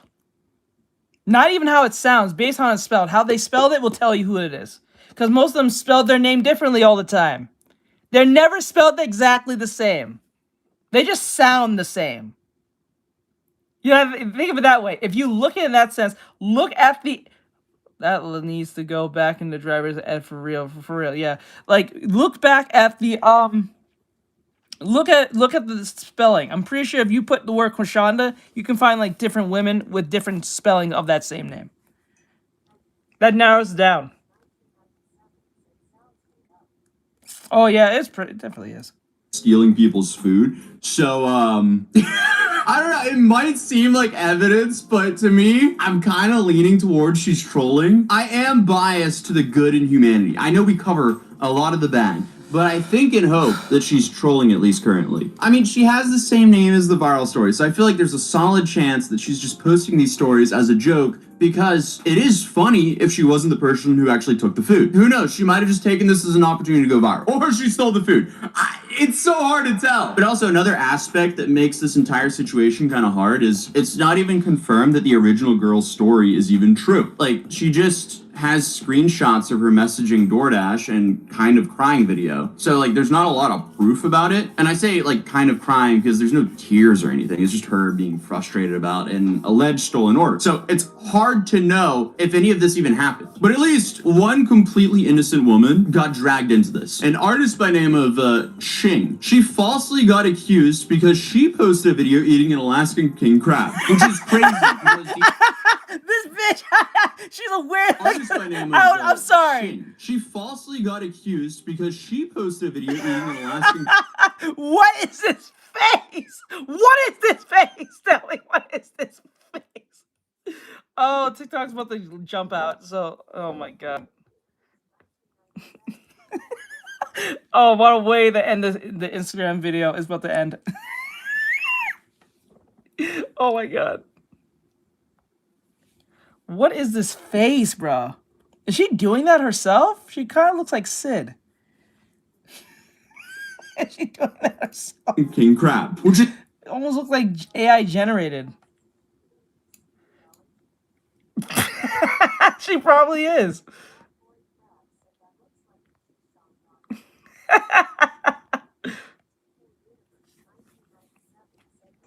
Which is crazy because the internet is witch hunting anyone who's eating crab on TikTok. Like, that doesn't make sense at all. So she had to go online and say, in quote, I literally am not Kwashonda.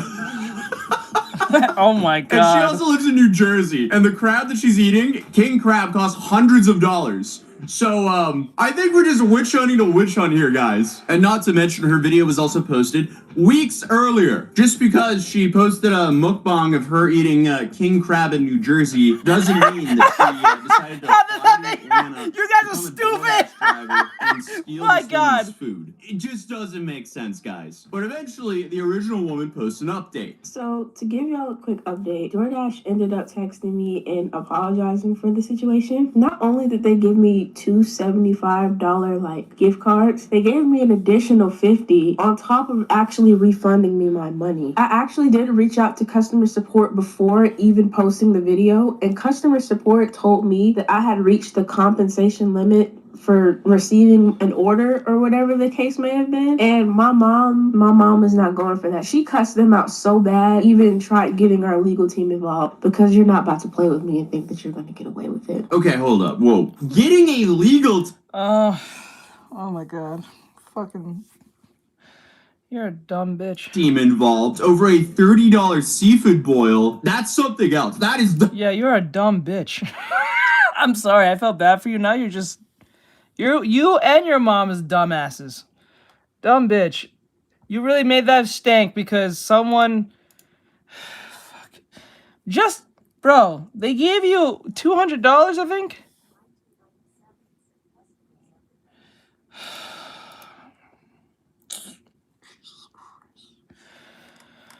Dumb bitch has to dumb, huh? debacle itself. This whole story's crazy. Obviously, the situation sucked. I'm telling you, they have no case. They have no case. I'm telling you, they have no case. They're not gonna win that case. They're dumb bitches. Both the mother and the daughter now stupid. If anyone you should sue is Quashandra, where the fuck the bitch name is. Sue her. You're a dumb hoe. Stupid but bitch. it's a $30 seafood boil. More than what they needed, right? You're like that. Like right? You're gonna get you get an attorney. You're gonna get for thousands and hundreds of dollars for a $30 meal. And then lose. Oh God. Single mothers raise the most dumbest children. I know she has no father. I know she has no father. You can't tell me she don't have no dad. And if she knows her father, he dumb too. There's no way. You a dumb hoe. Stupid bitch. You really think you and your stupid mom has got a case? They went far and beyond and gave you shit that they wouldn't probably even give you. I think they gave you like $250 out of a $30 meal. What? And then you say, yeah, your mom cussed them out? Like, that's not, you have a dumb mom. This is why you stupid. You're a dumb bitch. It's not your fault. Your mom's stupid, so she raised a dumbass. Jesus Christ. Why do people who are broke think they can just sue anybody? You know how expensive it is to sue someone? Just money. You gotta be kind of loaded to sue people. That's what stupid broke people don't realize. You have to have money to sue people. Stupid broke bitches. You stupid hoe. They did way more than what they needed, and she wants more. Why would they win? I don't know why they would win, the dumbasses. Stupid bitch. Hundreds of dollars at the minimum. Like, come on, let's think logically here, guys. But also, like, DoorDash refunding her order and giving her hundreds of dollars on top of that does make up for it in my head. But the internet just loves giving people backlash, so people start calling out the original TikToker for stereotyping based on the name. Because again, in her video, she said that she knew her food would be stolen because she saw the name of the driver. On top of that, some people told me that I was wrong for posting that video. Actually, she's saying that she saw the name, makes her know that she was going to get robbed, tells her that she game recognized game. Game recognized game, bitch. It is what it is.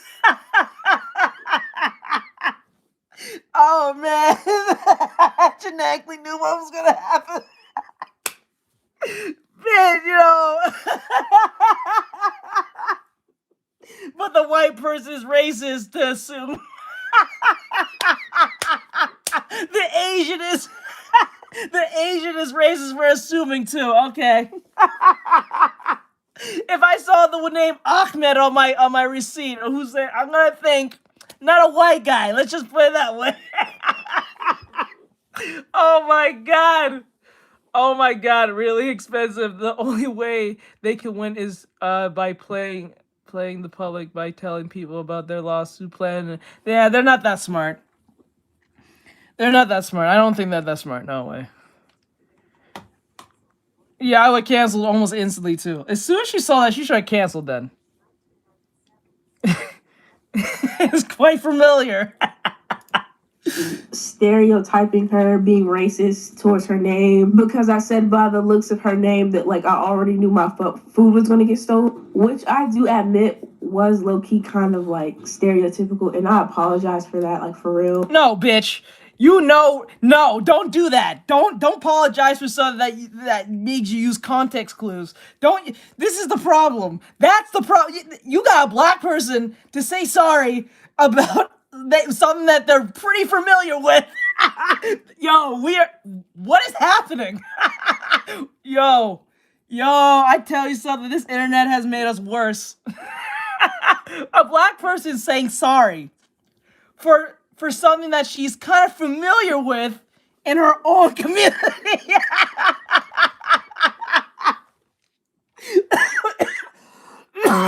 That's crazy, dude. We are going backwards, yo. That is crazy. Okay, game, recognized game. Her name was enough. Like, that's enough to tell you everything you need to know. There's Shit. even some people in the comments basically saying that it would have never happened if you would have just picked up your food. First of all, like I said, I'm in college. Sometimes I don't feel like going to these places to go pick up my food. I want to stay in the comfort of my own home and enjoy my food that I paid for. Second, but this is where the Western thinking goes out the window. Just because you feel doesn't mean it qualify. It doesn't really validate the end result. Just because you feel something doesn't mean it validates the end result.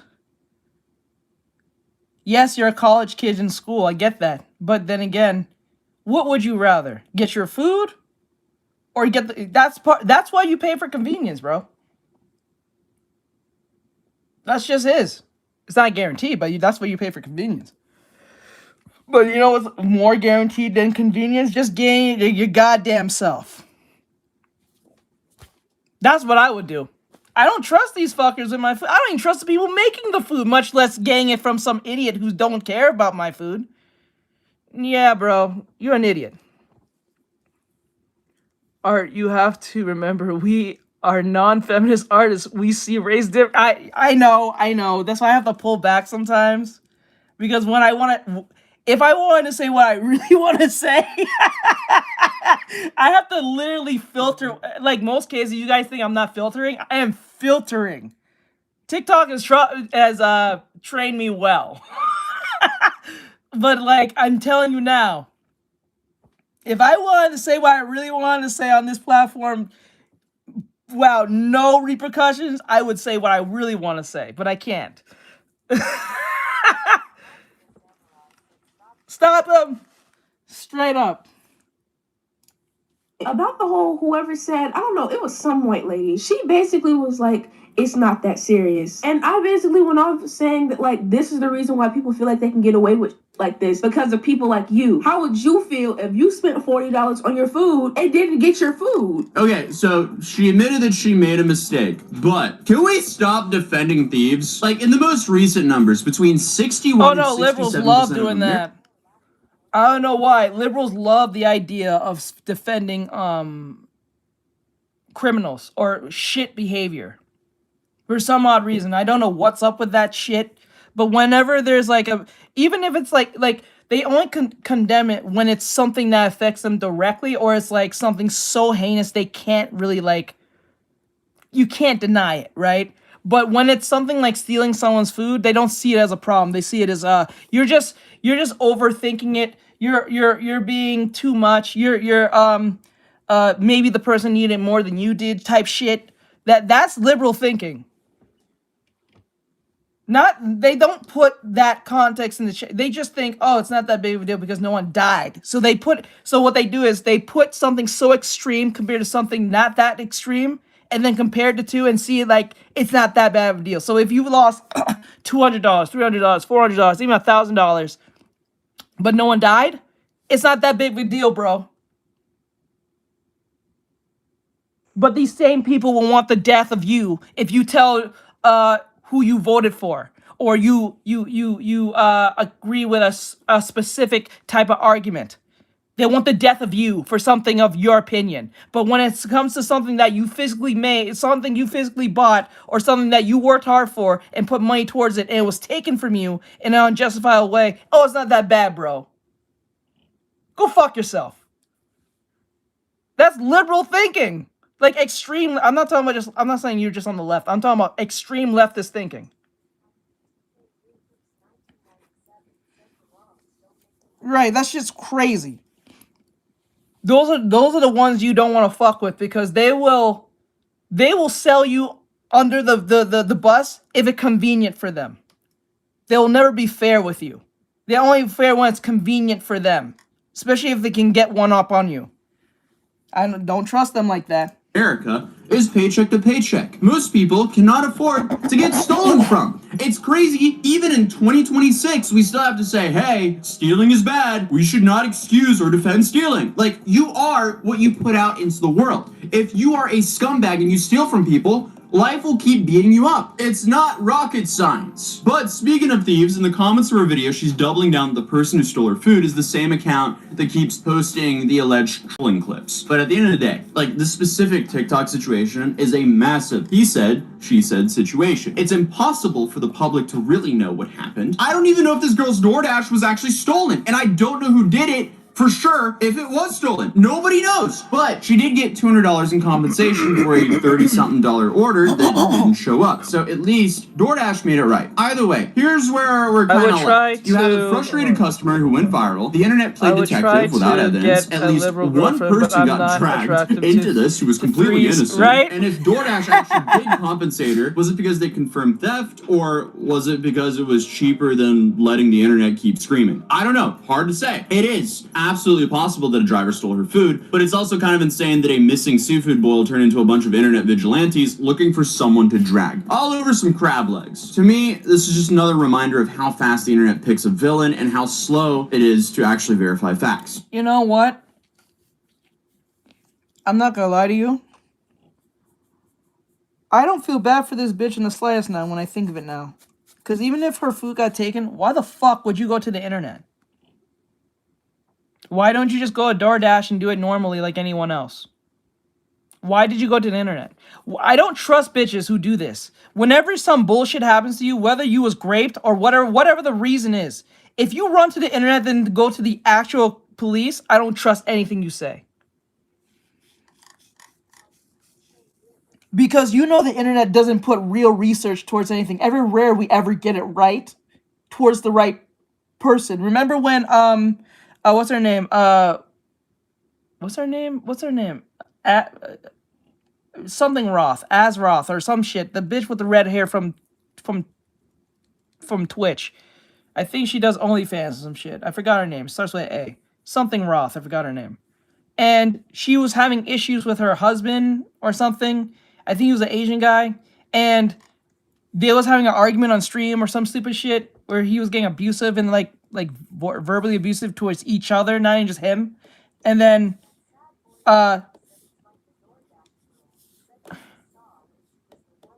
yeah, that shit's crazy. Almost ruined a man's life because she made some shit up.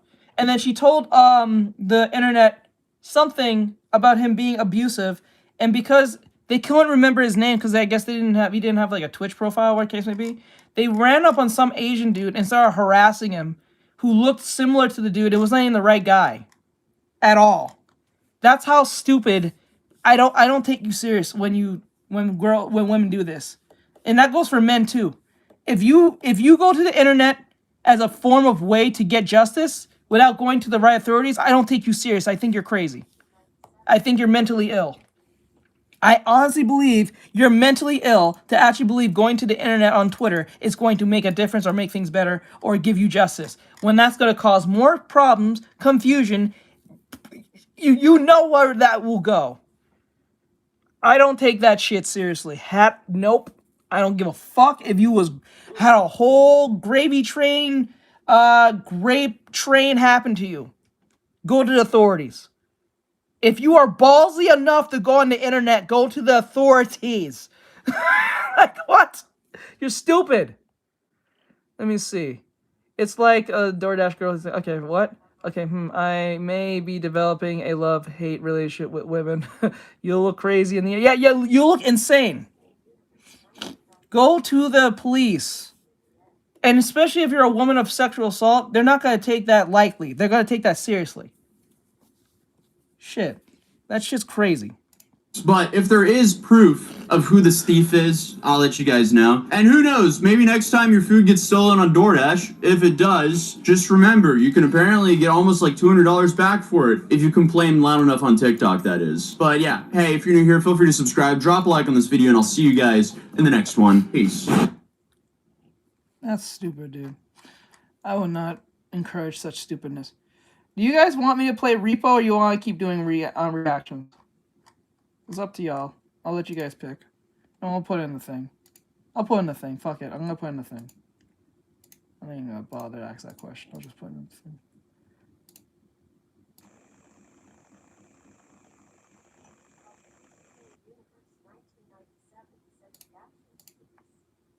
Reactions? Okay, wait. I'm gonna put a poll. Cause I actually enjoy doing the reactions probably more than playing game, but like. But I did promise we was going to play game, but I don't know if anyone's in the mood to watch me play game. It's already 10, so I don't know what you guys want to do. So I'm going to put in the poll and see how many people pick. We'll give you like 5 minutes straight and then know what we'll do. Because I don't want to keep going and people actually want me to play game. Because I said I was going to do it today, but I don't know if anyone's in the mood for that shit. Because I don't want to force something upon you guys you're not going to fucking watch. Makes no sense. Let me see and get the... Where's my fucking... I gotta stop cursing. That doesn't sound intelligent. I really gotta stop cursing. That doesn't sound professional nor intelligent. Kind of sound like my father-in-law, constantly cursing every 5 seconds. That sounds very unbecoming.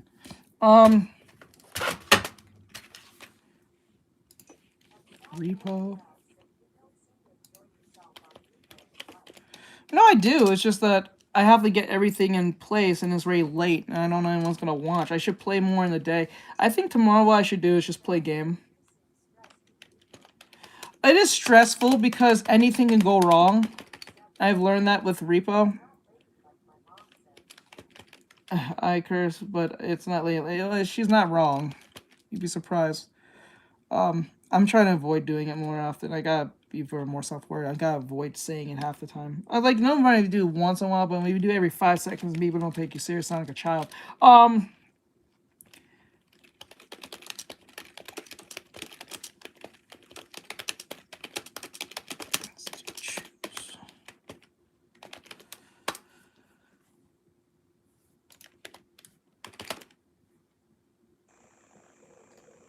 Yeah, so a Repo wrong, but I'll give it to you.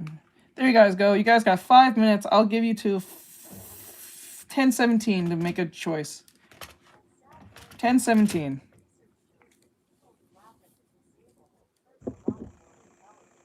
Laugh at the disabled. That's real specific. That's really specific. Now you got me laughing. That's some bullshit. Oh wait, is Deadpool already out? Wait, no, that's probably from the trailer. Yeah. Let's go, Bri. Okay, let's see here. Okay, let's go back here.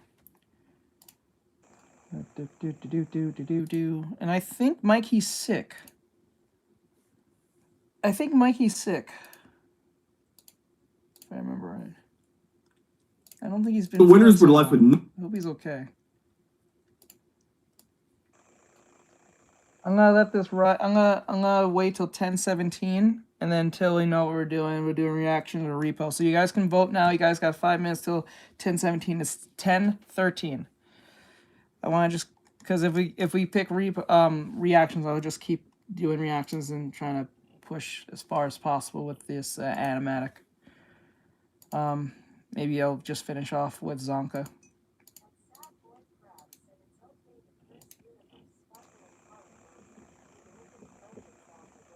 In French. Oh, you did the thing from Oh, Mikey, you're here? You didn't say anything, bud. I was here the entire time. You scared me, boy. Oh my god, you were just in here, bro? You okay? It's just like in here. I didn't hear you in here at all. Did you just got in or were you here the entire time? Hope he's okay. Mikey. Let's see here.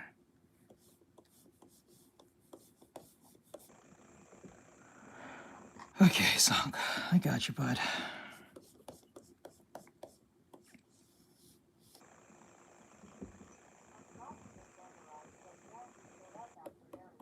Oh, he did. I didn't hear him. Oh my god, I'm sorry, bud. My fault. My fault, bud. I'm sorry. I'm so sorry, my dude. I didn't mean to ignore you. I didn't know you was in here. Ariel here trolling me. W drawing. Thank you. Right here. Okay. Let's see here. I'll give you guys as much time to vote so we know what we're doing. I'll give you much time to vote so you know what we're doing. You mods can vote too if you want. You can pick whatever you want. There's no loss. Okay, right here. Wow, drawing Zonka is really easy. Zonka's don't really got a lot going on with him when it comes to drawing him. Does he have two-color hair, or that's... Zonka's a weird... Huh.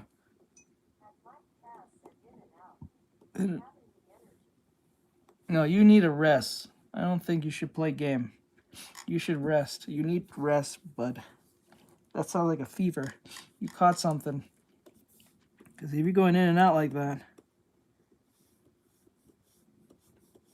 I don't think that's a good thing. I think you should be resting.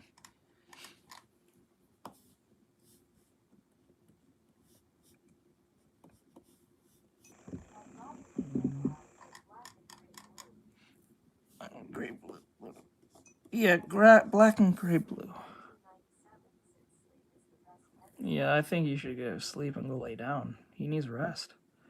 You don't want to force yourself to be up, unless you have important things. I can get that to a degree, but I don't think you should sit this one out, bud.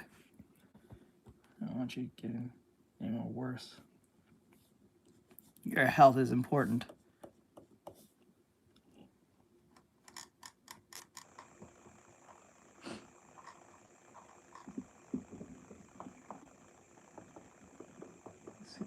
Okay, it's... Oh, shit, that was fast. It's 10:17. That was fast. Shit. Okay. Let's see what you guys picked. 71. Everyone picks reactions. Okay, end the poll. 71. We pick reactions. Let's go. All right. Nothing. People are now speculating if this entire thing was staged for views. What is this? What is this a Christmas giveaway or a pep rally? But today we're talking about Aiden Rossi. It says streamers Christmas giveaway turned into a disaster. I got you, bud. This streamer just had a massive Christmas giveaway shut down by the police, and after the winners were left with nothing, people are now speculating if this entire thing was staged for views.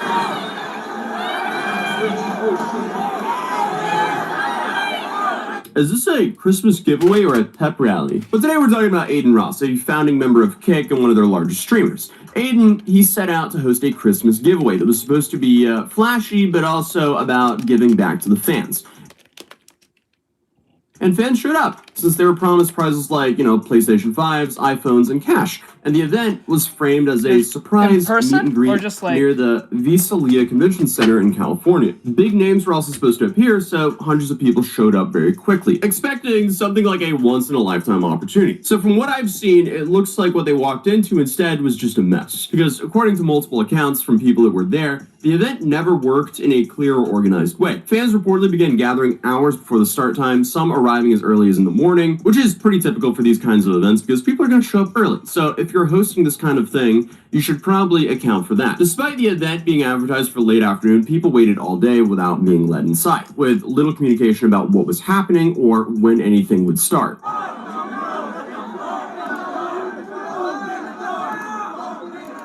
And as the crowd got bigger and more frustrated, the situation became harder to control. Local police were eventually brought in, not to arrest anyone, but to manage safety as hundreds of people packed into the area. Videos from the scene also show police forming lines and pushing people back as the crowd pressed forward. Then within hours, a viral clip began circulating on social media claiming that ICE had shown up and started making arrests at the giveaway.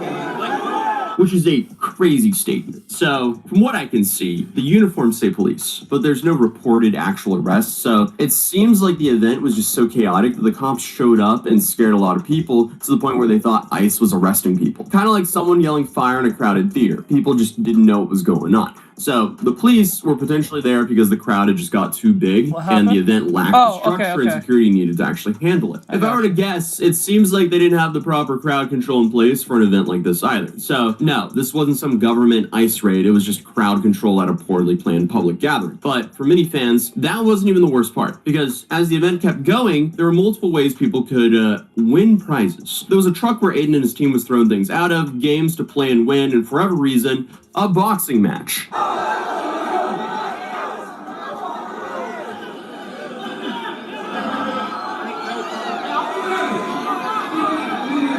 And I don't know, making two random fans box for $5,000 sounds like a massive liability to me. Could just be me though, who knows? That does sound like a good idea. It kind of comes across as turning your fan base into a circus for your own entertainment rather than an actual holiday giveaway. Like did it just go down as like, hey guys, punch each other with no training and I'll give you money. And they're just kind of like, okay, yeah, we want $5,000. What could go wrong? But I guess the worst alleged part of this giveaway is that some of the winners allegedly didn't actually win anything. So several people are claiming that they were given golden bracelets or golden tickets, which meant they were prize winners. So they then waited in line, some for over an hour, expecting to receive some sort of gift that they'd been promised. Instead, they were told to leave. We missed out on all that. They kept us in here like, hey, we missed out on Oh my god. And then to make things even worse, according to multiple people, police informed the crowd the event had to be shut down by around 10 p.m. So then when people with the winning bracelets asked if they could stay longer to collect their prizes, they were allegedly told no. So honestly, what was the point of even winning? Now, to be fair, Aiden did address this. He basically said the police said the cutoff for the venue was coming and that everyone had to leave. And Aiden also said that he was going to send the winners their prize, but to me, it just seems like another resort of really poor planning. Because when you do a live event, you have to keep track of the time. Like, he should have known when the cutoff time was. Or at least his team should have. Like, people shouldn't be waiting after hours just to get their prize and then suddenly find out, oh, time ran out. Sorry, guys, you guys have to leave empty-handed tonight. So, I mean, at the end of the day, this is the organizer's fault. And I feel like this is obvious, but hosting an in-person event is not the same as doing a live stream or handing out digital prizes. It requires permits, crowd management, security, communication, and planning just in case something goes wrong. And in this case, the event was extremely chaotic and left a lot of people angry, but it easily also could have been dangerous. But even though some of the stuff that happened kind of makes sense, a lot of it also, in a way, seems staged. Like, what do you mean Santa was arrested?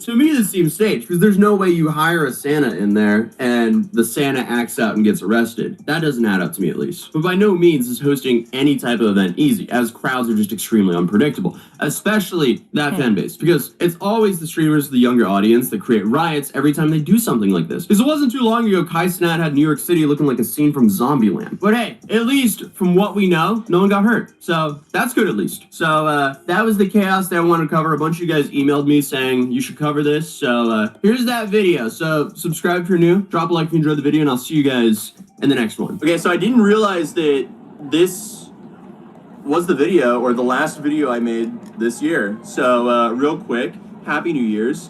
Thank you guys so much for all the support on the channel. Yeah. I'm here with one of my editors, Hans. Happy New Year's. Happy New Year's, Merry Christmas. Thank you all for everything, and I'm excited to come with a whole bunch more content next year. I'm taking tomorrow off, though. Have a good one, guys. Peace. Cool. Yeah, I think tomorrow we're just gonna play game. And then I think Thursday I'm gonna take Thursday to Sunday off and just focus making content. I don't think I'm gonna stream on those days. Thursday, Friday, and Saturday off. So I can post stuff.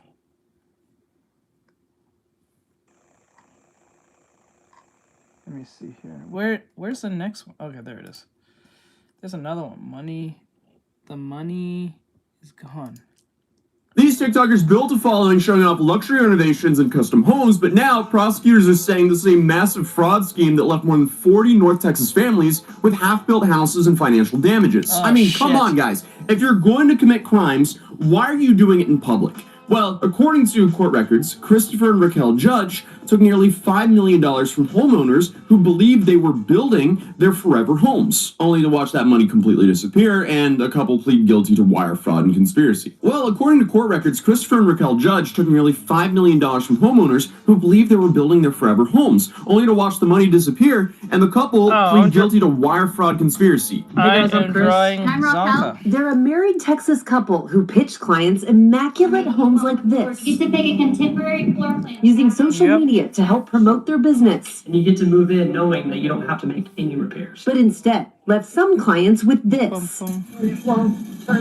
Chris and Raquel Judge pleading guilty to defrauding more than 40 customers out of nearly $5 million worth of unfinished projects. How are people this brazen? If you are committing fraud this publicly, it's essentially like throwing around bricks in a glass house, or a house built by them, because apparently those are disasters as well. So Christopher and Rochelle Judge, they were selling this idea of these dream homes that you can move into without worrying about maintenance or anything going wrong. So I guess from the outside, everything about the Judge DFW LLC looked somewhat legit. And that's mainly because the couple marketed themselves online as a one-stop shop for custom homes, renovations, and just interior design in general, which seems like a good deal when you're looking to make your forever home. You could just go to this one business to build a home, renovate the house, and make it exactly how you want it to look like. And Chris and Raquel, they would post these glossy images and videos all across TikTok, Instagram, and Facebook, and they caught the attention of a whole bunch of families who were scrolling on these apps. And according to the United States Attorney's Office in Texas, they also falsely represented that Chris was an architect, which, spoiler, he's not. These people literally watched HGTV home renovations, and they were like, hey, I guess we can just LARP as them. What could go wrong? Well, unfortunately for them, they had no training and just kind of hinted through a lot of social media posts that Chris was an actual architect. Sadly for the homeowners, though, the pitch worked. And that's the problem with a lot of these creator scams, because people see that big follower count beside their name and automatically assume that means credibility. No. Credibility is earned over a long period of time. You get credibility for doing good business, doing what you say you're going to do. Followers on social media, they just come from making engaging videos. But just because you make engaging videos does not mean you should be trusted with renovating someone's house. I mean, this is just so sad as well, because obviously most creators aren't scammers, but these people definitely were. As one of the victims, Kristen Newman, said that she hired the judges after finally paying off her law school loans, believing that she was going to do everything right. I was planning on kind of growing into this house. Kristen Newman telling our affiliate WFAA she hired the young couple to build her dream home. The couple offered custom architecture, construction, and interior design services at below market rates. They started construction projects and accepted multiple installment payments from victims, but never completed those projects. Lane Simmons and his wife paid them about $200,000 to remodel their home. My house, everything that they did is wrong. We had a family friend that's also a contractor come over and look over everything, and he's like, man, there's a lot of this is unsafe. This is like the worst job I've probably ever seen. Prosecutors say the guilty couple used some of their nearly $5 million swindle on personal mortgage payments and plastic surgery. Oh man, I mean, this is just awful. And according to the victims, Raquel handled most of the communication, while Christopher was introduced as the architect and builder. So, I mean, I see why this seemed like a good business deal for people, because the prices were decent and the judges were actually playing up their confidence here a whole bunch. Even though it seems like they were frauds who had no idea what they were doing. Well, I guess they were just LARPing as contractors and a whole bunch of people got hurt financially. But it definitely takes a whole lot of dedication to the bit to show up and complete a bunch of awful work and then keep posting videos like you just didn't ruin someone's house. But apparently those below market bids were the core part of the scheme. Victims received low quotes, signed, design, and build contracts, and then began wiring installment payments to Judge DFW. Once construction started, the money kept flowing, and so did the excuses. So the U.S. Attorney's Office say that the defendants started construction projects and accepted multiple installment payments from victims, but never completed these projects, often leaving victims without a completed house. And obviously, home projects don't happen overnight, so it wasn't like the victims knew right off the bat that this was a scam. So what they have to go off of in the beginning is how professional the judges seem. And according to the victims, they seem super professional. One of the victims' names is Callie Simmons. And her mom, Shelly, said that the first day was so impressive. They came in with a full crew. they had it stripped down to the studs that first day. So I mean, at the very least, they were really good at the destroying stuff part of everything. Money come but looking back, maybe that's because they didn't care too much about what they were tearing down, but who knows? That first day good feeling, though, didn't last for too long, apparently, for the victims, because in Callie's case, it took about 2 months before stuff started slowing down and the quality worries started. And I guess after that initial gut-sinking feeling, stuff started to fall apart fast. There were construction delays and materials she paid for, like windows, doors, basic necessities. They never arrived. And when she finally asked for the money back for the work that hadn't been done, she says that Christopher told her that he didn't have it anymore. What do you mean you don't have the money? Like, what? Then I guess saying, yeah, I don't have the money anymore, he just stopped talking to her and never came back, which is crazy. Then it got to, hey, I think you're overcharging for this. At one point, I overpaid for something. I said, hey, can I have that money back?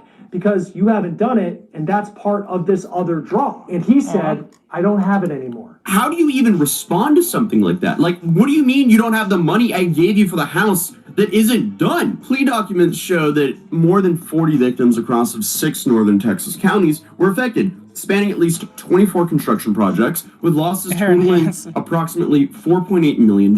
One couple alone paid the judges nearly $364,000. How do you get yourself into this deep of a hole? I mean, obviously, the judge's first mistake is lying about their abilities and education and setting off to build a scam in the first place. But surely, at some point, they had to know that this was going to lead to prison. Prosecutors say the money wasn't sitting untouched, waiting for materials or subcontractors. According to court records, the judges took victims' payments in a single operating account using installment payments from one family to fund unrelated projects and to support their own lifestyle. So the finances weren't managed at all. Not only could they not work on the house correctly, they had no understanding of how to manage an account. And as the project stalled and the homes were left half built, inspectors started raising alarms that the work that had been done often just I'm starting to think more and more in this America that quality is going out the window more than often. And then I also noticed that the lack of supervising is happening more and more. Because you'd be surprised how many times you hear stories like this where people just be doing the most and they're not even qualified to do it. And that's crazy. Because, like, when you think of it more and more, you hear stories like this more often. And you think to yourself, how do people get around doing all this stuff and don't get in trouble? Or they do get in trouble, but it took this long for them to get caught. And it makes you really think. Like, there is no oversight in majority of most of these industries. There's never a big oversight or a supervisor or anything. It's always this nonsense happening a lot.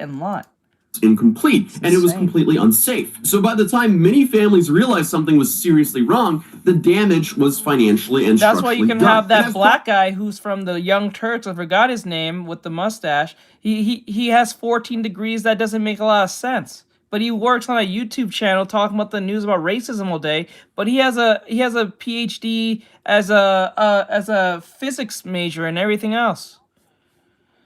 Yeah, this is crazy.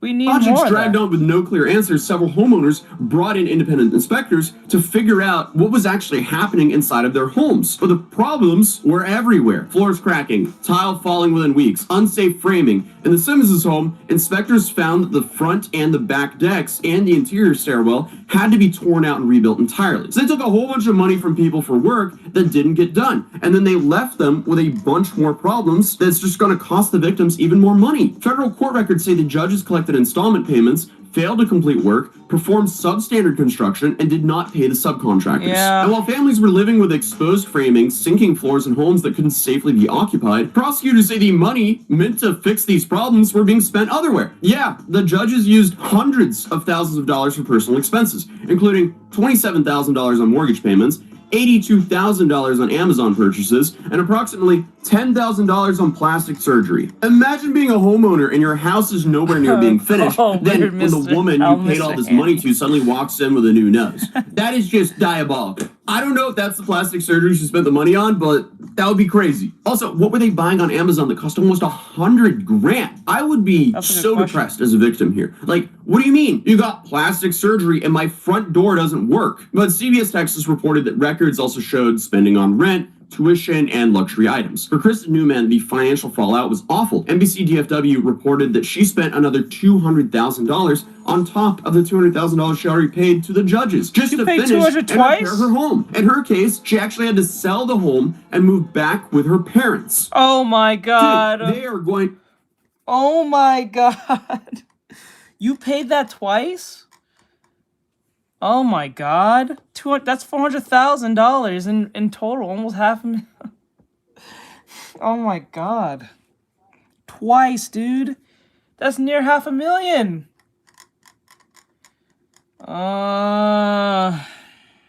Dude.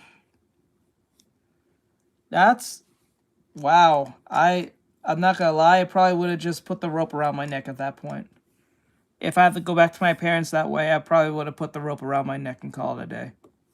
Holy shit. To get what's coming for him. Making people go homeless with your scams is a special type of evil. Another victim, Jeremy Congleton, told NBC DFW that the consequences upended his family's entire life. After the judges abandoned the project, Congleton said that he was forced to file for bankruptcy. His family of 4 lived in an RV for 18 months while he finished the house himself. That is awful. How can they do this to other people? This is just so unfathomable to me. Congleton said that what he owes me and what we've paid out of pocket and credit card debt, having to file bankruptcy, and so on, was about $250,000. And Christopher and Raquel Judge used social media to get clients with these low bids and these fast turnaround promises, collected large sums of money, and then let projects stall while continuing to demand payments. And as inspectors dug into the damage, regulators started asking who exactly was allowed to be doing the work in the first place. Because as it turns out, one of the judge's biggest selling points wasn't true at all. Because, I mean, at this point, a lot of contractor horror stories might sound familiar. There's the whole project stalling, money running out, homeowners cleaning up the mess, and so on and so on. But prosecutors say... Oh, best believe. I hope this didn't happen in Florida, because getting a house in Florida is insane. Like, getting a house in Florida is insane.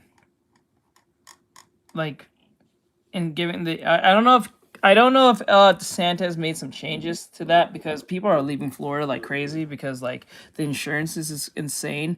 Roofing insurance, all the homeowners insurance is insane. I think they're getting rid of property taxes. I think, if I remember right. Yeah, you might know what I'm talking about, Sad. Ugh, fucking Parasite. It's expensive. You can ask Sad. He lives there, so. Yeah, it's all like people are leaving Florida. It's that expensive. Getting a house is like, it's insane. My folks wanted to go down there and live there, but like they have to hold off till, I guess, the market crashes. But I don't know how long they have to wait for that one. But like, Jesus Christ, it's not good. But I think DeSantis is doing something to ease the issue. I think there's supposed to be something coming in a couple months to like a certain vote for that, but I'm not totally sure how that goes. Or so. This case crossed a very specific line. And that's the line that turned this case from being civil into federal crime. Because Christopher Judge wasn't just bad at his job. According to court records, he wasn't qualified to be doing it at all. What brings me back to the whole point of Chris alluding to himself as an architect when he had no qualifications at all. Epic, dude. But remember, when Kristen Newman hired the judges, Christopher was introduced as the architect and builder. And in May of 2022, the Texas Board of Architectural Examiners issued a formal warning to Christopher Judge and Judge DFW, saying that he violated the Texas Administrative Code by referring to himself as a licensed architect when he was not. Despite that warning, every state has, if you're renting, then it's still expensive. I think you're at average, you're going to be at least paying at least closest to $2,000. I think $2,000 at best. I think at low, I think I seen the lowest is like 1,800, but I think at average is like 2,000 something for if you're renting. 2,300 or something. If I remember right. It's pretty expensive. See? There you go. Yeah. There you go. Wait. That's 1, 2, 3. I know someone who lives in Florida, and I think they have a 3-bedroom, and they're paying $1,800. No, lie, nearly $2,000. I think it's nearly 2,000, but I think average is like 2,300. I think if I remember right.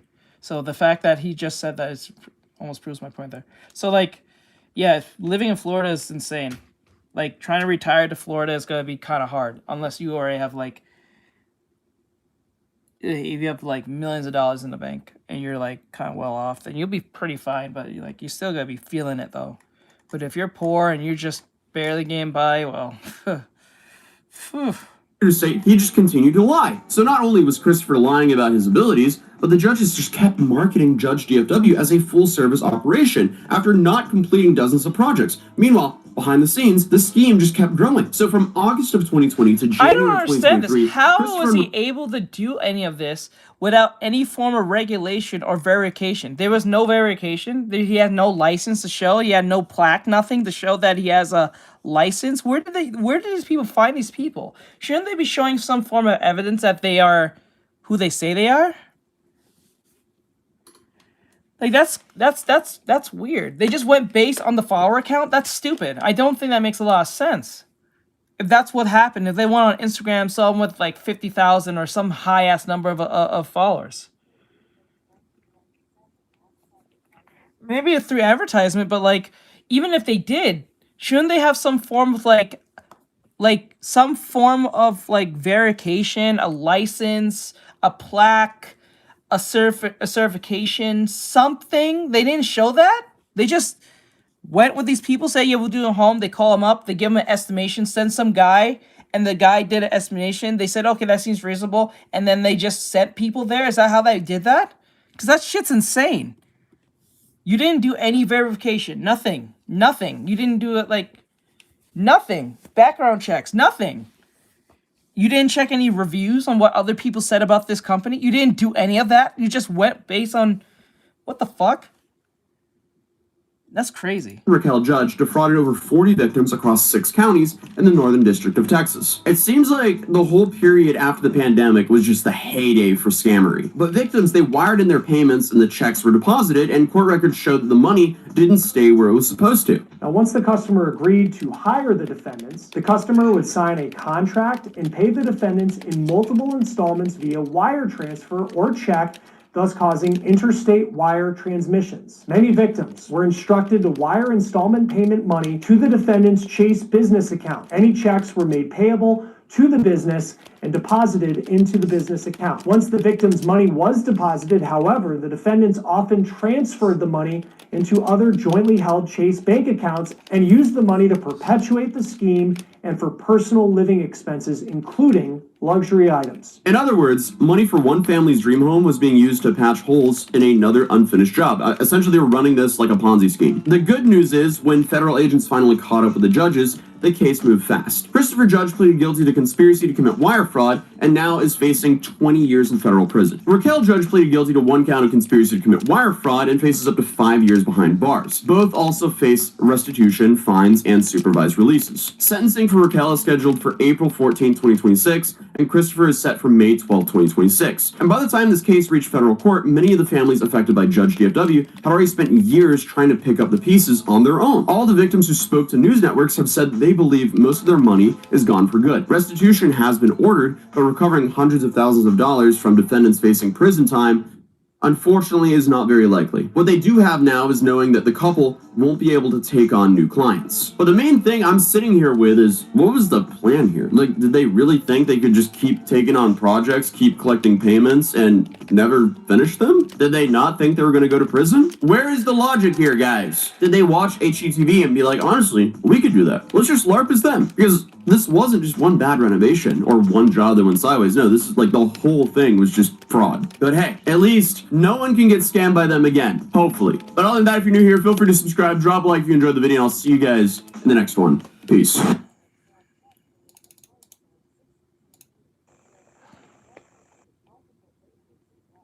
Oh, Jesus Christ. That's not good. Hold on. That's not good at all.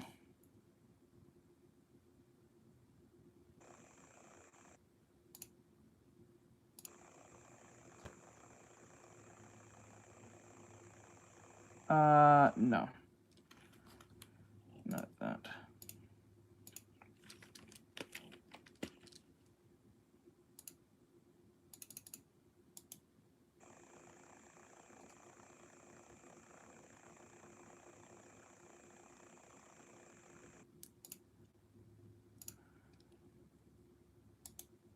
Hold on, guys. Sorry, I'm trying to do something real quick.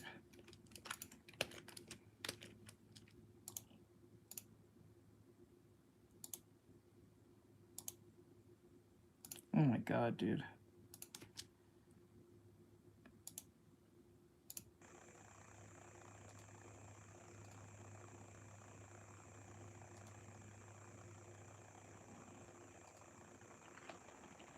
Wait, what's in between the word fantasy and fantasy?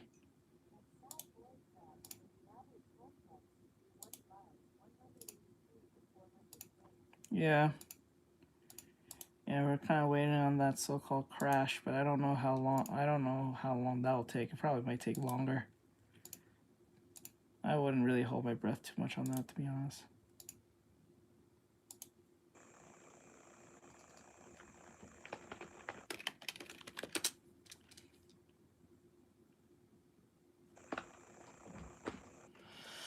Okay, sorry about that. I had to answer a quick thing. All right, so let me see here. We'll do one more video and then we'll call it a night. Oh, we'll do one or two more left and then we'll call it a night. Let me see. Let's find something insane. Nothing too like that was too meh. Most hated hero. Crypto scammers. Whoa, what? This scammer allegedly stole over $2 million from Coinbase users by pretending to be customer support. Then, are you serious? The dumbest move possible because he couldn't help himself but flex on social media. So welcome back to another episode of watching the trash take itself out, because for some reason, people who allegedly break the law love bragging about it. And it's safe to say, when you're bragging about your wallet balance on Telegram group chats, sharing Instagram stories from nightclubs with alleged stolen money, and, you know, literally screen recording yourself mid-scam, you're not exactly setting yourself for long-term freedom. But as of right now, he's still free. He hasn't been arrested yet. Damn, so at least he has that going for him. But I don't know how long his freedom will last, because while most scammers at least try to stay anonymous, or at the very least, keep the scam itself hidden, this guy was just out there documenting everything like he was some flexing influencer. So meet Hobby, who also called himself Harvard Online. He's a guy from the Vancouver area in Canada who allegedly spent most of 2024 and early 2025 calling up random Coinbase users and convincing them that he worked for the company.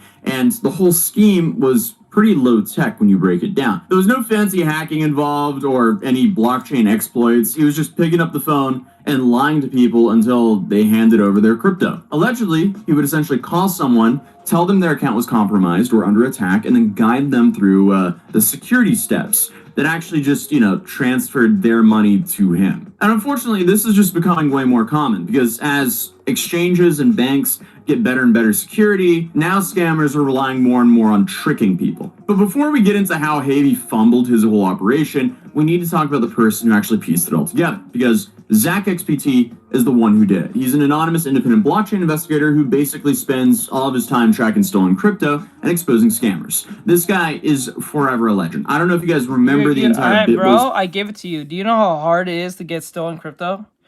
Hey, Sean, what's going on, mate? What's going on, bro?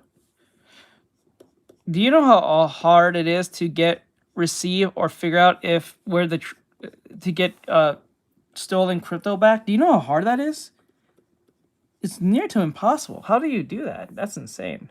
I'm pretty sure it's not impossible, but it's really, really difficult. I mean, extremely difficult. Especially if you're not, like, don't know what the hell you're doing, you're not that tech savvy and all that stuff, and know how to look for the signs of that. That's kind of insane.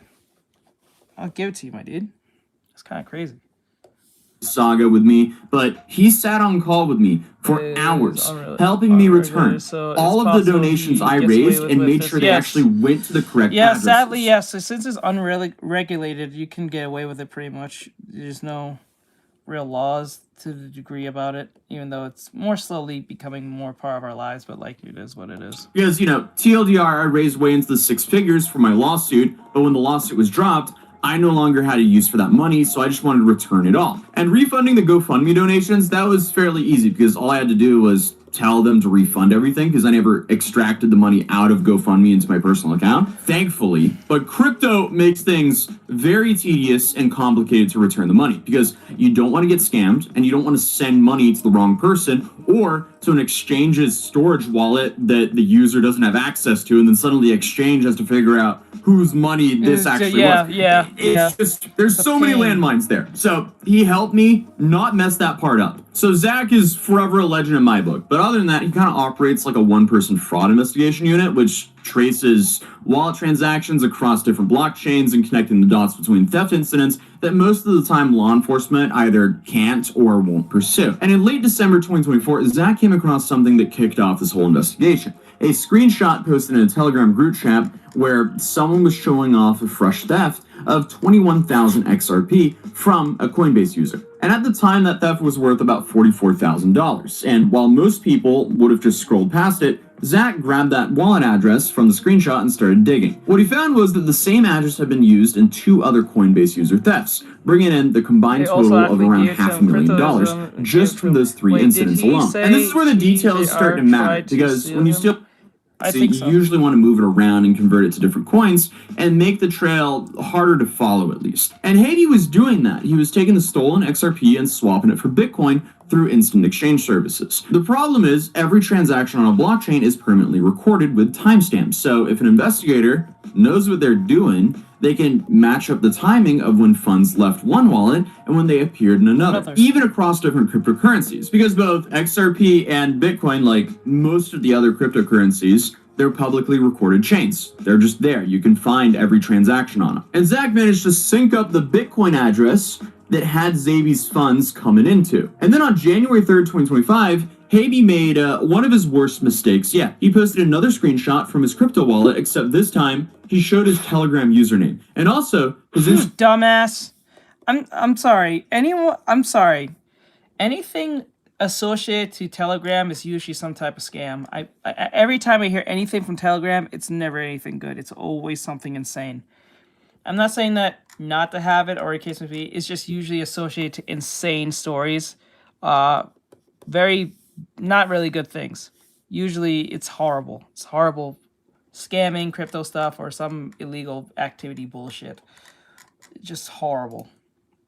Instagram handle right there in the same image. I don't know why a scammer would ever do that, but at least you made it easier to find him. So Zach then matched the wallet balances that were visible in that screenshot to the Bitcoin address that he'd already been tracking, and everything lined up perfectly. So then, in February, Haiti posted yet another screenshot in a group chat flexing a wallet with $237,000 in it. And when Zach checked the historical balance of that Bitcoin address on February 1st, it matched once again. So if Haiti wasn't out there just like throwing out receipts left and right, it would be really hard to confirm that it was actually his wallet. But I guess some people just can't help themselves but flexing. Because I mean, at this point, the investigation was basically just the scammer handing over all the evidence for them to identify him with. So once Zach had locked down the main Bitcoin address, he started working backwards to see what else was connected to it. And turns out there were 3 additional Coinbase support impersonation thefts feeding into the same wallet, adding another $560,000 to its total. But the blockchain evidence was only part of the story here. I believe so,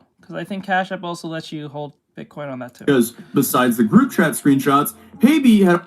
I use Kraken most cases, so... This is what I use. Also been documenting his own crimes in other ways. Because somewhere along the line, a video got leaked that allegedly shows him during an actual scam call, sitting there behind camera, pretending to be Coinbase support, while walking some victim through the process of securing their account. And again, unfortunately for him, in that screen recording, his email address is visible, along with the Telegram details and even a phone number. The asset? Yes, correct, sir. Hey, Ethereum? Yes, yes, sir.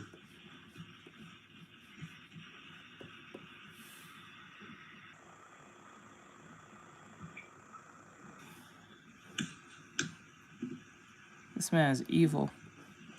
He recorded himself doing this? But I guess the social media presence is where this whole thing just keeps getting worse. Because according to Zach's breakdown, Haby was constantly posting Instagram stories showing bottle service at expensive clubs, luxury purchases, and gambling sessions, which, you know, is the kind of flaunting you can expect from someone young who just got into a whole bunch of money. Unfortunately for him, that money was allegedly illegal. I'm obviously using alleged. Everything in this video is alleged, by the way, because he hasn't been found guilty by a court of law yet. So at the end of the day, the dude is innocent until proven guilty. But all this evidence does not make him look too good. I'll just leave it there. But to make things even worse for him, one of his Instagram stories even has the metadata showing from Harvey's MacBook Air, giving investigators yet another piece of identifying information to work with. And apparently there was even one person in the group chat who told him to probably stop posting so much, which is advice he clearly didn't take. But now, here's a detail that really shows the mindset at play, because Haby was spending significant amounts of the stolen crypto on rare Telegram usernames, which I guess is also just a way to flex, because Telegram, like many other social medias, you can buy a low-count username, and that's kind of a flex. I think it's kind of pointless to buy a Telegram at, but crypto bros be crypto broing. At the end of the day, it's just a status symbol to buy. So Haby was buying all these like premium usernames regularly, then deleting his accounts and then creating new ones, probably thinking like that would help him hide his identity. Except he kept using the same aliases across platforms and posting screenshots that showed his username. So investigators could just, you know, connect all the different accounts back to the same person anyway. Clearly, he's a genius. But while Haby's case is wild in its own, it's actually part of a much larger security mess that Coinbase had to deal with throughout the last year. Because earlier in 2025, it came out that hackers had bribed customer support agents working at overseas call centers, mainly in India, to steal internal user data straight from Coinbase's systems. And the stolen information included full names, addresses, phone numbers, email addresses, government ID photos, account balances, and transaction histories. And this breach hit roughly 70,000 accounts, most of them from high net worth users. And while the hackers didn't get the passwords or private keys, they got a whole lot of information on the victims that could make some very convincing scam calls. Like, thinking about it from the victim's perspective, someone calls you claiming to be from Coinbase, and they already know your name, your address, your current balance, and even, you know, all of your recent transactions. Even if that should raise red flags, it's easy to see why someone might be convinced when faced with, you know, that level of information. But also, heads up here, Coinbase or any bank or other crypto exchanges, they're not going to call you and be like, hey, here's your information. You have to transfer your money to this other account. That's not going to happen. Nope. Like, no matter how many times they say you're going to lose all your money, it's not real. And if you think it's super believable, which it won't be, ask for a support ticket, and then you take that support ticket ID and you email the real Coinbase or the real exchange that you have, because then they'll obviously confirm or deny if this is real or not. But the key thing about scammers, though, is they try to make everything seem extremely urgent, so you panic and actually go along with what they were saying. Because once that panic drops, that's when you realize, uh-oh, I did something in a rush that was not good. But ironically, the people behind the data breach actually tried to extort Coinbase for $20 million to delete the stolen information. But Coinbase refused to pay, instead putting up their own $20 million bounty to catch the attackers and promising to reimburse everyone who got scammed, which is honestly the best way to handle that. But with all that in mind, by the time Haby was running his operation, there was already a whole lot of information from Coinbase users that Haby could use against his victims. However, by December of 2025, authorities started making some actual arrests related to those Coinbase impersonation schemes. Indian police arrested a former Coinbase support agent connected to the data breach, confirming that insiders had been bribed to leak customer information. And around the same time, U.S. prosecutors charged someone from Brooklyn named Ronald Spector with stealing about $16 million from roughly 100 Coinbase users using similar tactics. And while these arrests showed that law enforcement was— now those people are gonna get some money. Those people are gonna get some money back now. They might get insanely compensated now. Holy shit. Okay, I'll be calling you. Especially when they say the cops will be at your front door.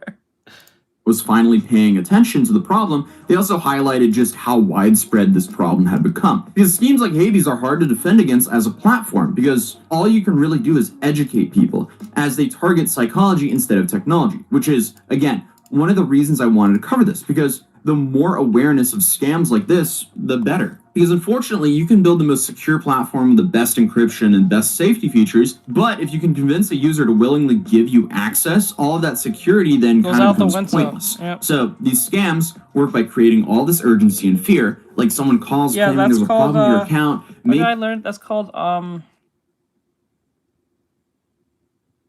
forgot what was the term. It was called bio something.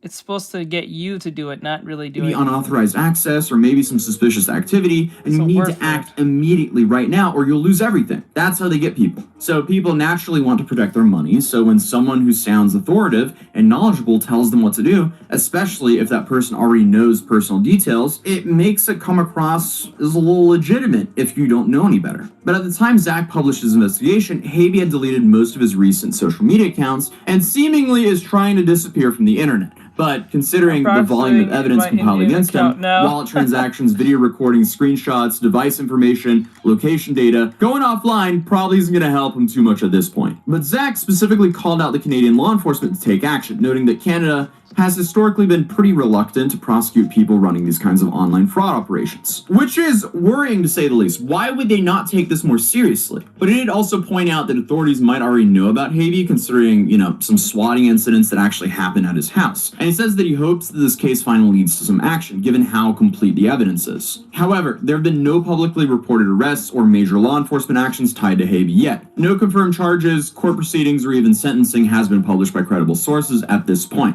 So I guess we'll just kind of have to wait and see. Either way though, massive PSA.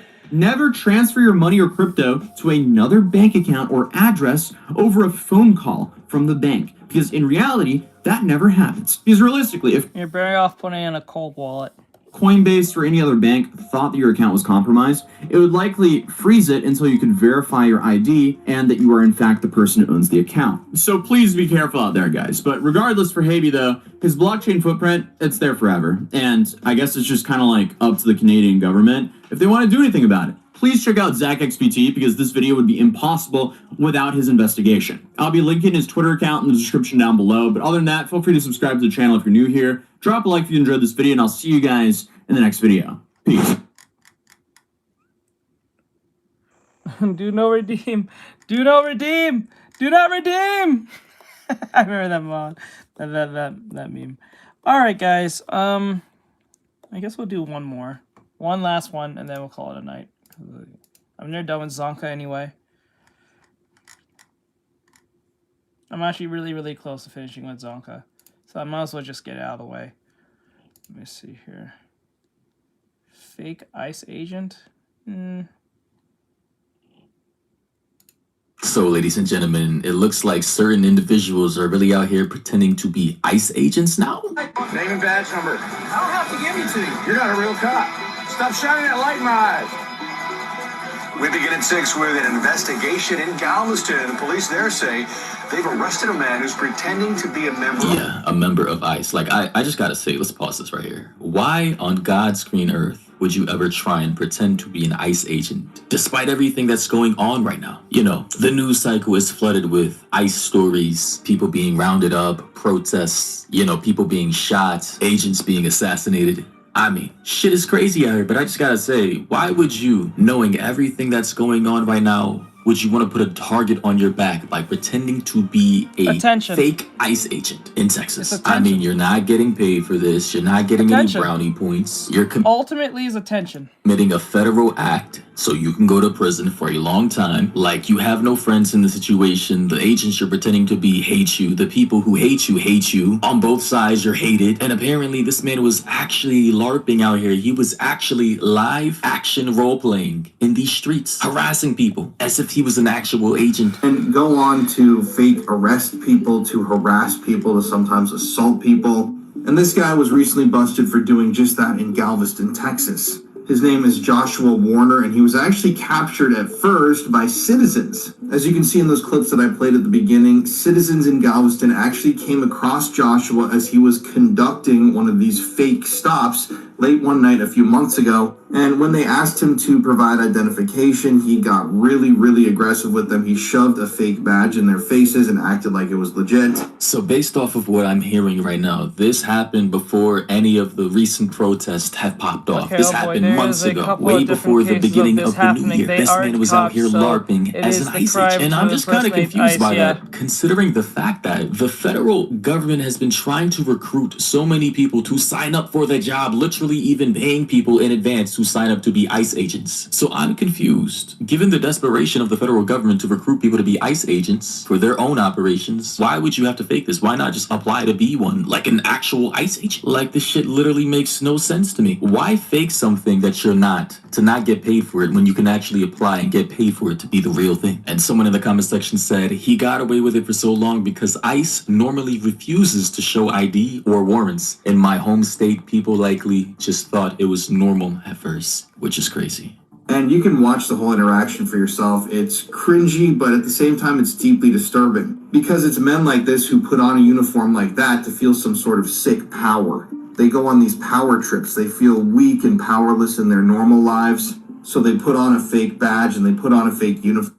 They can go abuse people in the public square, and obviously sometimes this leads to horrific things like rape, murder, stuff like that. Unfortunately, this guy's right.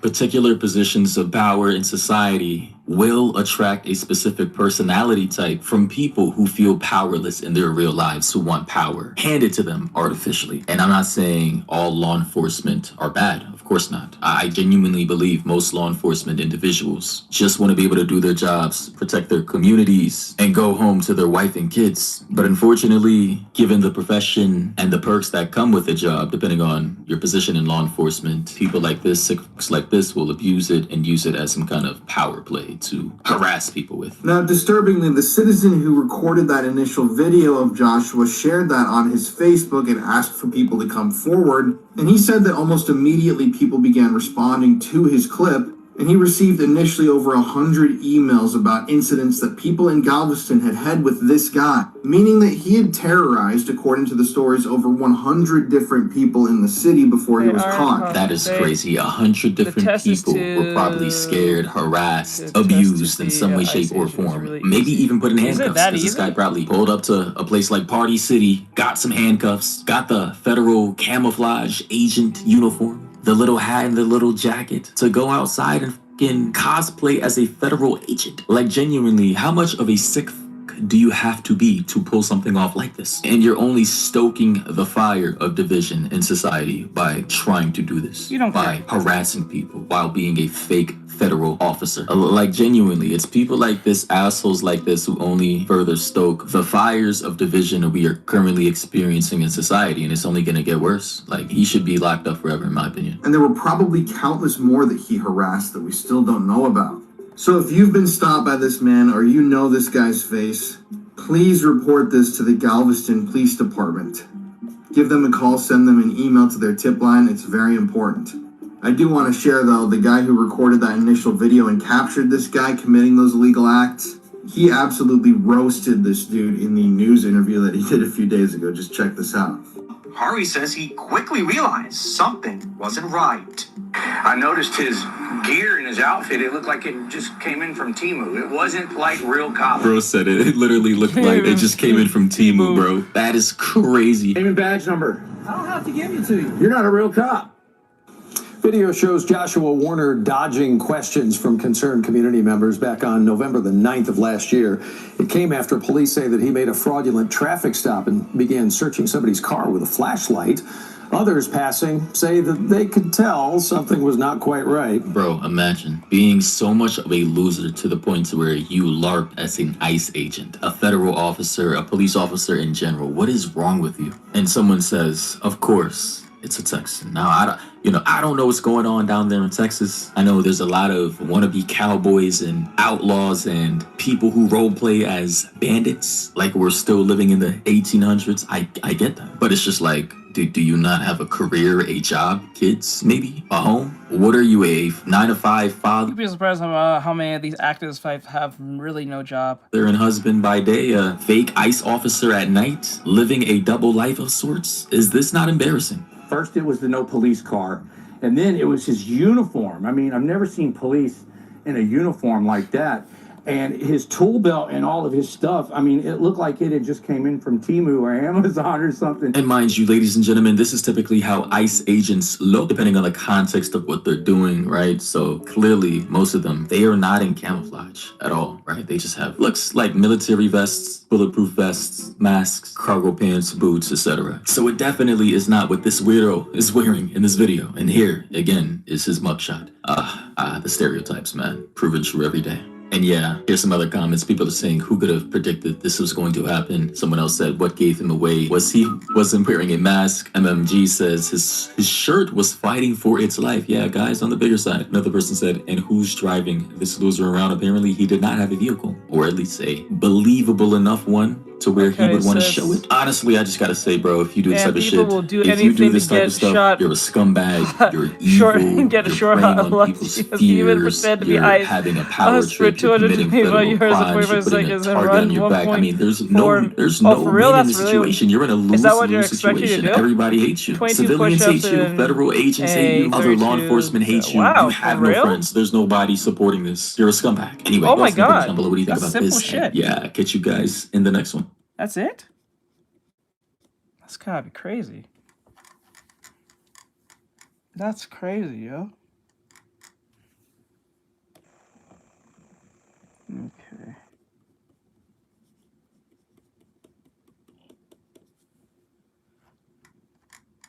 That. And like this. Alright, guys, we're gonna call it a night for tonight. Tomorrow, we're gonna play game. I think the first thing I'll start off is just play game tomorrow.